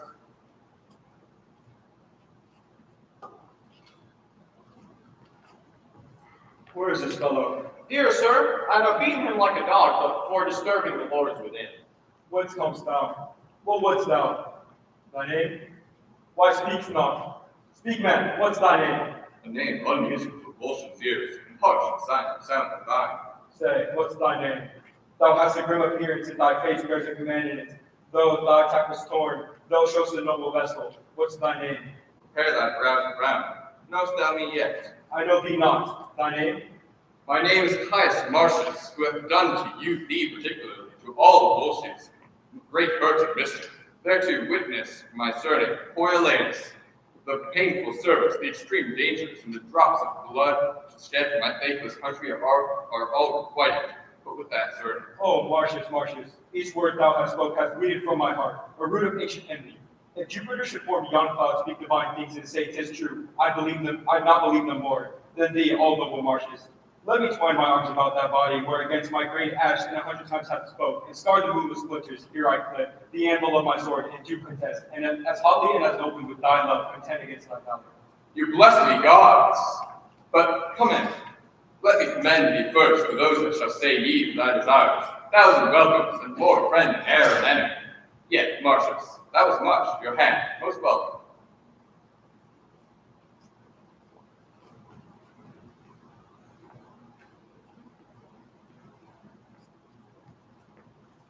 We will be before the walls of Rome tomorrow. Set down our post, my partner in this action. You must report to the Volscian lords how plainly I have borne this business. Only their ends you have respected, stopped 2 years against the general suit of Roma. Never admitted a private whisper, no, not with such friends that thought them sure of you. This last old man, whom with a cracked heart I have sent to Rome, loved me above the measure of a father. No, God me instead. My wife comes foremost, wherein this trunk was framed in her hand and grandchild to her blood, without affection. All bond and privilege of nature break, and if you virtuous be obstinate. What is that courtesy word for those dove's eyes which can make gods forsworn? I melt, and am not of stronger earth than others. My mother vows as if Olympus to a molehill should in supplication nod. My young hath an aspect of intercession, which great nature cries, deny not. Let the Volscians plow Rome and harrow Italy. I'll never be such a gosling to obey instinct, but stand as if a man were author himself and knew no other kin. My lord and husband, But these are not the same eyes that war in Rome. the sorrow that delivered us thus changed makes you think so? Like a dull actor now. I forgot my part, and I am out, even to a full disgrace, best in the flesh. Forgive my tyranny, do not say, for that, forgive our Romans. Oh, a kiss, long as my exile, sweet as my revenge. Now, by the jealous queen of heaven, that kiss I carried from thee, dear, and my true lip a virgin e'er since. Oh, stand up, blessed, whilst with no softer cushion than the flint, I kneel before thee, and unproperly show duty, as mistaken all this while between child and parent. What's this? Her knees to me, your corrected son. Then let the pebbles of its hungry beach fill the stars, and let the mutinous wind strike the proud cedars against the fiery sun, murdering impossibility. What cannot be slight work? Thou art my warrior, I hope to frame thee. Do you know this lady? The noble sister of public Poland, the moon of Rome, and chastity as the icicles, courteous by the frost from the purest snow, and hangs on Dian's temple, dear Valeria. This is a poor epitome of yours, which by the interpretation of full time may show all like yourself. That's my brave boy. Even he, your wife, this lady, and myself are suitors to you. I beseech you, peace. Do not bid me dismiss my soldiers or capitulate again with Rome's mechanics. Tell me not wherein I seem unnatural, desire not to ally my rages and revenges with the colder reasons. Oh, no more. You have said you will not grant us anything, for we have nothing else to ask but that which you deny already. Yet we will ask that, if you fail in our request, the blame may hang upon your hardness. Therefore, hear us. Ophidius, and you, Volscians, mark, for well, hear not from Rome in private. Your request. Alas, how can we for our country pray whereto we are bound, together with thy victory whereto we are bound? Alack, or we must lose the country, our dear nurse, or else thy person, our comfort in the country. We must find an evident calamity, though we had our wish, which side should win, for either thou must, as a foreign recreant, be led with manacles through the streets, or else triumphantly tread on thy country's ruin, and bear the palm for having bravely shed thy wife and children's blood. Thou shalt no sooner march to assault thy country than to tread on thy mother's womb that brought thee to this world. I and mine that brought you forth this boy to keep your name living to time. They shall not tread on me. I'll run away till I'm bigger, but then I'll fight. Not of a woman's tenderness to be, it requires no child nor woman's face to see. I have sat too long. Nay, go not from us thus. If it were so that our request did tend to save the Romans, thereby to destroy the Volscians whom you serve, you might condemn us, as poisonous to your honor. No, our suit is that you reconcile them. While the Volscians may say, this mercy we have showed the Romans, This we received, and each and either side give thee all hail to thee, and cry, Be blessed for making up this peace. Thou knowest, great son, the end of war is uncertain, but this certain, that if thou conquer Rome, the benefit which thou shalt thereby reap is such a name whose repetition will be dogged with curse. Daughter, speak you. He cares not for your weeping. Speak thou, boy. Perhaps thy childishness will move him more than can our reasons. He turns away, down and end. This is the last. So we will home to Rome and die among our neighbors. Come, let us go. This fellow had a vulsion to his mother. His wife is in Coralie, and his child like him by chance. Yet give us our dispatch. I am hushed until our city be afire, and then I'll speak a little. Oh, mother, mother, what have you done? Behold, the heavens do open. The gods look down on this unnatural scene they laugh at. Oh, my mother, mother, you have won a happy victory for Rome, but for your son, believe it. Oh, believe it. Most dangerous you have with and prevailed, not most mortal sin. But let it come. Ophidius, though I cannot make true wars, I'll frame convenient peace. Now, good Ophidius, were you in my stead, would you have heard of another less or friend less Ophidius? I was moved with all. I dare be sworn you were. And, sir, it's no little thing to make mine eyes sweat with compassion. But, good sir, what peace you'll make, advise me for my part. I'll not to Rome, I'll back you, and pray you. Stand to me with this cause. Oh, mother, wife. I'm glad thou hast set thy mercy and thy honor. At difference in thee, out of that I'll work myself a former fortune.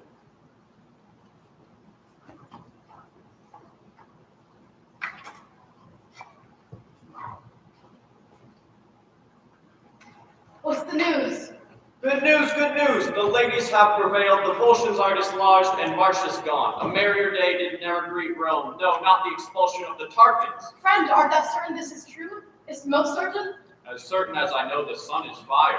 Where have you lurked that you make doubt of it? There, though, an arch so hurried the blown tie as they were comforted through the gates. Why hark you? This is good news. I will go meet the ladies. This Volumnia is worthy of consuls, senators, patricians, a city full of tribunes, such as you, sea and land full.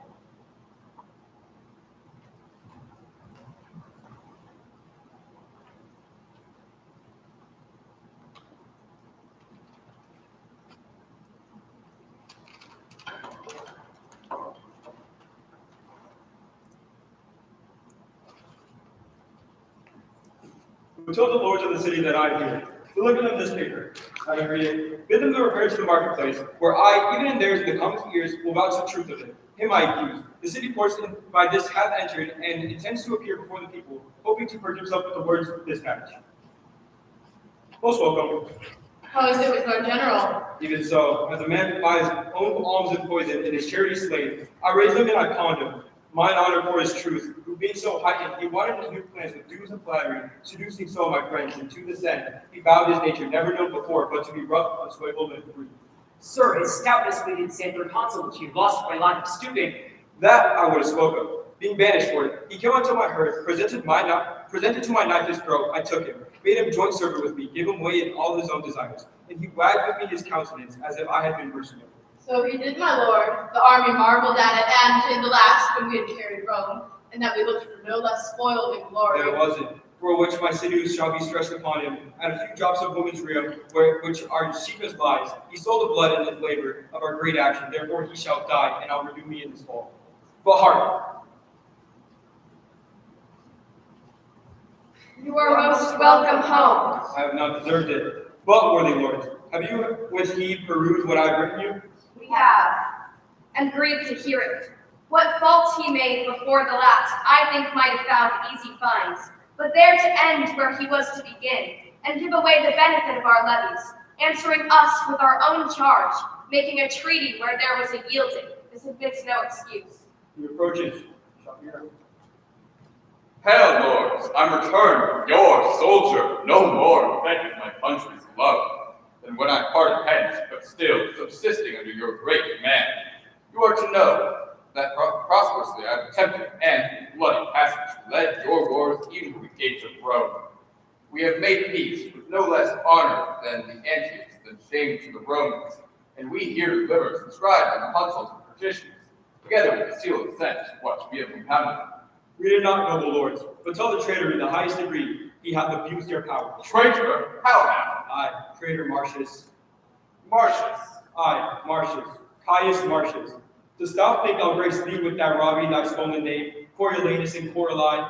You lords and heads of the state, perfidiously he has betrayed your business and given up for certain drops of salt. Your city Rome, I say your city to his wife and mother, breaking his oath and resolution like a twist of rotten soap, never admitting consul of the war, but at his nurse's tears, he whined and roared away your victory. That pages blushed at him, and men of heart looked wondering at each other's. Hearest thou, Mars? Name not the god, thou boy of tears. Ha! No more. Measureless liar, thou hast made my heart too grateful and tainted. Boy, oh slave, cut me to pieces, bullshins, men in arms.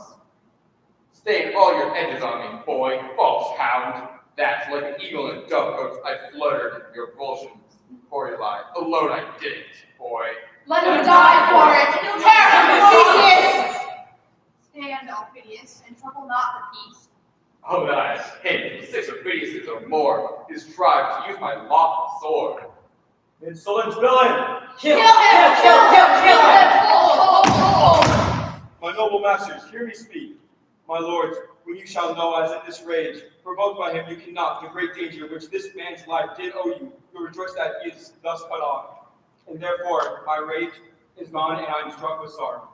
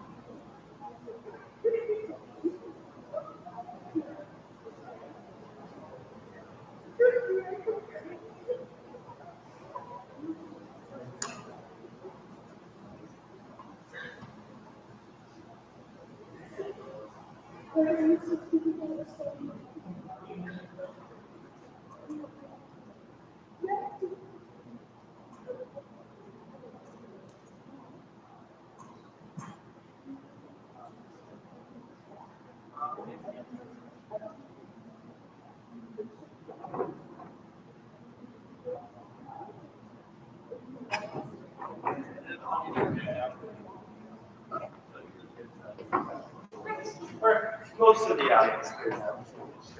Okay, chat. Here's what we're going to do. Hello, rest of the audience. We're going to be playing about it. We will pick out which is back to right there. And then looks like okay, let's just go ahead and start by looking at it. And let's put it about, let's say,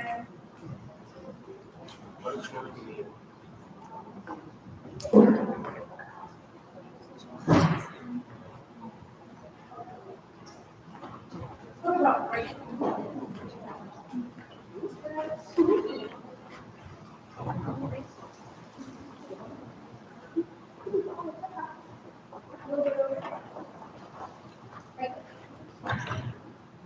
Yes.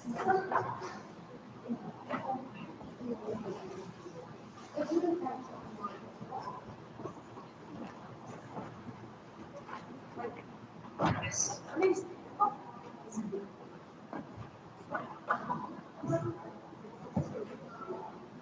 Yeah.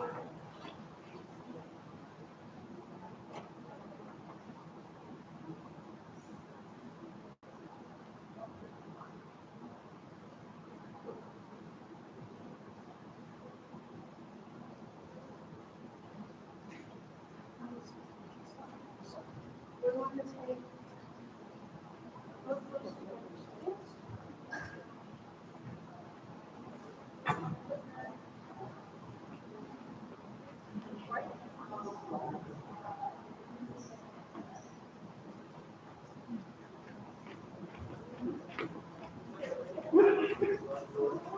Yes. Perfect.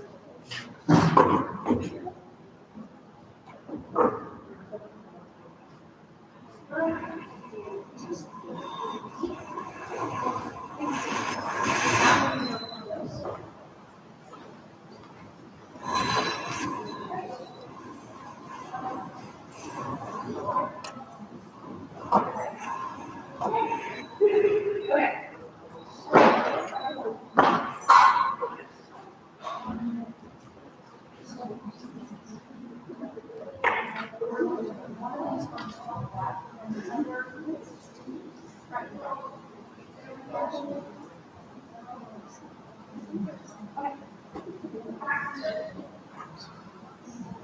And so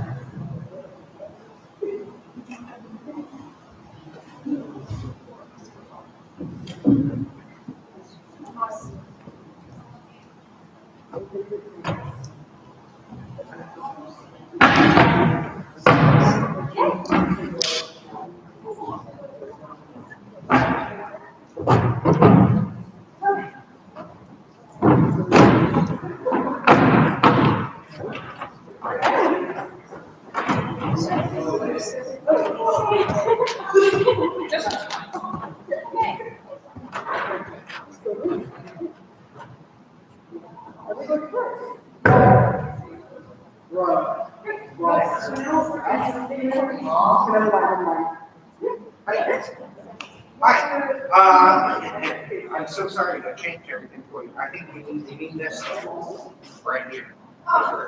Yeah, because they're on that, because again, the secondary time, yeah. And then the blocks, yeah, we need space for them. That's fine.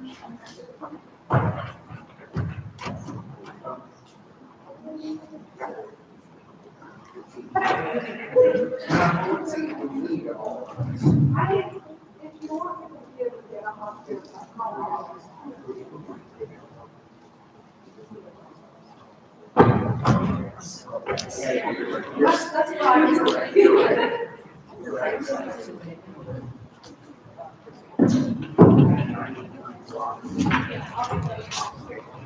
And then the whale was right there.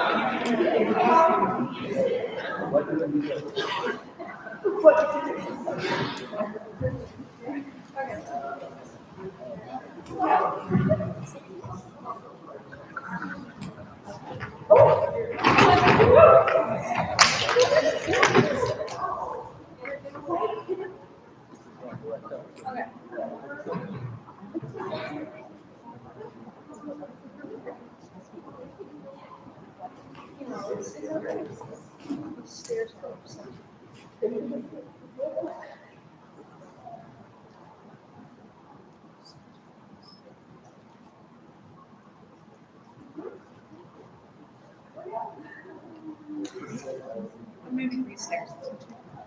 They just see. They even have this in their stage program.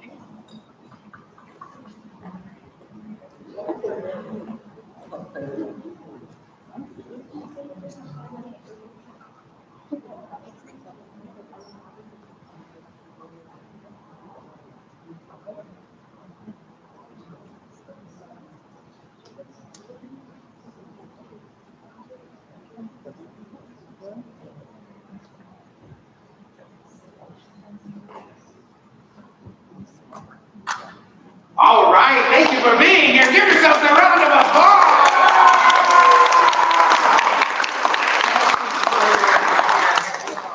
Hey everyone, my name is Francisco Garcia. I am the theater teacher here at McDaniel, and we have a guest director for this show, Julius Caesar, that we brought in from Portland Playhouse, which is awesome. Introduce you to. Hey, hello everybody. My name is Nick Medina. I have the pleasure of directing McDaniel's Julius Caesar today. We are deep in rehearsals. We don't open for another 3-4 weeks. We got plenty of time, but we are going to give you a little chunk of our performance today. So we're starting in the middle. You're not going to get to the end. They're going to have scripts on stage. Some people are costumed, some people aren't. Some props are there, some props are not. So bear with us. You're getting a peek into the world here. We would love to hear noise, applause, excitement, booing, hissing, all that kind of thing. Don't be afraid to make noise. Be excited. And then also, if you were here a little earlier for Jefferson's Upon the Blasted Heath, this is also going to be part of the Fall Festival of Shakespeare put on by Portland Playhouse. So we'll be at the winning stand eventually doing this with a bunch of other schools from the area. So this is just our first Shakespeare Festival for this year. Thank you so much for being here. Anything else? Yes, so we will be performing at McDaniel on the 7th and 8th of November, and then the following week, as Nick was saying, that's when we'll be downtown at the winning stand on November 16th. Right, yeah. Yep, so please come out and see those shows, and without further ado, Julius Caesar.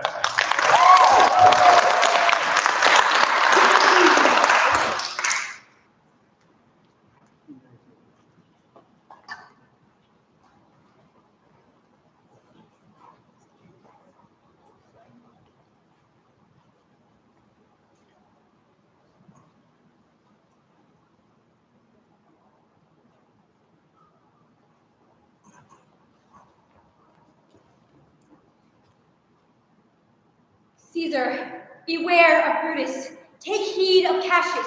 Come not near Casca. Have an eye to Cinna. Trust not Trebonius. Mark well Metellus Cimber. Decius Brutus loves thee not. There is but one mind in all of these men, and it is bent against Caesar. If thou beest not immortal, look about thee. Security gives way to conspiracy. The mighty gods defend thee, thy lover, Artemidorus. Here will I stand till Caesar pass along, and as a suitor will I give him this. Thou read this, O Caesar, thou mayest live. If not, the fates with traitors do contrive.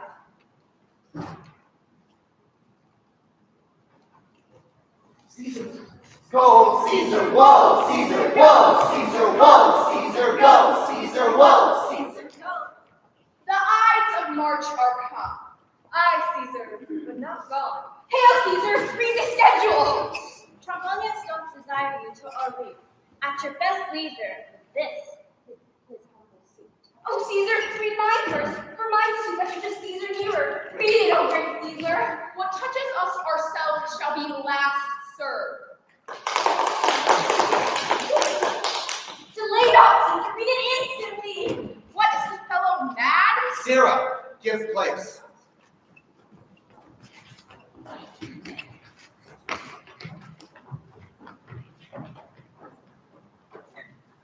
I wish your enterprise to take a prize. What enterprise, Papilius? Very well. What said Papilius?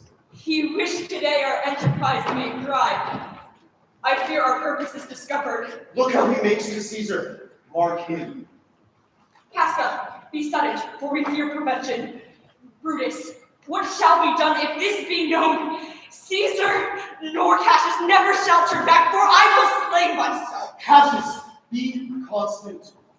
Papilius Lina speaks not of our purposes, for look, he smiles, and Caesar doth not change. Trebonius knows her time. For look you, Brutus, she draws Mark Antony out of the way. Casca, you are the first to rear their hand. Are we all ready? What is now a risk that Caesar and his Senate must redress? Most high, most mighty, and most pleasing Caesar, Metellus Cimber throws before thy seat and humble heart. I kiss thy hand, but not in flattery, Caesar. What, Brutus? Pardon, Caesar, pardon. As low as to thy foot doth Cassius fall. I could be well moved if I were as you. If I could pray to move, prayers would move me. But I am constant as the northern star. The sky is painted with unnumbered sparks. They are all fire, and every one doth shine. But there is but one in the number doth hold his rank. So in the world, 'tis furnished well with men, yet in the number I do know but one, that unassailable holds his place, unshakes of motion, and that I am he. Oh, Caesar. Great Caesar. Speak, hands, for me!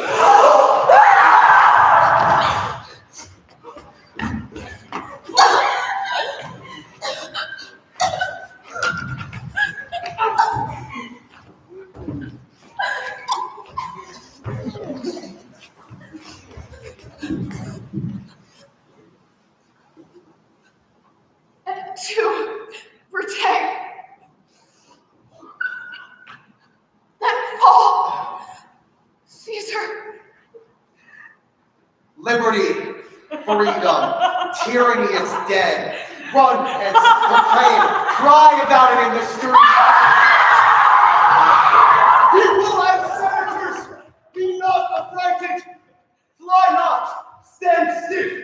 Ambition's debt is paid. Go to the pulpit, Brutus. And Cassius too. Stoop, Romans, stoop, and let us bathe our hands in Caesar's blood. How many ages hence shall this, our lofty scene, be acted over in states unborn and accents yet unknown? How many times shall Caesar bleed in sport, no worthier than the dust? So often that shall be, so often shall the none of us be called the men that give their country liberty. But here comes Antony. Welcome, Mark Antony. O mighty Caesar, thou lie so low. I know not, gentlemen, what you intend. What must be thy blood? What is rank? I do beseech ye, if you bear me hard. Now whilst your purpling hands do weak in smoke, fulfill your pleasure. Oh, Mark Antony, beg not your death of us. To you our swords have leaded points, Mark Antony. Your voice shall be as strong as any man is disposing of new dignities. Only give us time to appease the multitude, beside themselves with fear, and then we will deliver you the cause. Why I that did love Caesar when I struck him have thus proceeded. I doubt not of your wisdom. Let each man render me his bloody hand. Gentlemen, all. Alas, what shall I say? My credit now stands on such slippery ground that one of two bad ways you must conceive me, either a coward or flatterer. Oh, pardon me, Julius. But what compact mean you to have with us? Will you be pricked in number of our friends, or shall we on and not depend on them? Our reasons are so full of good regard that were you, Antony, the son of Caesar,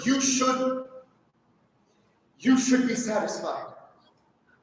That's all I seek.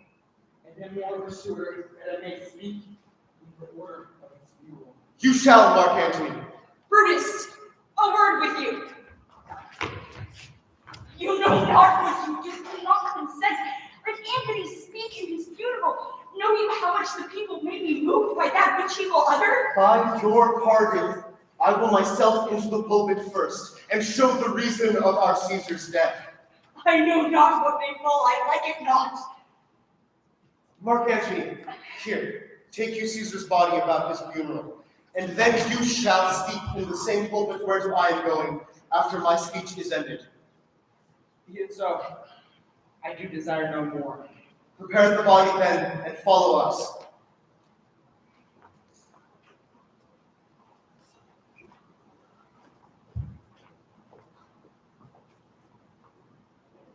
Oh, pardon me, thou bleeding piece of earth, that I am meek and gentle with these butchers. Woe to the hand that shed this costly blood. A curse shall light upon the limbs of men, and Caesar's spirit, ranging for revenge, shall in these confines with a monarch's voice cry havoc, and let slip the dogs of war. You serve Octavius Caesar, do you not? I do, Mark Antony. Caesar did right for him to come to Rome. He did receive his letters and is coming, and bid me say to you by word of mouth, "Oh, Caesar!" Thy heart is big, get thee apart and weep. Passion, I see, is catching. Is thy master coming? He lies tonight within 7 leagues of Rome. Post back with speed, and tell him what hath chanced. Here is a mourning Rome, a dangerous Rome. No Rome of safety for Octavius yet. Hie hence, and tell him so. Will we stand?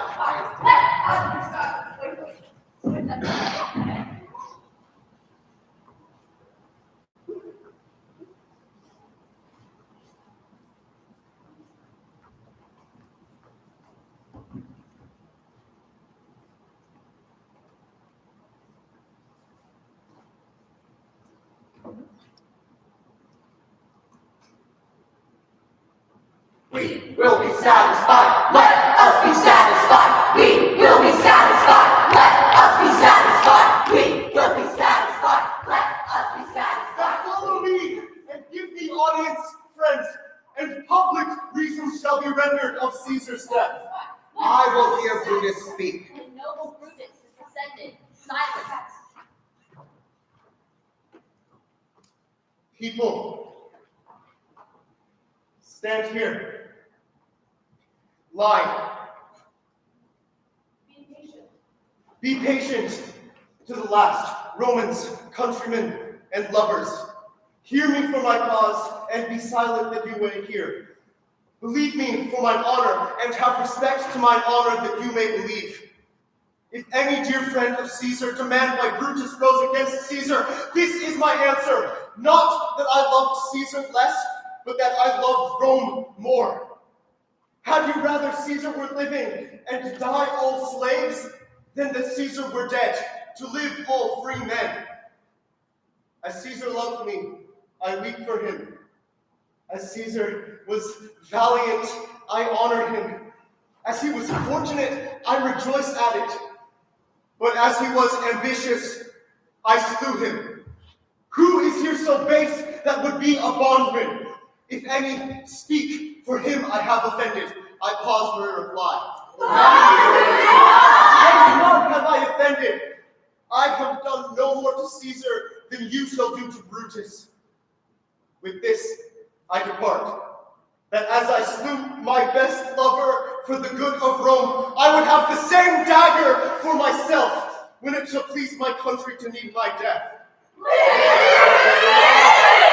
Bring him a triumph unto his house. Give him a statue of his ancestor. Let him be Caesar. Caesar's better parts shall be crowned in Brutus. My countrymen. Brutus. Good countrymen. Let me depart alone. And for my sake, stay here with Antony. Do grace to Caesar's corpse, and grace his speech. I do entreat you. Not a man depart, save I alone, till Antony have spoke. Brutus, Brutus, Brutus, Brutus, Brutus, Brutus, Brutus, Brutus, Brutus, Brutus, Brutus, Brutus, Brutus, Brutus, Brutus, Brutus, Brutus. Stay home, and let's hear Mark Antony. Let him go up into the public chair. We'll hear him. Noble Antony, go up. For Brutus' sake, I am beholding to you. What does he say of Brutus? He says, for Brutus' sake, he finds himself beholding to us all. For Augustus spoke no harm of Brutus here. This Caesar was a tyrant. Nay, that's certain. We are both got home is rid of him.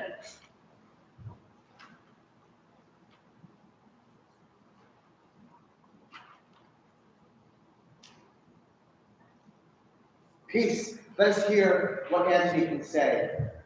You gentle Romans. Brutus. Well, let us hear this. Brutus, Brutus, Brutus, Friends! Brutus, Romans! Brutus, Countrymen! Brutus, Let me your ears! I come to bury Caesar, not to praise him. The noble Brutus hath told you Caesar was ambitious. If it were so, it was a grievous fault, and grievously hath Caesar answered it. Here under leave of Brutus and the rest, for Brutus is an honorable man. So are they all honorable men. Come I to speak in Caesar's funeral. He was my friend, faithful, and just to me. But Brutus said he was ambitious. And sure, Brutus is an honorable man. When that the poor have cried, Caesar hath wept. Ambition should be made of sterner stuff. Yet Brutus says he was ambitious. And sure, he is an honorable man. I speak not to disprove what Brutus spoke, but I come to speak what I do know. You all did love him once, not without cause. What cause withholds you then to mourn for him? Methinks there is much reason in his saying. If thou consider rightly the matter, Caesar has had great wrong. Has he, masters? I fear the whole worst in this place. 'Tis certain he was not ambitious. This poor soul, his eyes are red as fire with weeping. There's not a nobler man in Rome than Antony. Now mark him, he begins again to speak. O masters, if I were disposed to stir your hearts and minds to mutiny and rage, I should do Brutus wrong, and Cassius wrong. You all know honorable men. But here's a parchment with the seal of Caesar. I found it in his closet. 'Tis his will, which, pardon me, I do not mean to read. Will read here the will. Read it, Mark Antony.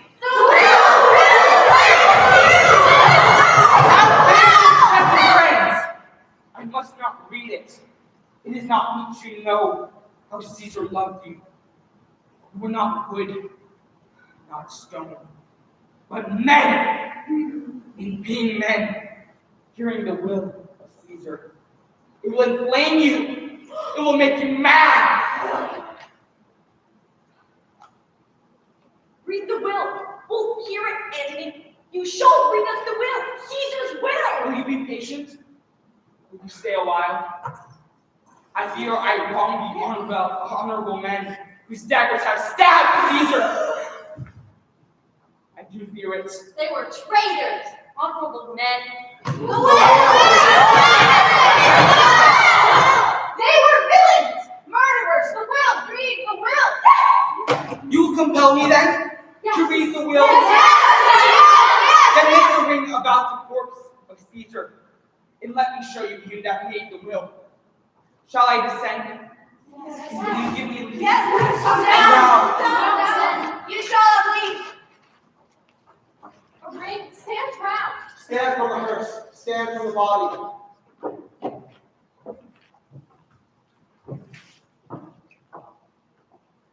Room for Antony, most noble Antony.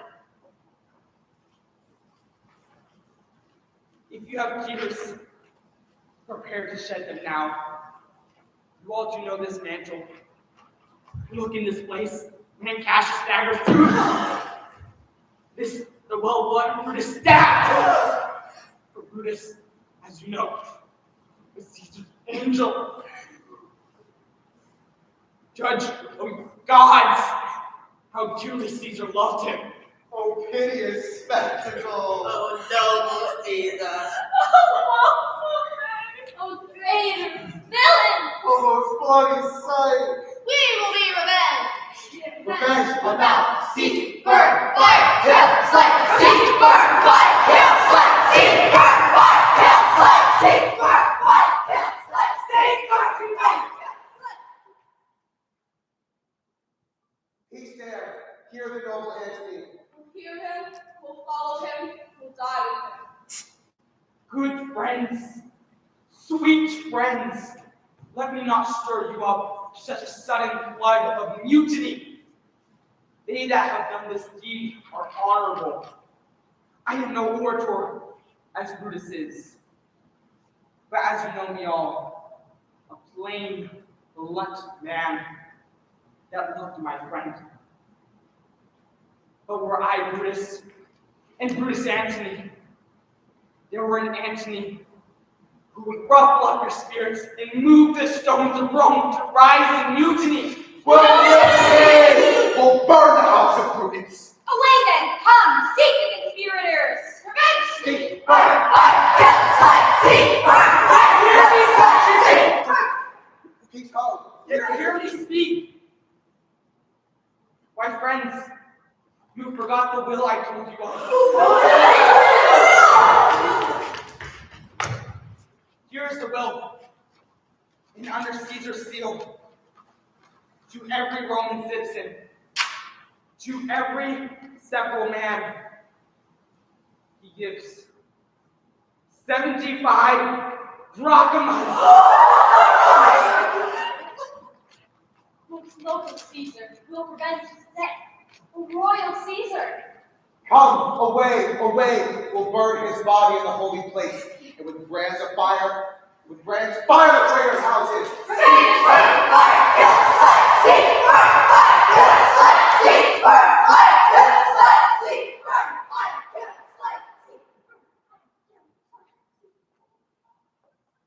Now let it work. Mischief now on to foot.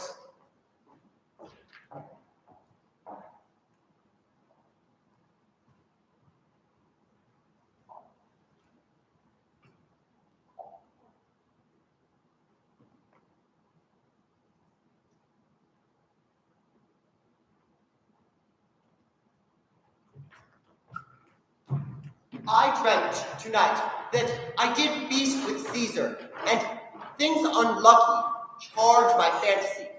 I have no will to wander forth of doors, yet something leads me forth.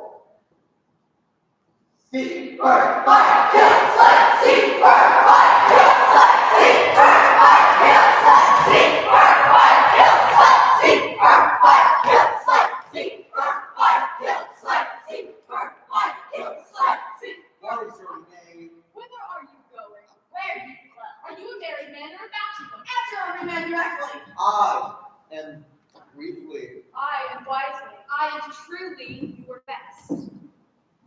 What's my name? Whither am I going? Where do I dwell? Am I a married man or a bachelor?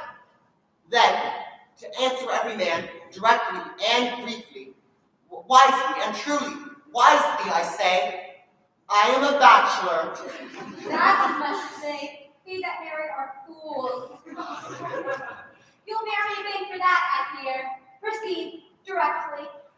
Directly, I am going to Caesar's funeral. As a friend or enemy? As a friend! That matters answer directly. Were you dwelling? Briefly. Briefly, I dwell by the capital. Your name, Sir Curly.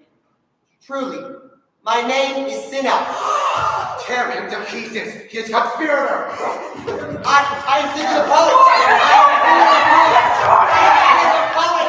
I am not Cinna the conspirator. It's no matter. His name's Cinna. Lock what his name out his word and turn him going.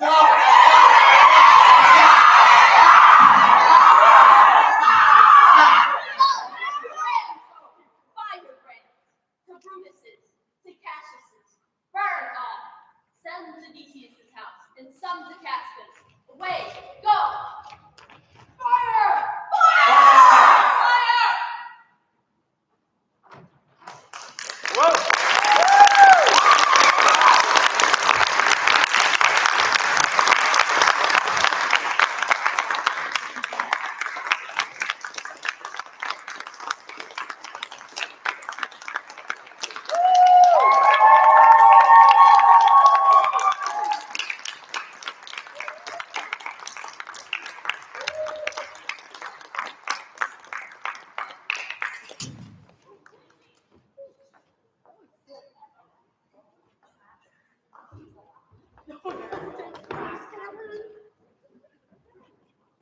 All right, thank you all so much. Thank you.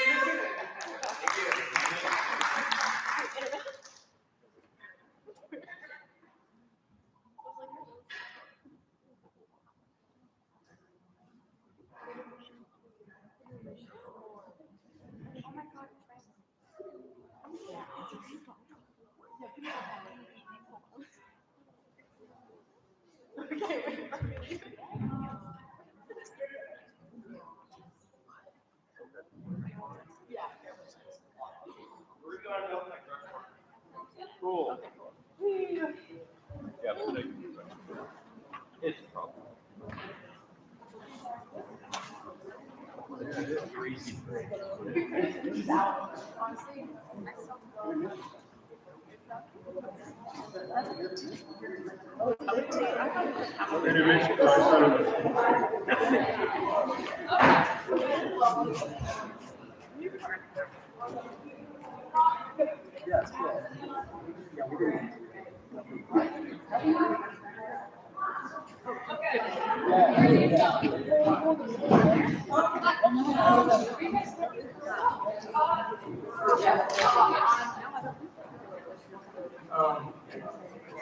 So these are our set if we have those parties.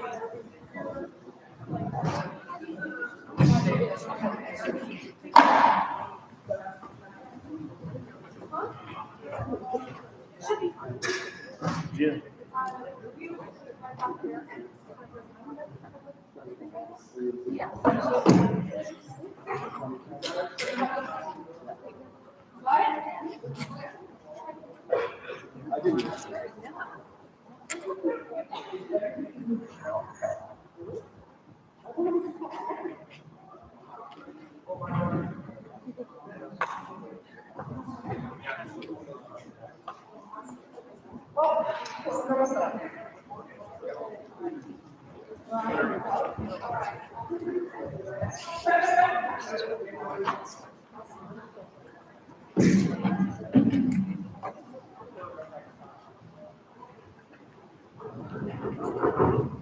Okay.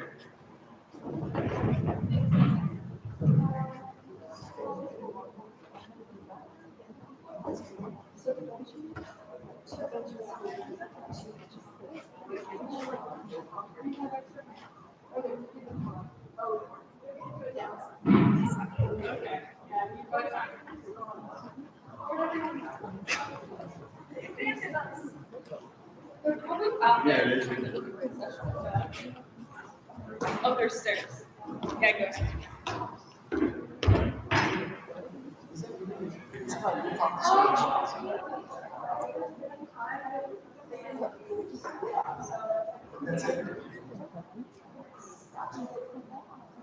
They have a matter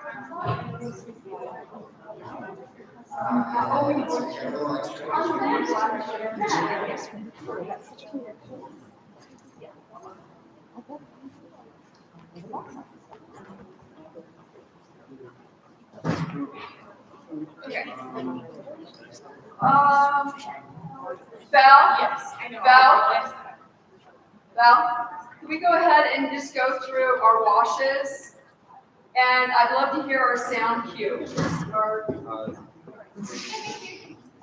Awesome. Which side do you want? I want on that side? There's lots of members. I know, but this is one.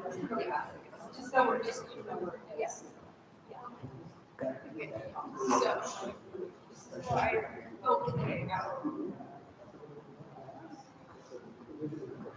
You want to go ahead and give us the owl?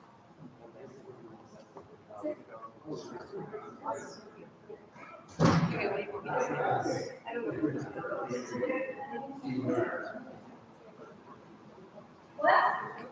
Oh, do you guys not have any sound coming up there? What? Oh, no, we have sound.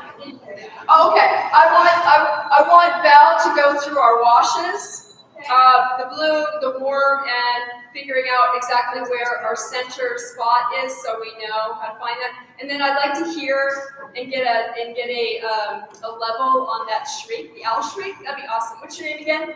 Ray. Ray. Thank you, Ray.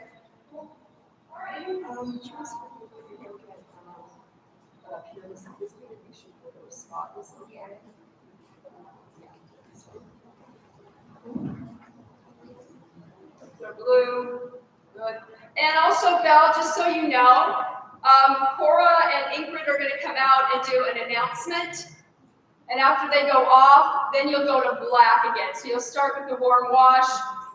They'll come out, then go to black so that Gemma can get in place.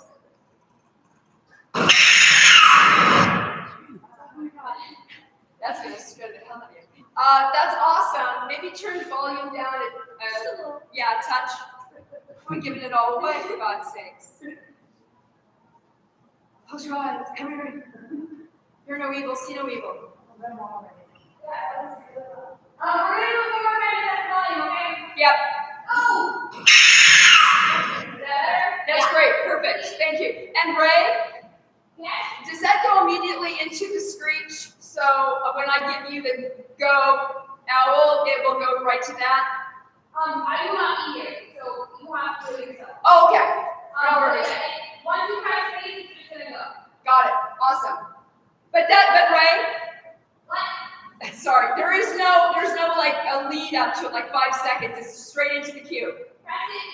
Awesome, thank you.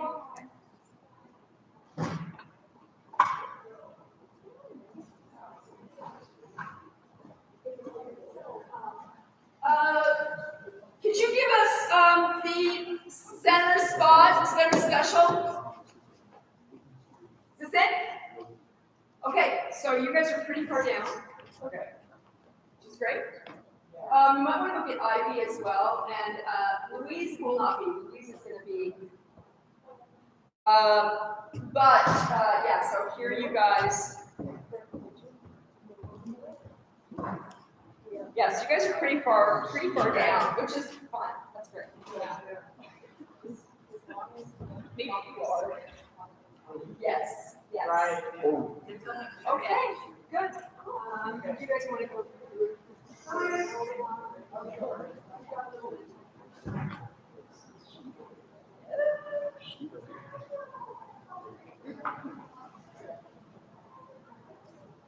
Hi. Oh, hi, Mommy. How's it going? I'm doing well. You're here early. Yeah, I want to remember. Oh, how was or we'll talk, yeah. I don't know, rather,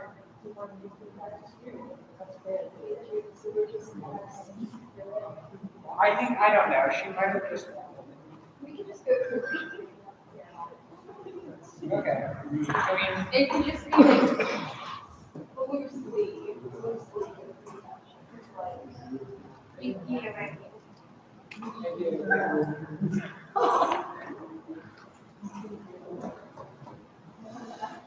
sure, yeah.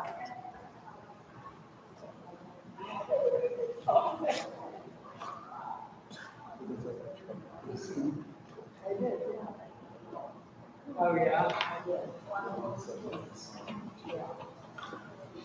Yeah. Sorry about this. That's okay, sorry. No, sorry, I don't. Yes, it was okay.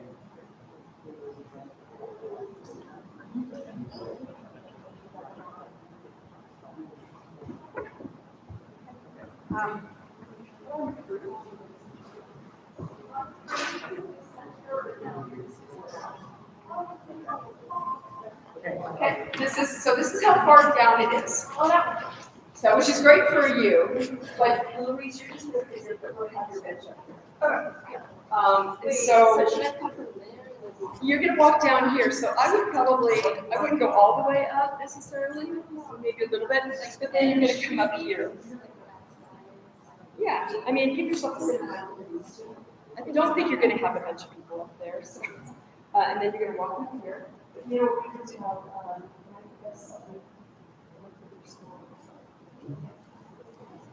okay.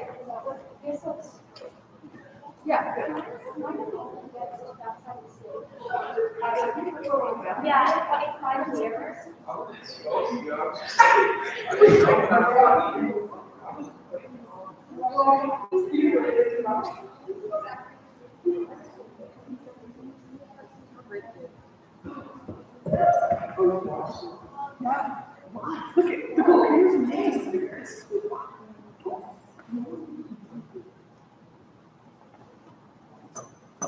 I know what I'm thinking of.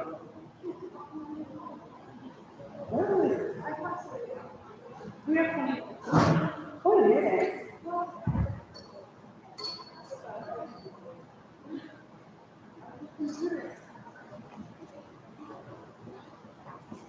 Guys, this is our party.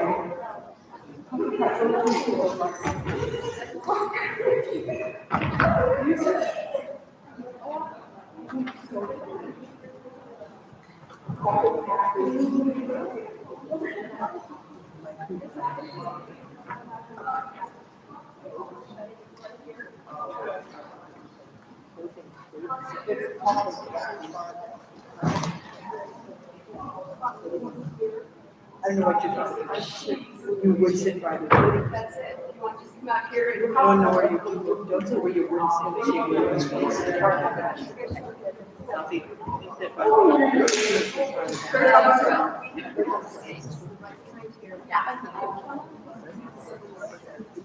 I think.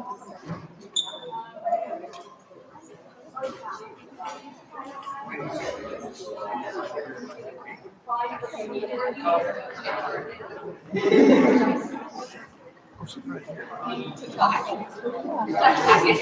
a good spot. The edge. Oh, very good.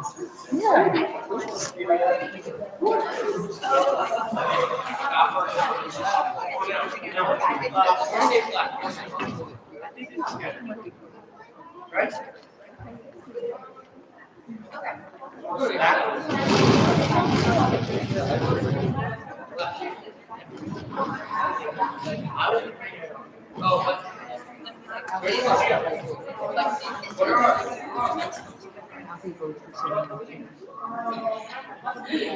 Alfie, you want to sit there? Fine. Want to sit next to Ed? Alfie, you're going to come you can stay there? You'll be fine. I mean, all the time, can be in front of you. Because you know it's good manners to face the person who you're passing. If you change your mind, you can come down. You can see where you're going to go. I want to see the faces. So look, Louise right here, and then we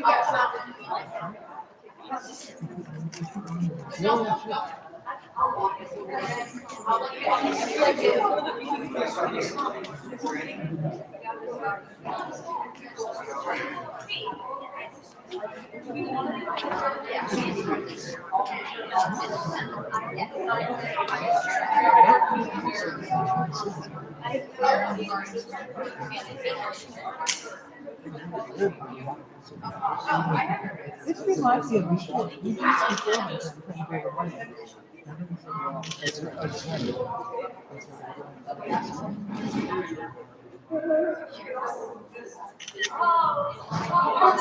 Yes, and that way, Did you set me flash for something? It's so dark. I don't know. My phone wasn't working. I don't know. I usually do. I'm not that good at it. But maybe you're right. Maybe I thought that I was taking.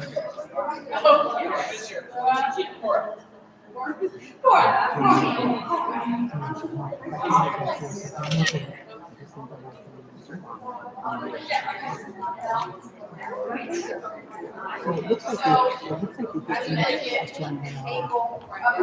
you just There is no difference between the flash one and the no flash. I did two ones.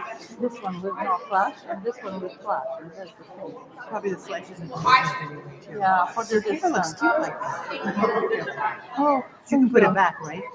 You can put it back if you want to. I mean, you're able to. I You can get usually two lower it. We will. Or two of us will. I will remind you. Because he says it's a better seat. This is the better seat. What are you doing? He said he can know where to be in front of him. I guess he's tired of us. It's okay. He needs to be by himself.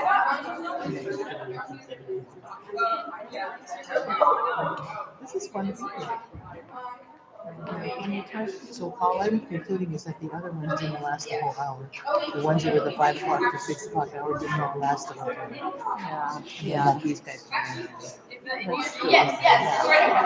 She said it was 4 minutes and there's 6 acts. It's only going to last one.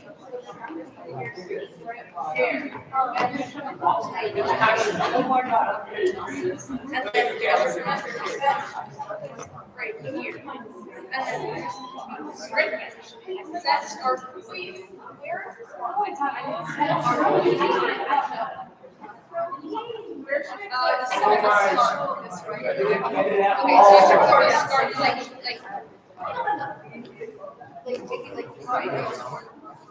Okay. And then I never think about it.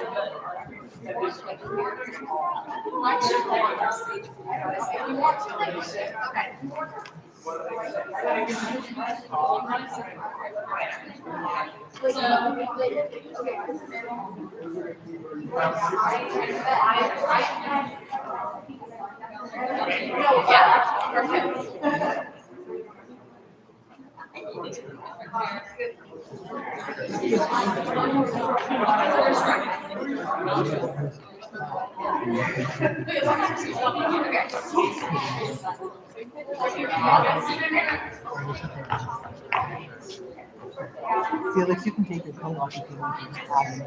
Yeah. I'm hot, you take your coat off. That makes sense? I'm hot, so you take your coat off. Oh boy.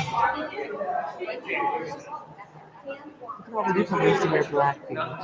All the different ways to wear black.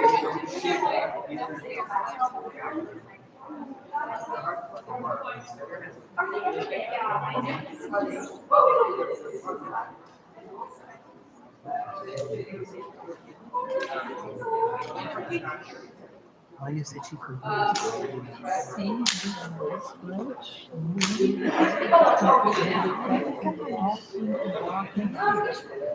Alright, actors, let's go off stage. I think life's good for me. That's what I think too. And they were moving. No, they were standing. We got the TV in their house and we Felix watched them end of the Michigan show. Pilots in Michigan here. But the interesting thing that I don't know how many people oh, they had costumes on. And that's what's that.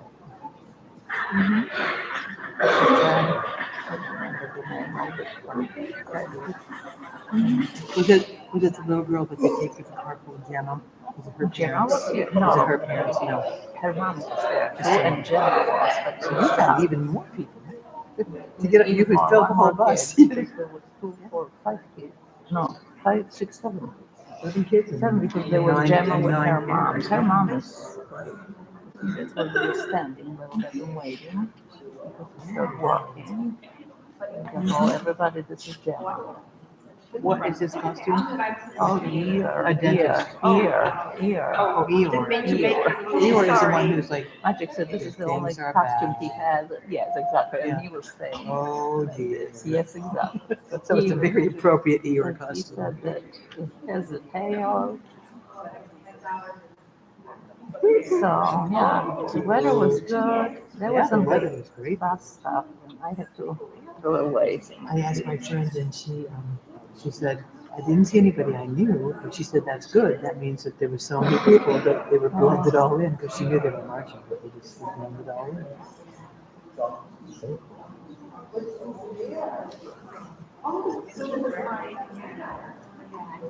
Yes. Oh, right.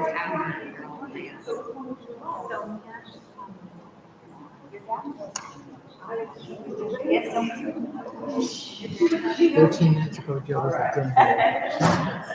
I'm not sure what time.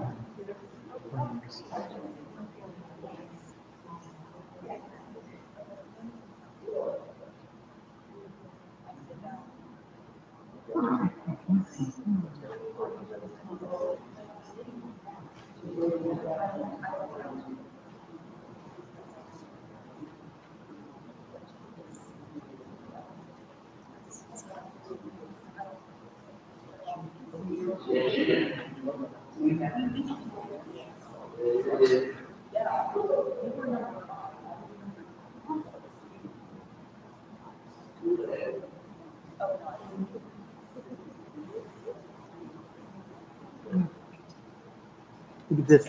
I'm going to send this to Jill. Mom. Like Felix. That's good, right? It's a little bit too late. She should know it better, be earlier.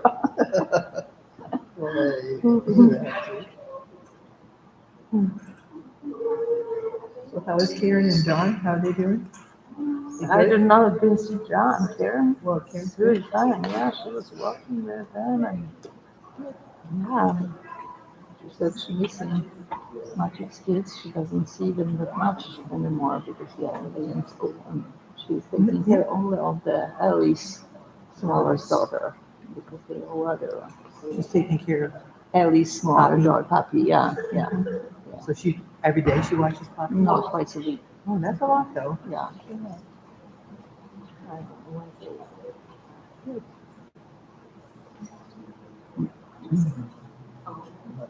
I'll show you Sophie's pictures. Christiana sent it over.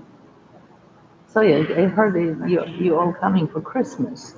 This will be first time for a match to I've come. never even seen their house. Gosh. Here's Sophie. Oh yeah. Okay, cool. Girl. Gosh.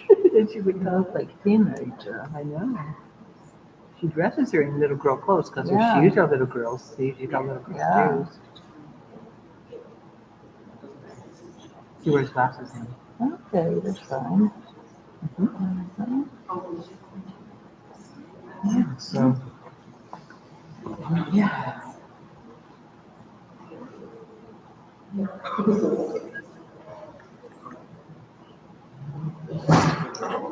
Aw, she says, Anya's so cute. I took the picture. I have the same picture. So Yeah. I think I took one. Cute I smile. took some of the, all of them. Yeah, I tried to do in that theater. too. Send it to Anja. Yeah. What's he doing? Is he cooking for himself while you're gone? Yeah. What did he do? Yeah, few nights friend invited and I did chili. You got some he just- leftovers, Yeah, yeah. but he likes That's good. chili and Is he working on the house? Or is his knee too bothering he him? doesn't have any houses anymore to work The on. houses are all done? Yeah, they So both what's he doing? rented. What's he doing while you're gone? Well, you know, what Watching you're the doing game? when you're home, you always find something to do. Yeah. He's preparing for film festival. Oh, the film, that's what he's Oh, doing. that's a lot of Does he, work. does he do the awards like he used to blow the glass awards? No, he doesn't do the glass work. He orders them. They send them. He found a company who is doing this for not that much money, but you know, he doesn't do glass anymore. But you saw the organizational work for the film Yeah, festival. yeah, He every probably year. got ideas from being at the other Polish film Yeah, festival that's too, for ideas for overall. things. I mean, that's the Polish one. It's a huge festival, 5 days. It's just like, you know, the American, you know, Like the one we used to have in ours. Yeah. We used to have a whole week of it. And Exactly, and it's all the 40 movies you know, or more. the good Polish first ones, yeah. actors, you know, a lot of. He might have hobnobbed and found out. Did he meet some people that attracted his film festival here? Did Oh, he meet that's, any I don't other know. people? They met some people. I don't know. It's hard to say right away if you have Whether to they- make some connections. That's all you can say. That's true. But it's quite fun to see it and to see what their papers, what their Yeah, handout there was looks like, you know, there was a lot of movies that it happened like in 8, 10 small theaters and the movie in Oh, different that's rounds. good. We got it, you know, we stay in the hotel. Now, when you're in, it's at Warsaw. No, it was in Gdynia. Gdynia is a nice, because Gdynia suburb is like 3 cities connected Oh, okay. together.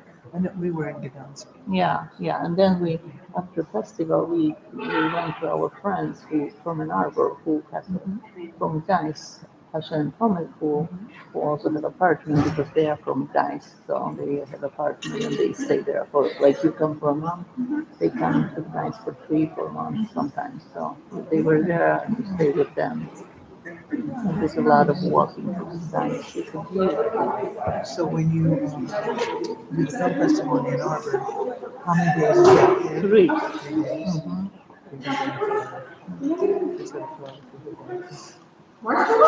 Yeah, we didn't.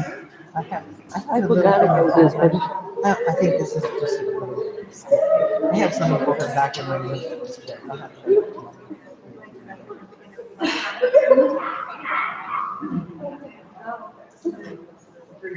especially for the younger kids, it's very important for the older ones. Just being there. Yes, and getting filmed. Yes. So are they in the airport waiting for another It just says flight? 13 minutes ago she was there. They Oh. must, I don't know if they changed planes 3 times, or 2 times, I mean. I don't know if they had 3 planes or 2 planes. I thought there was 2, but I'm not So they sure. went Like Puerto Rico last to time, Denver and then last time Denver. they have like 5 hours over, so that was long trip. They do But it to this try to time get I a cheap didn't one. even ask, so I'm not sure. They're flying from Denver to Portland, but I don't know if she's left yet. Probably not, because that's not very long.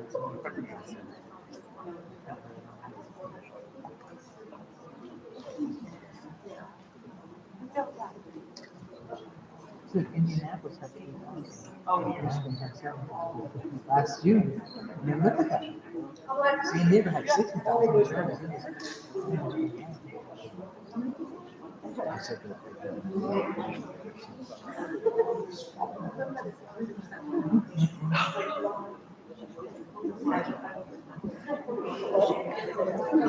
This is a graffiti artist that did this one. He usually started out to be doing graffiti and painting on buildings like Steve-O does. But then he ended up being a finalist.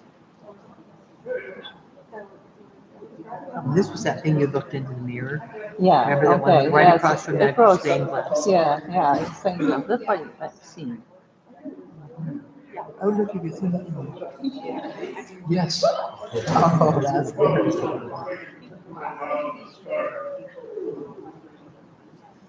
So, the reason why there's not enough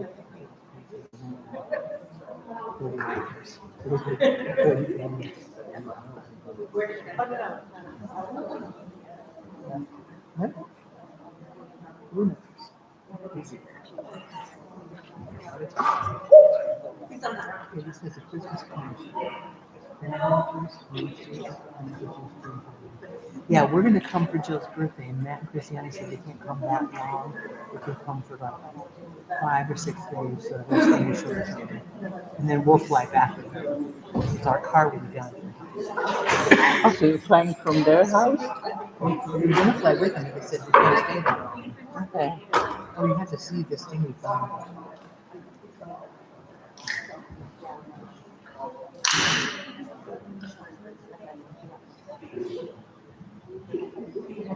Look at this. This is the portable security thing. See that thing going along? It says What does it mean, security. security? It's guarding something. It's doing something for security. When Yeah, that but, truck leaves, you'll see it. It's a little robot.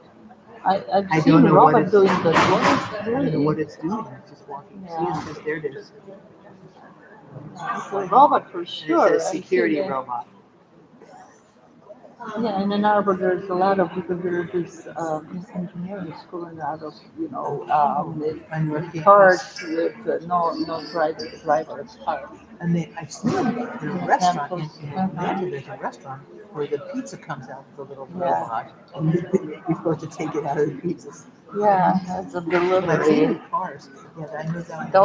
Those I'm talking about on the streets. Yeah, the ones that deliver things, Amazon. And, yeah, videos of it.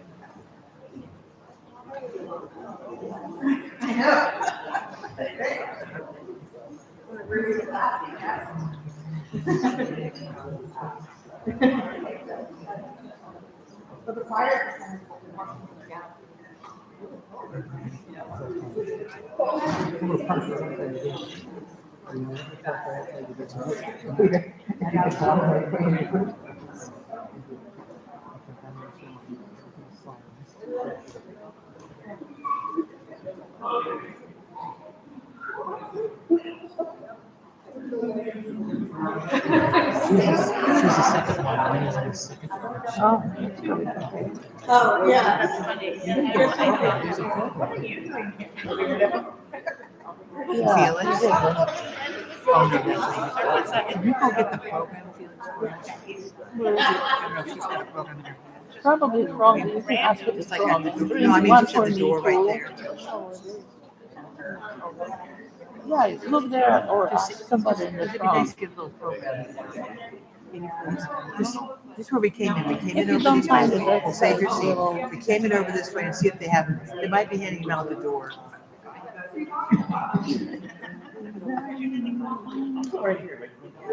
think right at the door, Felix. Maybe she's got some at the door.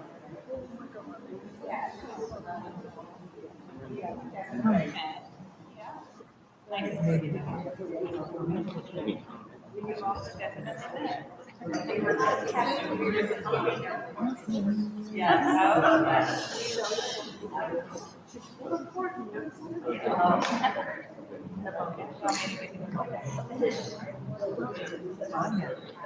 I'm gonna design designing the one What? Sense and Sensibility. It's got, she said we had to choose, I mean, she's not doing it alone, but the group is designing, and they had to decide between green or blue sweatshirts. I mean, Oh, she was actually asking about colors. Yeah. that's my one. Yeah, because she was. She said They it's were between- divided between colors. Yeah, blue and, she, yeah. it's between blue and green. Green. I think the green looks really pretty. I like the blue better. I like the blue better. I think the green's gonna be the one. I don't know. They're probably both good. He's gonna go look for a program. The program. You know, a little paper. Oh, hi, I'm Jason. We just came to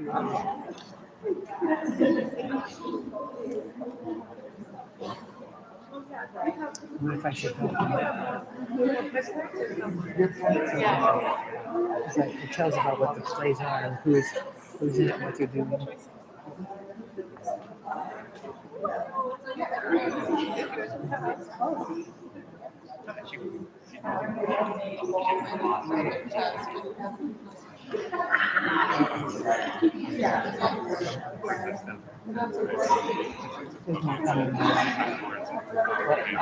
It didn't work that much, really. I was like, kind of like, I'm like, I said I didn't work that much. It's just only 10 hours. And I walked around. Oh, good stuff. Did you find it? Thank you. Oh, good job. Thank you, dear. That's one for me. Thank you for being here. She'll, don't go out after you get one. You want to come sit with us? The grandparents wanted one. Sorry. We didn't bring enough. You have one, Felix? Give it just. Thank you, honey. Thank you. Oh, this is great.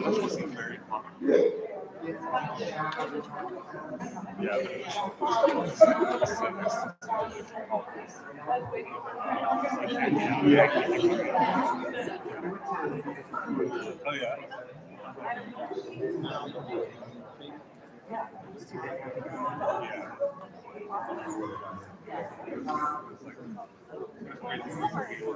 You look quite tired.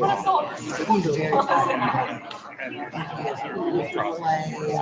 And he said, I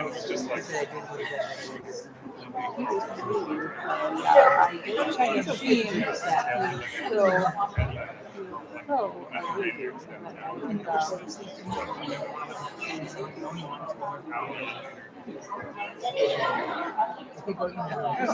even though they're new, probably will put it. Yeah,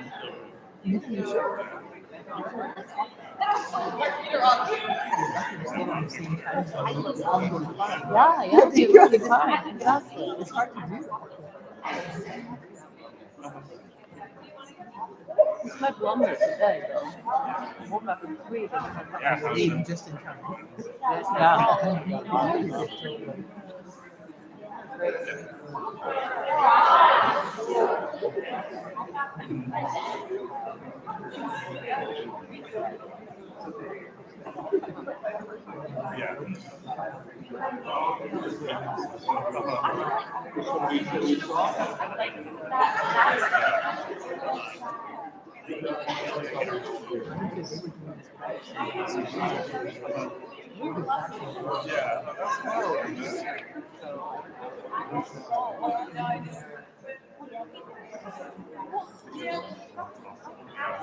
Felix, what?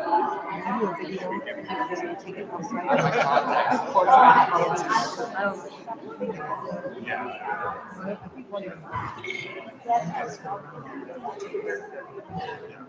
There's only 2 of them, so you probably could do this. Yeah. That's right, which is 2. Yeah, because it's 2. Okay,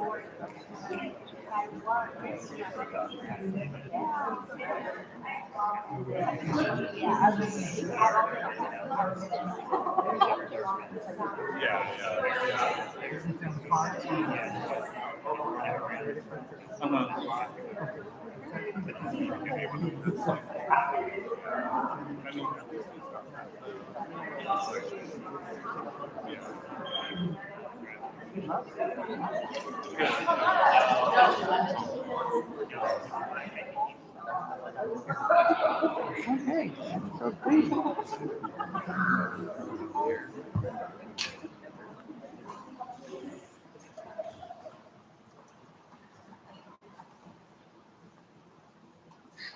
Hi everybody, I'm Roosevelt Rosendahl, and I'm the social media manager of the Thespian Group at Grant High School. And I'm Cora Lambert-Crick, the vice president for the Thespian Group at Grant High School. We are so excited to show you a few scenes and monologues here tonight. But before we do that, we just want to say how honored we are to be here participating in the first PPS ShakesFest. And also, thank you so much to Roosevelt for hosting.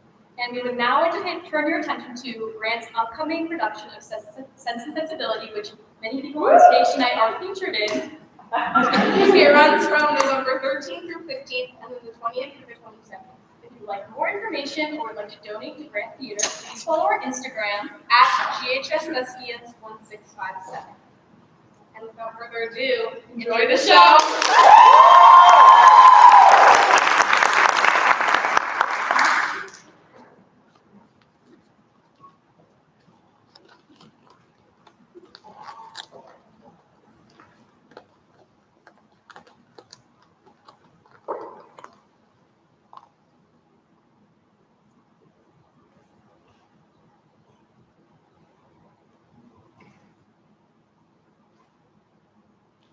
But upon the fairest bows, or every sentence end, will I, Rosalinda, write, teaching all that read to know the quintessence of every sprite.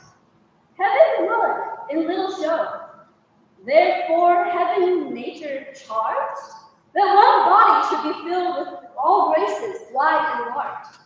Heaven would in little show, therefore heaven nature charged, that one body should be filled with all graces, wide and large. Nature pregnantly distilled, Helen's cheek, but not her heart. Cleopatra's majesty, Atalanta's better taught. Sad Lucretia's modesty, thus Rosalind of many parts. By heavenly sin was devised, of many faces, eyes, and hearts, to have the touch's dearest prize. Heaven would that she these gifts should have, and I to live and die her slave. Did thou hear these verses? Oh yes, I heard them all, and more too, for some of them had in them more feet than the verses would bear. That's no matter, the feet might bear the verses. Aye, but the feet were lame and could not bear themselves without the verse, and therefore stood lamely within the verse. But didst thou hear without wondering how thy name be hanged and carved upon these trees? I was 7 of the 9 days out of the wonder before you came, for look here what I found on a palm tree. Troy, who hath done this? Is it a man? And a chain that you once swore by his neck. Shady miller, And prithee who? oh, Lord, Lord, it is a hard matter for friends to meet. The mountains may be removed with earthquakes, and so it can. Nay, but who is it? Is it possible? Nay, I prithee now with petitionary vehemence, tell me who it is. Oh, wonderful, wonderful, and most wonderful, and yet again wonderful. And after that, I'm all hooping. With my complexion, dost thou think though I am caparisoned like a man, I have a doublet and hose in my disposition? 1 inch delay more is a south of sea and discovery. And will you tell me when to quickly and speak apace? I would thou couldst stand, or thou mightst pour this concealed man out of thy mouth as wine leaves out of a narrow mouth bottle, either too much at once, or none at all. Or could thee take the cork out of thy mouth that I may drink thy tidings? So you become man in your belly. Is he of God's making? What manner of a man is his head with a hat or his chin with a beard? Nay, he hath but a little beard. Why, God will send more if the man be thankful. Let me stay the look of the beard, thou delay me not in knowledge of his chin. It is young Orlando that tripped up the wrestler's heels, and your heart broke in an instant. Nay, but the devil take mocking. Speak sad brow, Druid. If faith does, 'tis he. Orlando! Alas the day! What shall I do with my doublet and hose? What did he when thus lost it? What said he? How looked he? Where went he? How worked he? With me? How remains he? Where remains he? What makes he here? How far did he be? When shall I see him again? You must bar me Gargantua's mouth first. 'Tis a word too great for any man this age's size. To say I know to these particulars is more than to answer in a catechism. But doth he know that I am in this forest and in man's apparel? Looks he as freshly as he did the day he wrestled? It is as easy to count atomies as to resolve the propositions of a lover. But take a taste of my finding you with fellowship and good observance. I found him underneath a tree. Like a drop, it may well be called Job's tree when it drops forth fruit. Give me audience, good madam. Proceed. There he lay, stretched along like a wounded knight. It would be a pity to see such a sight, but well becomes the crowd. Cry haw to the tongue, I pity. It hurts unseasonably. He was furnished like a hunter. Oh, ominous! He comes to kill my heart! I would sing my song without a burden. Thou bringst me unto. Do you not know I am a woman? When I think, I must speak. Sweet, stay on. You bring me out. Soft, come do not hear. 'Tis he. Sleep by, and nothing.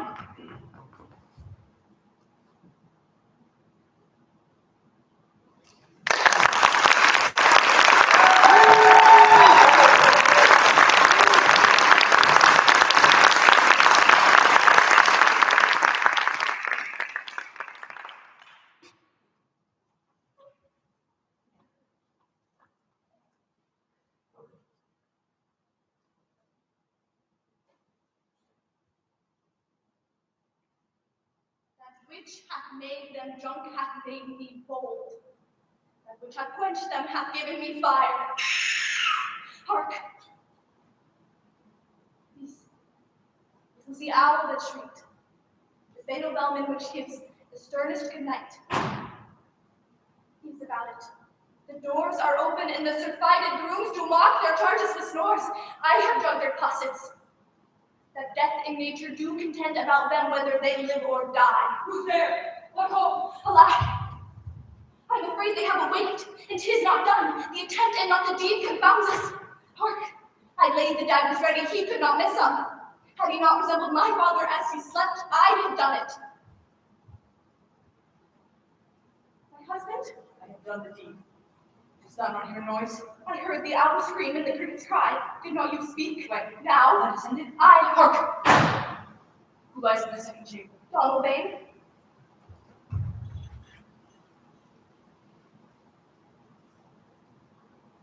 It's a sorry sight. A foolish thought to say a sorry sight. This one did laugh and sleep, and one cried murder, but they did wait each other. I stood and heard them, but they did say their prayers, and addressed them again. Sleep. There are two lodged together. One cried, God bless us, and amen the other, as they had seen me with these hangman's hands, listening their fear.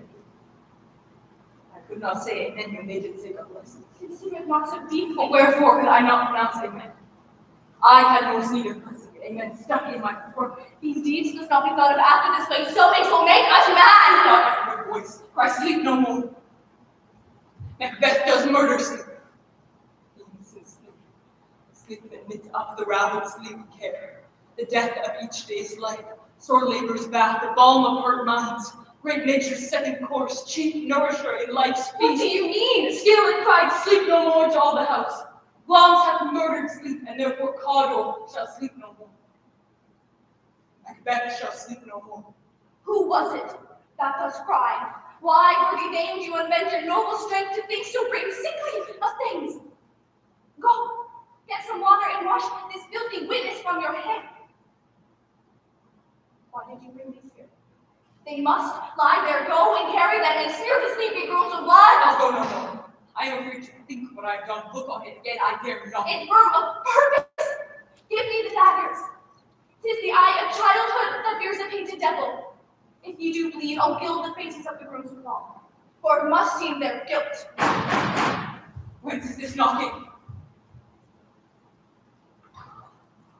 How is it with me that every noise appalls me? What hands are here? Pluck out mine eyes.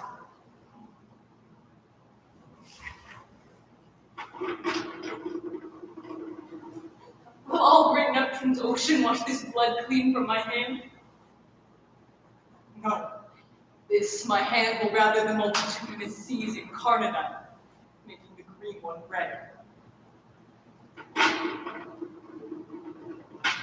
My hands are of your color, but I shame to wear a heart so white. Hark! I hear knocking at the south entry. Retire we to our chamber. A little water clears up this deed. How easy it is then. Your constancy hath left you unattended. Hark! More knocking. Get on your nightgown, lest occasion call us to be watchers.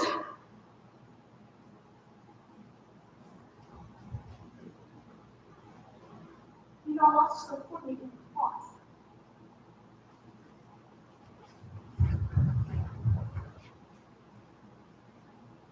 To know my deeds, for best to know myself. Wake Duncan with thy knocking! With thou couldst.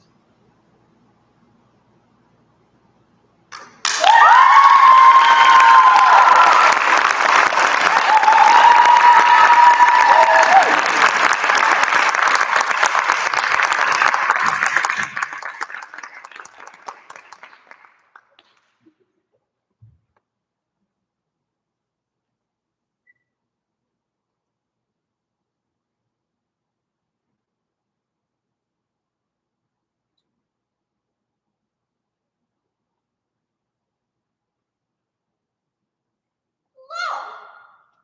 She is one of this confederacy. Now, I perceive they have conjoined all three to fashion this false sport in spite of me. Injurious Hermia, most ungrateful maid, have you conspired? Have you these contrived to bait me in this foul division? Is all our counsel that we two have shared, all sisters' vows, all hours we have spent when we have chid the hasty-footed time for parting with? Oh, is all forgot? All school days, friendships, childhood innocence? We, Hermia, like two artificial gods, have with our needles created both one flower, both on one sampler, warbling of one song, both in one key. As if our hands, sides, voices, minds have been incorporated. So we grew together, like a double cherry, seeming parted but yet an union in partition. Two lovely berries molded on one stem, seeming parted but yet an union in partition. So with two seeming bodies but one heart, two of the first like coats in heraldry, due but to one and crowned in one crest. And will you rent our ancient love asunder to join with men in scorning your poor friend? It is not friendly. 'Tis not maidenly. Our sex as well as I may chide you for it, though I alone can feel the injury.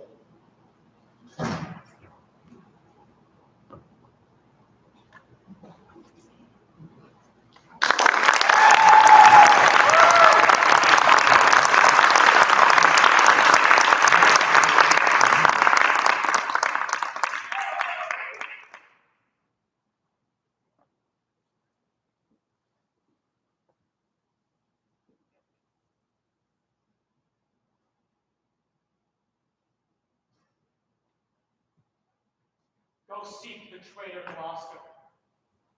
Bring him before us. Pin him like a thief.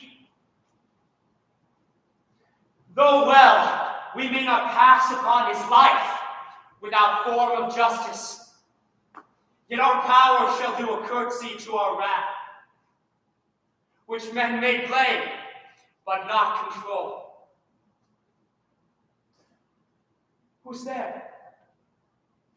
The traitor, ungrateful fox! 'Tis he. Bind fast his porky arms. What means your graces? Good, my friends, consider that you are my guests. Do we know foul play? Fine, can I say? Hard. Hard! The traitor. Merciful lady as you are. None to this chair bind him. Villain, thou shalt find. By the kind gods, 'tis most ignobly done to pluck me by the beard. So white, and such a traitor. No, my lady.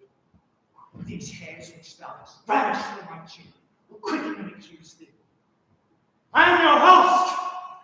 With robbers' hands, my hospitable favors, you should not ruffle us. What will you do? Come, sir. What letters have you laid from France? Be simple answering, for we know the truth. And what confederacy have you with the traitors late-footed in the kingdom? To whose hands you have sent the lunatic king? Speak. I have a letter guessing me set down. It came from one of a neutral heart, not from one opposed. Cunning. And false. Where hast thou sent the king? Dover. Wherefore to Dover? Who's on a child? Wherefore to Dover? Let him answer that.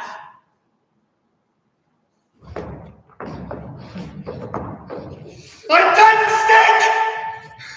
And I must stand the course. Wherefore to Dover?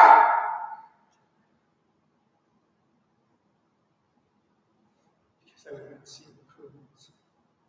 Pluck out his poll eyes. Nor thy fierce sister, in his anointed flesh thou boorish fangs. You see, such a storm as his bare head, in hell black night it endured, would have boiled and quenched the stellar fires. Yet, poor God, he hoped the heavens to ring. If wolves had at thy gates howled that during time, thou shouldst have said, good porter, turn the king. All cruels I'll subscribe. I shall see the winged vengeance to overtake such children! See thou shalt never. Fellows, hold the chair. Upon thine eyes I'll set my foot. He doesn't think to until he be old. Give me some help. No!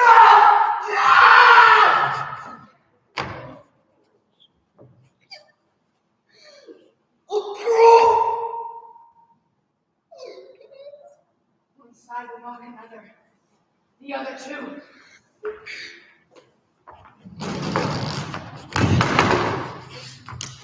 If you see vengeance, hold your hand!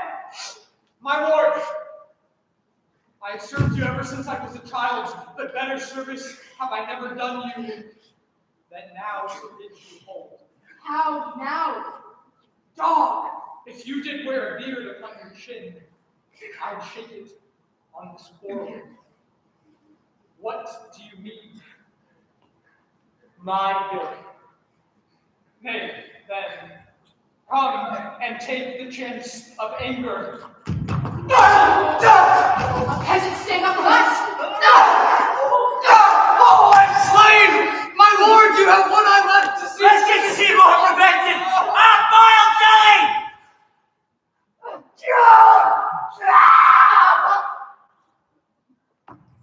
Where is thy luster now?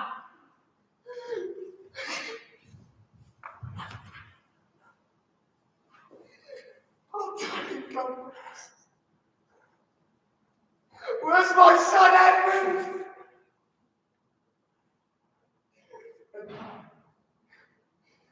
even on the stars of nature, record this all in. Out! Treacherous villain! Thou caused upon him that hates thee.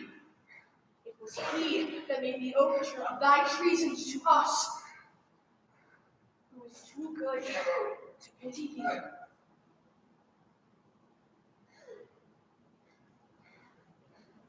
My fathers,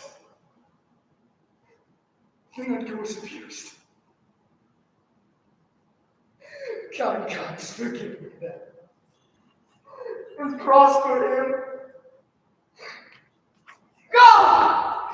Thrust him out that gate and let him smell his way to Dover.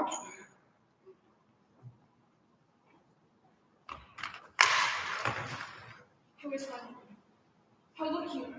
I received her. Follow me, lady. Turn out that eyeless villain.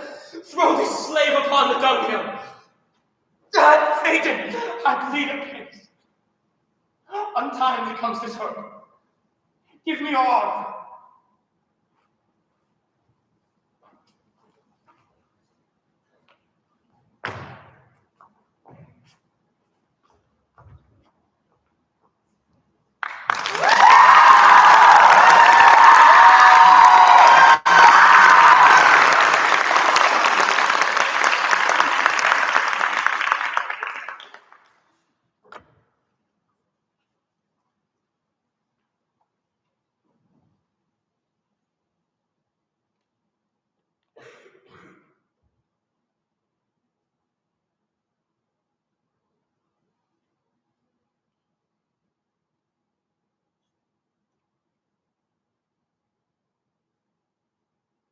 Oh, what a noble mind is here overthrown. The courtiers, soldiers, scholars, eye, tongue, sword, the expectancy and rose of the fair state, the glass of fashion and the mold of form, the observed of all observers. Quite down. And I, ladies most deject and wretched, that sucked the honey of his music vows, now see that noble and most sovereign reason, like sweet bells jangled out of tune and harsh, that unmatched form and feature of blown youth, blasted with ecstasy. Oh, woe is me! To see what I have seen, see what I see.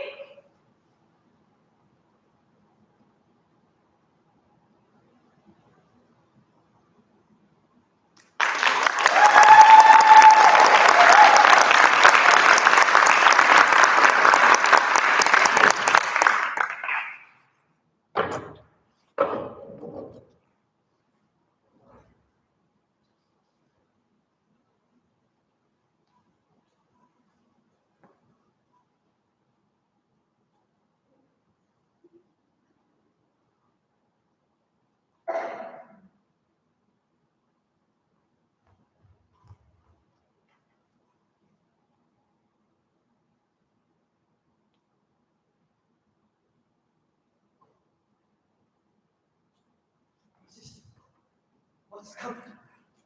Why? As all comforts are. Most good. Most good indeed.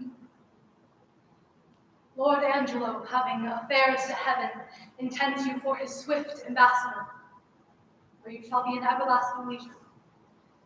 Therefore, your best appointment make with speed. Tomorrow you set off. Single remedy. None. Such a remedy as to save a head, to cleave a heart in twain. Is there any? Yes, brother. You may live. There is a devilish mercy in the judge, if you'll implore it, that will free your life but fetter you till death. Perpetual durance. Aye, just perpetual durance. A restraint through all the world's vastity you had to a determined scope. But in one niche. In such a one as you consenting to it, would bark your honor from that drunken bear and leave you naked. And we know the point. Oh, I do fear thee, Claudia. And I quake.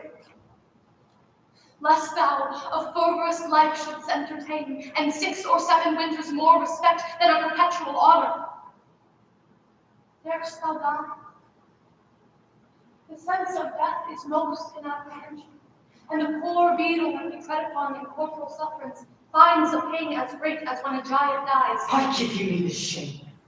Think you I can, a resolution fetch me flowery tenderness? If I must die, I will encounter darkness as a bride, and hug it in mine arms. There spake my brother. There my father's grave did utter forth a voice. Yes, thou must die. Thou art too noble to conserve a life on base appliances. This outward sainted deputy, whose settled visage and deliberate word nips youth in the head, and follies doth anew as falcon doth the fowl, is yet a devil. His filth within being past, he would appear upon as deep as hell. Frenzy. Oh, 'tis a cunning livery of hell. The damnedest body to invest and cover in frenzy guards. Dost thou think, Claudia, if I would yield him my virginity, thou mightst be free? Can I be? Yes, he would give it thee from this rank offense so to offend him still. This night's the time that I should do what I abhor to make, or thou diest tomorrow. How shall I do it? O Lord, for my life I throw it down to your deliverance as frankly as a pin. You ready, Claudia? You ready?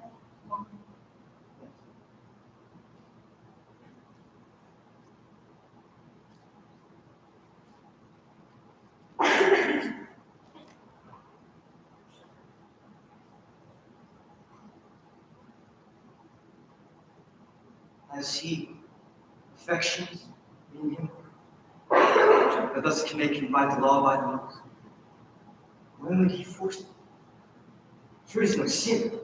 If the deadly 7 is the least. Which is the least? If he would damn him, he being so wise, why would he for the momentary trick be perturbedly fine? Oh, Isabel! What says my brother? Death is a fearful thing. And shameth life a hateful. But to die, no, we know not where. To lie in cold obstruction and to rot. This sensible, warm notion to become a needed claw, and the delighted spirit to bathe in fiery floods or to reside in thrilling region of thick-ribbed ice. To be imprisoned in the viewless winds and blown with restless violence round about the pendant morn, would be worse than worst of those that lawless and certain not imagine how. This is too horrible. The weariest and most loathly worldly life, the age and ache, penury and imprisonment, can lay on nature its paradise to what we fear of death. Alas, alas! Let me live. What sin you do to save a brother's life, nature dispenses with the deed so far that it becomes a virtue. Oh, you beast! Oh, faithless coward! Oh, dishonorable wretch! Wilt thou be made a man out of my vice? Is not some kind of incest to take life from thine own sister's shame? What should I think? Heaven shield my mother great, my father fair, for such a warped slip of wilderness ne'er issue from his blood. Take my defiance, die, perish. Might my bending down reprieve me of thy fate, it should proceed. I'll pray 1,000 prayers for thy death, no word to save. Oh, fire! Thy sins not accidental but betrayed. Mercy to thee would prove itself above. 'Tis best thou diest quickly. Oh, hear me, Isabella!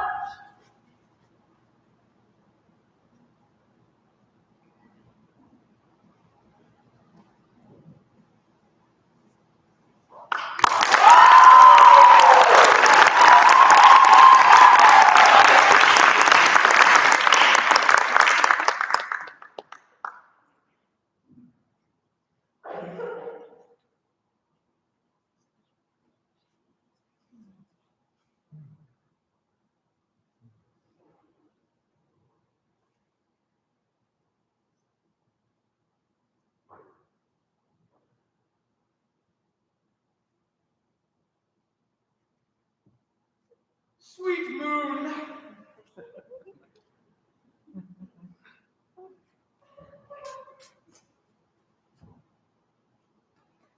Sweet moon, I thank thee for thy sunny beams. I thank thee, moon, for shining now so bright, for by thy gracious golden glittering gleams I trust to take a truest Thisbe sight. But stay, oh spite, but mark, poor night, what dreadful dole is here? Eyes, do you see? How can it be? Oh, dainty duck, oh dear, thy mantle good, what? Stained with blood? Approach, ye furies fell. Oh, fates, cut thread and thrum, quail, crush, conclude, and quell. Oh, wherefore, nature, didst thou lions trade, since lion bile hath here deflowered my dear, which is, no, which was the fairest dame that lived, that loved, that liked, that looked with cheer.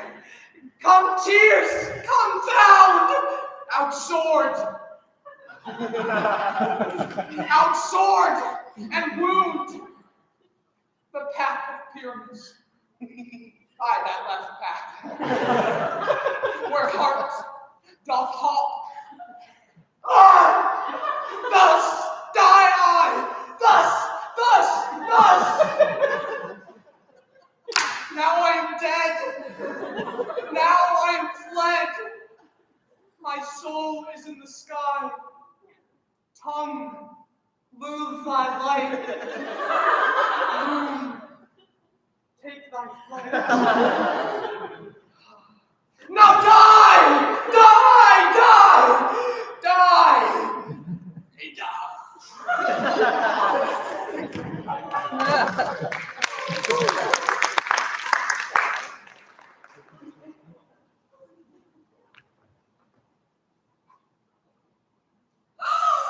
Asleep, my love? What? Dead? Quite dead, my dog. Oh, Pyramus, arise! Speak! Quite dumb. Dead, oh, dead! The tomb was covered by sweet eyes. Oh, this weary whip, this cherry nose, this yellow couch for cheeks, are gone! Lovers, make moan! Oh, his eyes were green as leeks! Oh, sister three, come to me!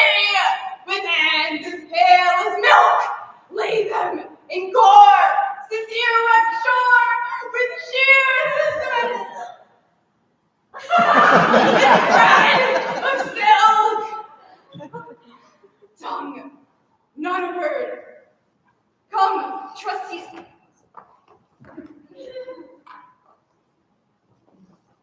Come, trusty sword. Come, blade, my breast improve.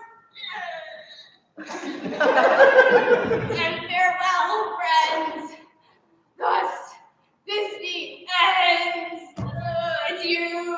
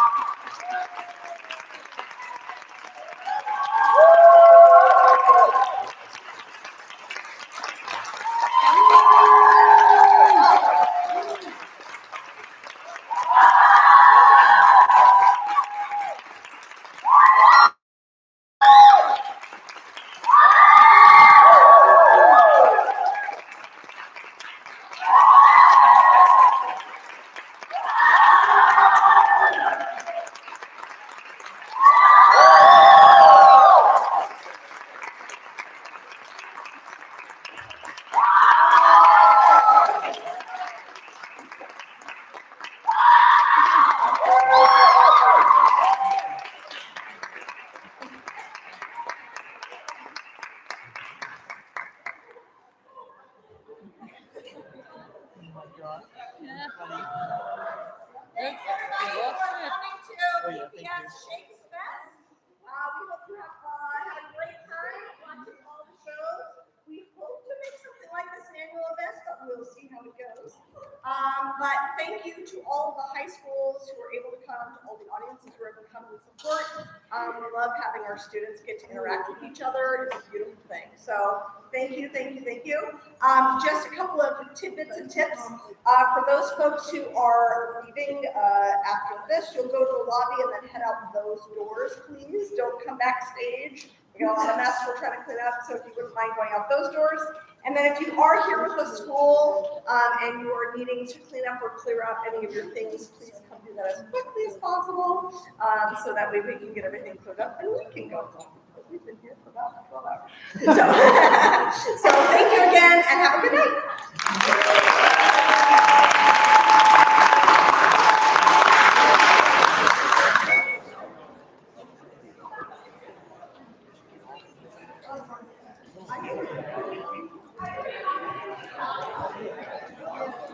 What did you think?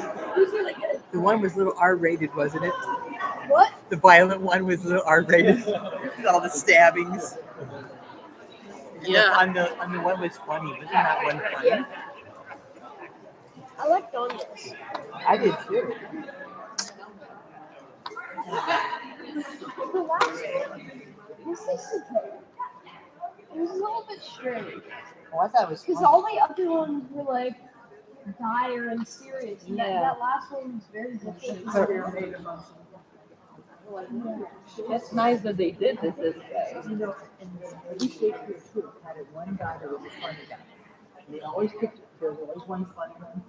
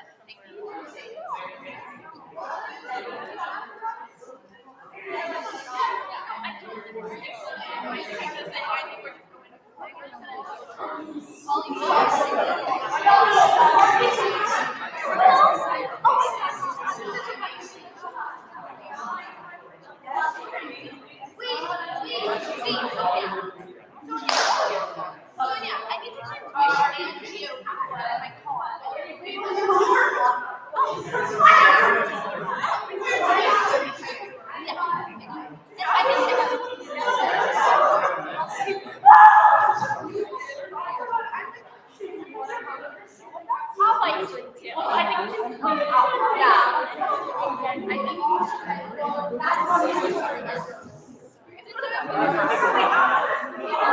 my God, honey.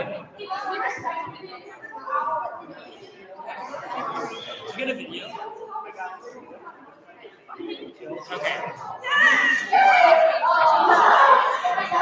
Did you guys see it? I wanted a full video of this in my until that high stakes. What did you get a good so you can watch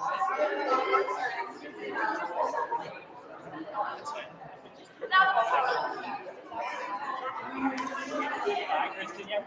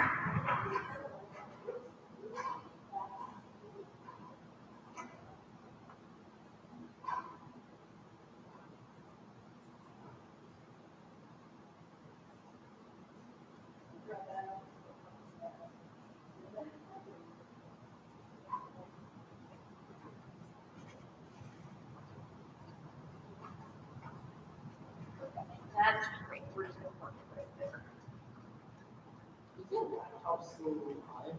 Yeah. Oh well, it'll be a really long life. What, 10 hours? Yeah, something like that.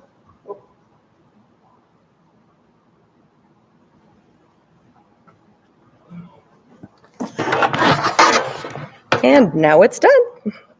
Happy watching.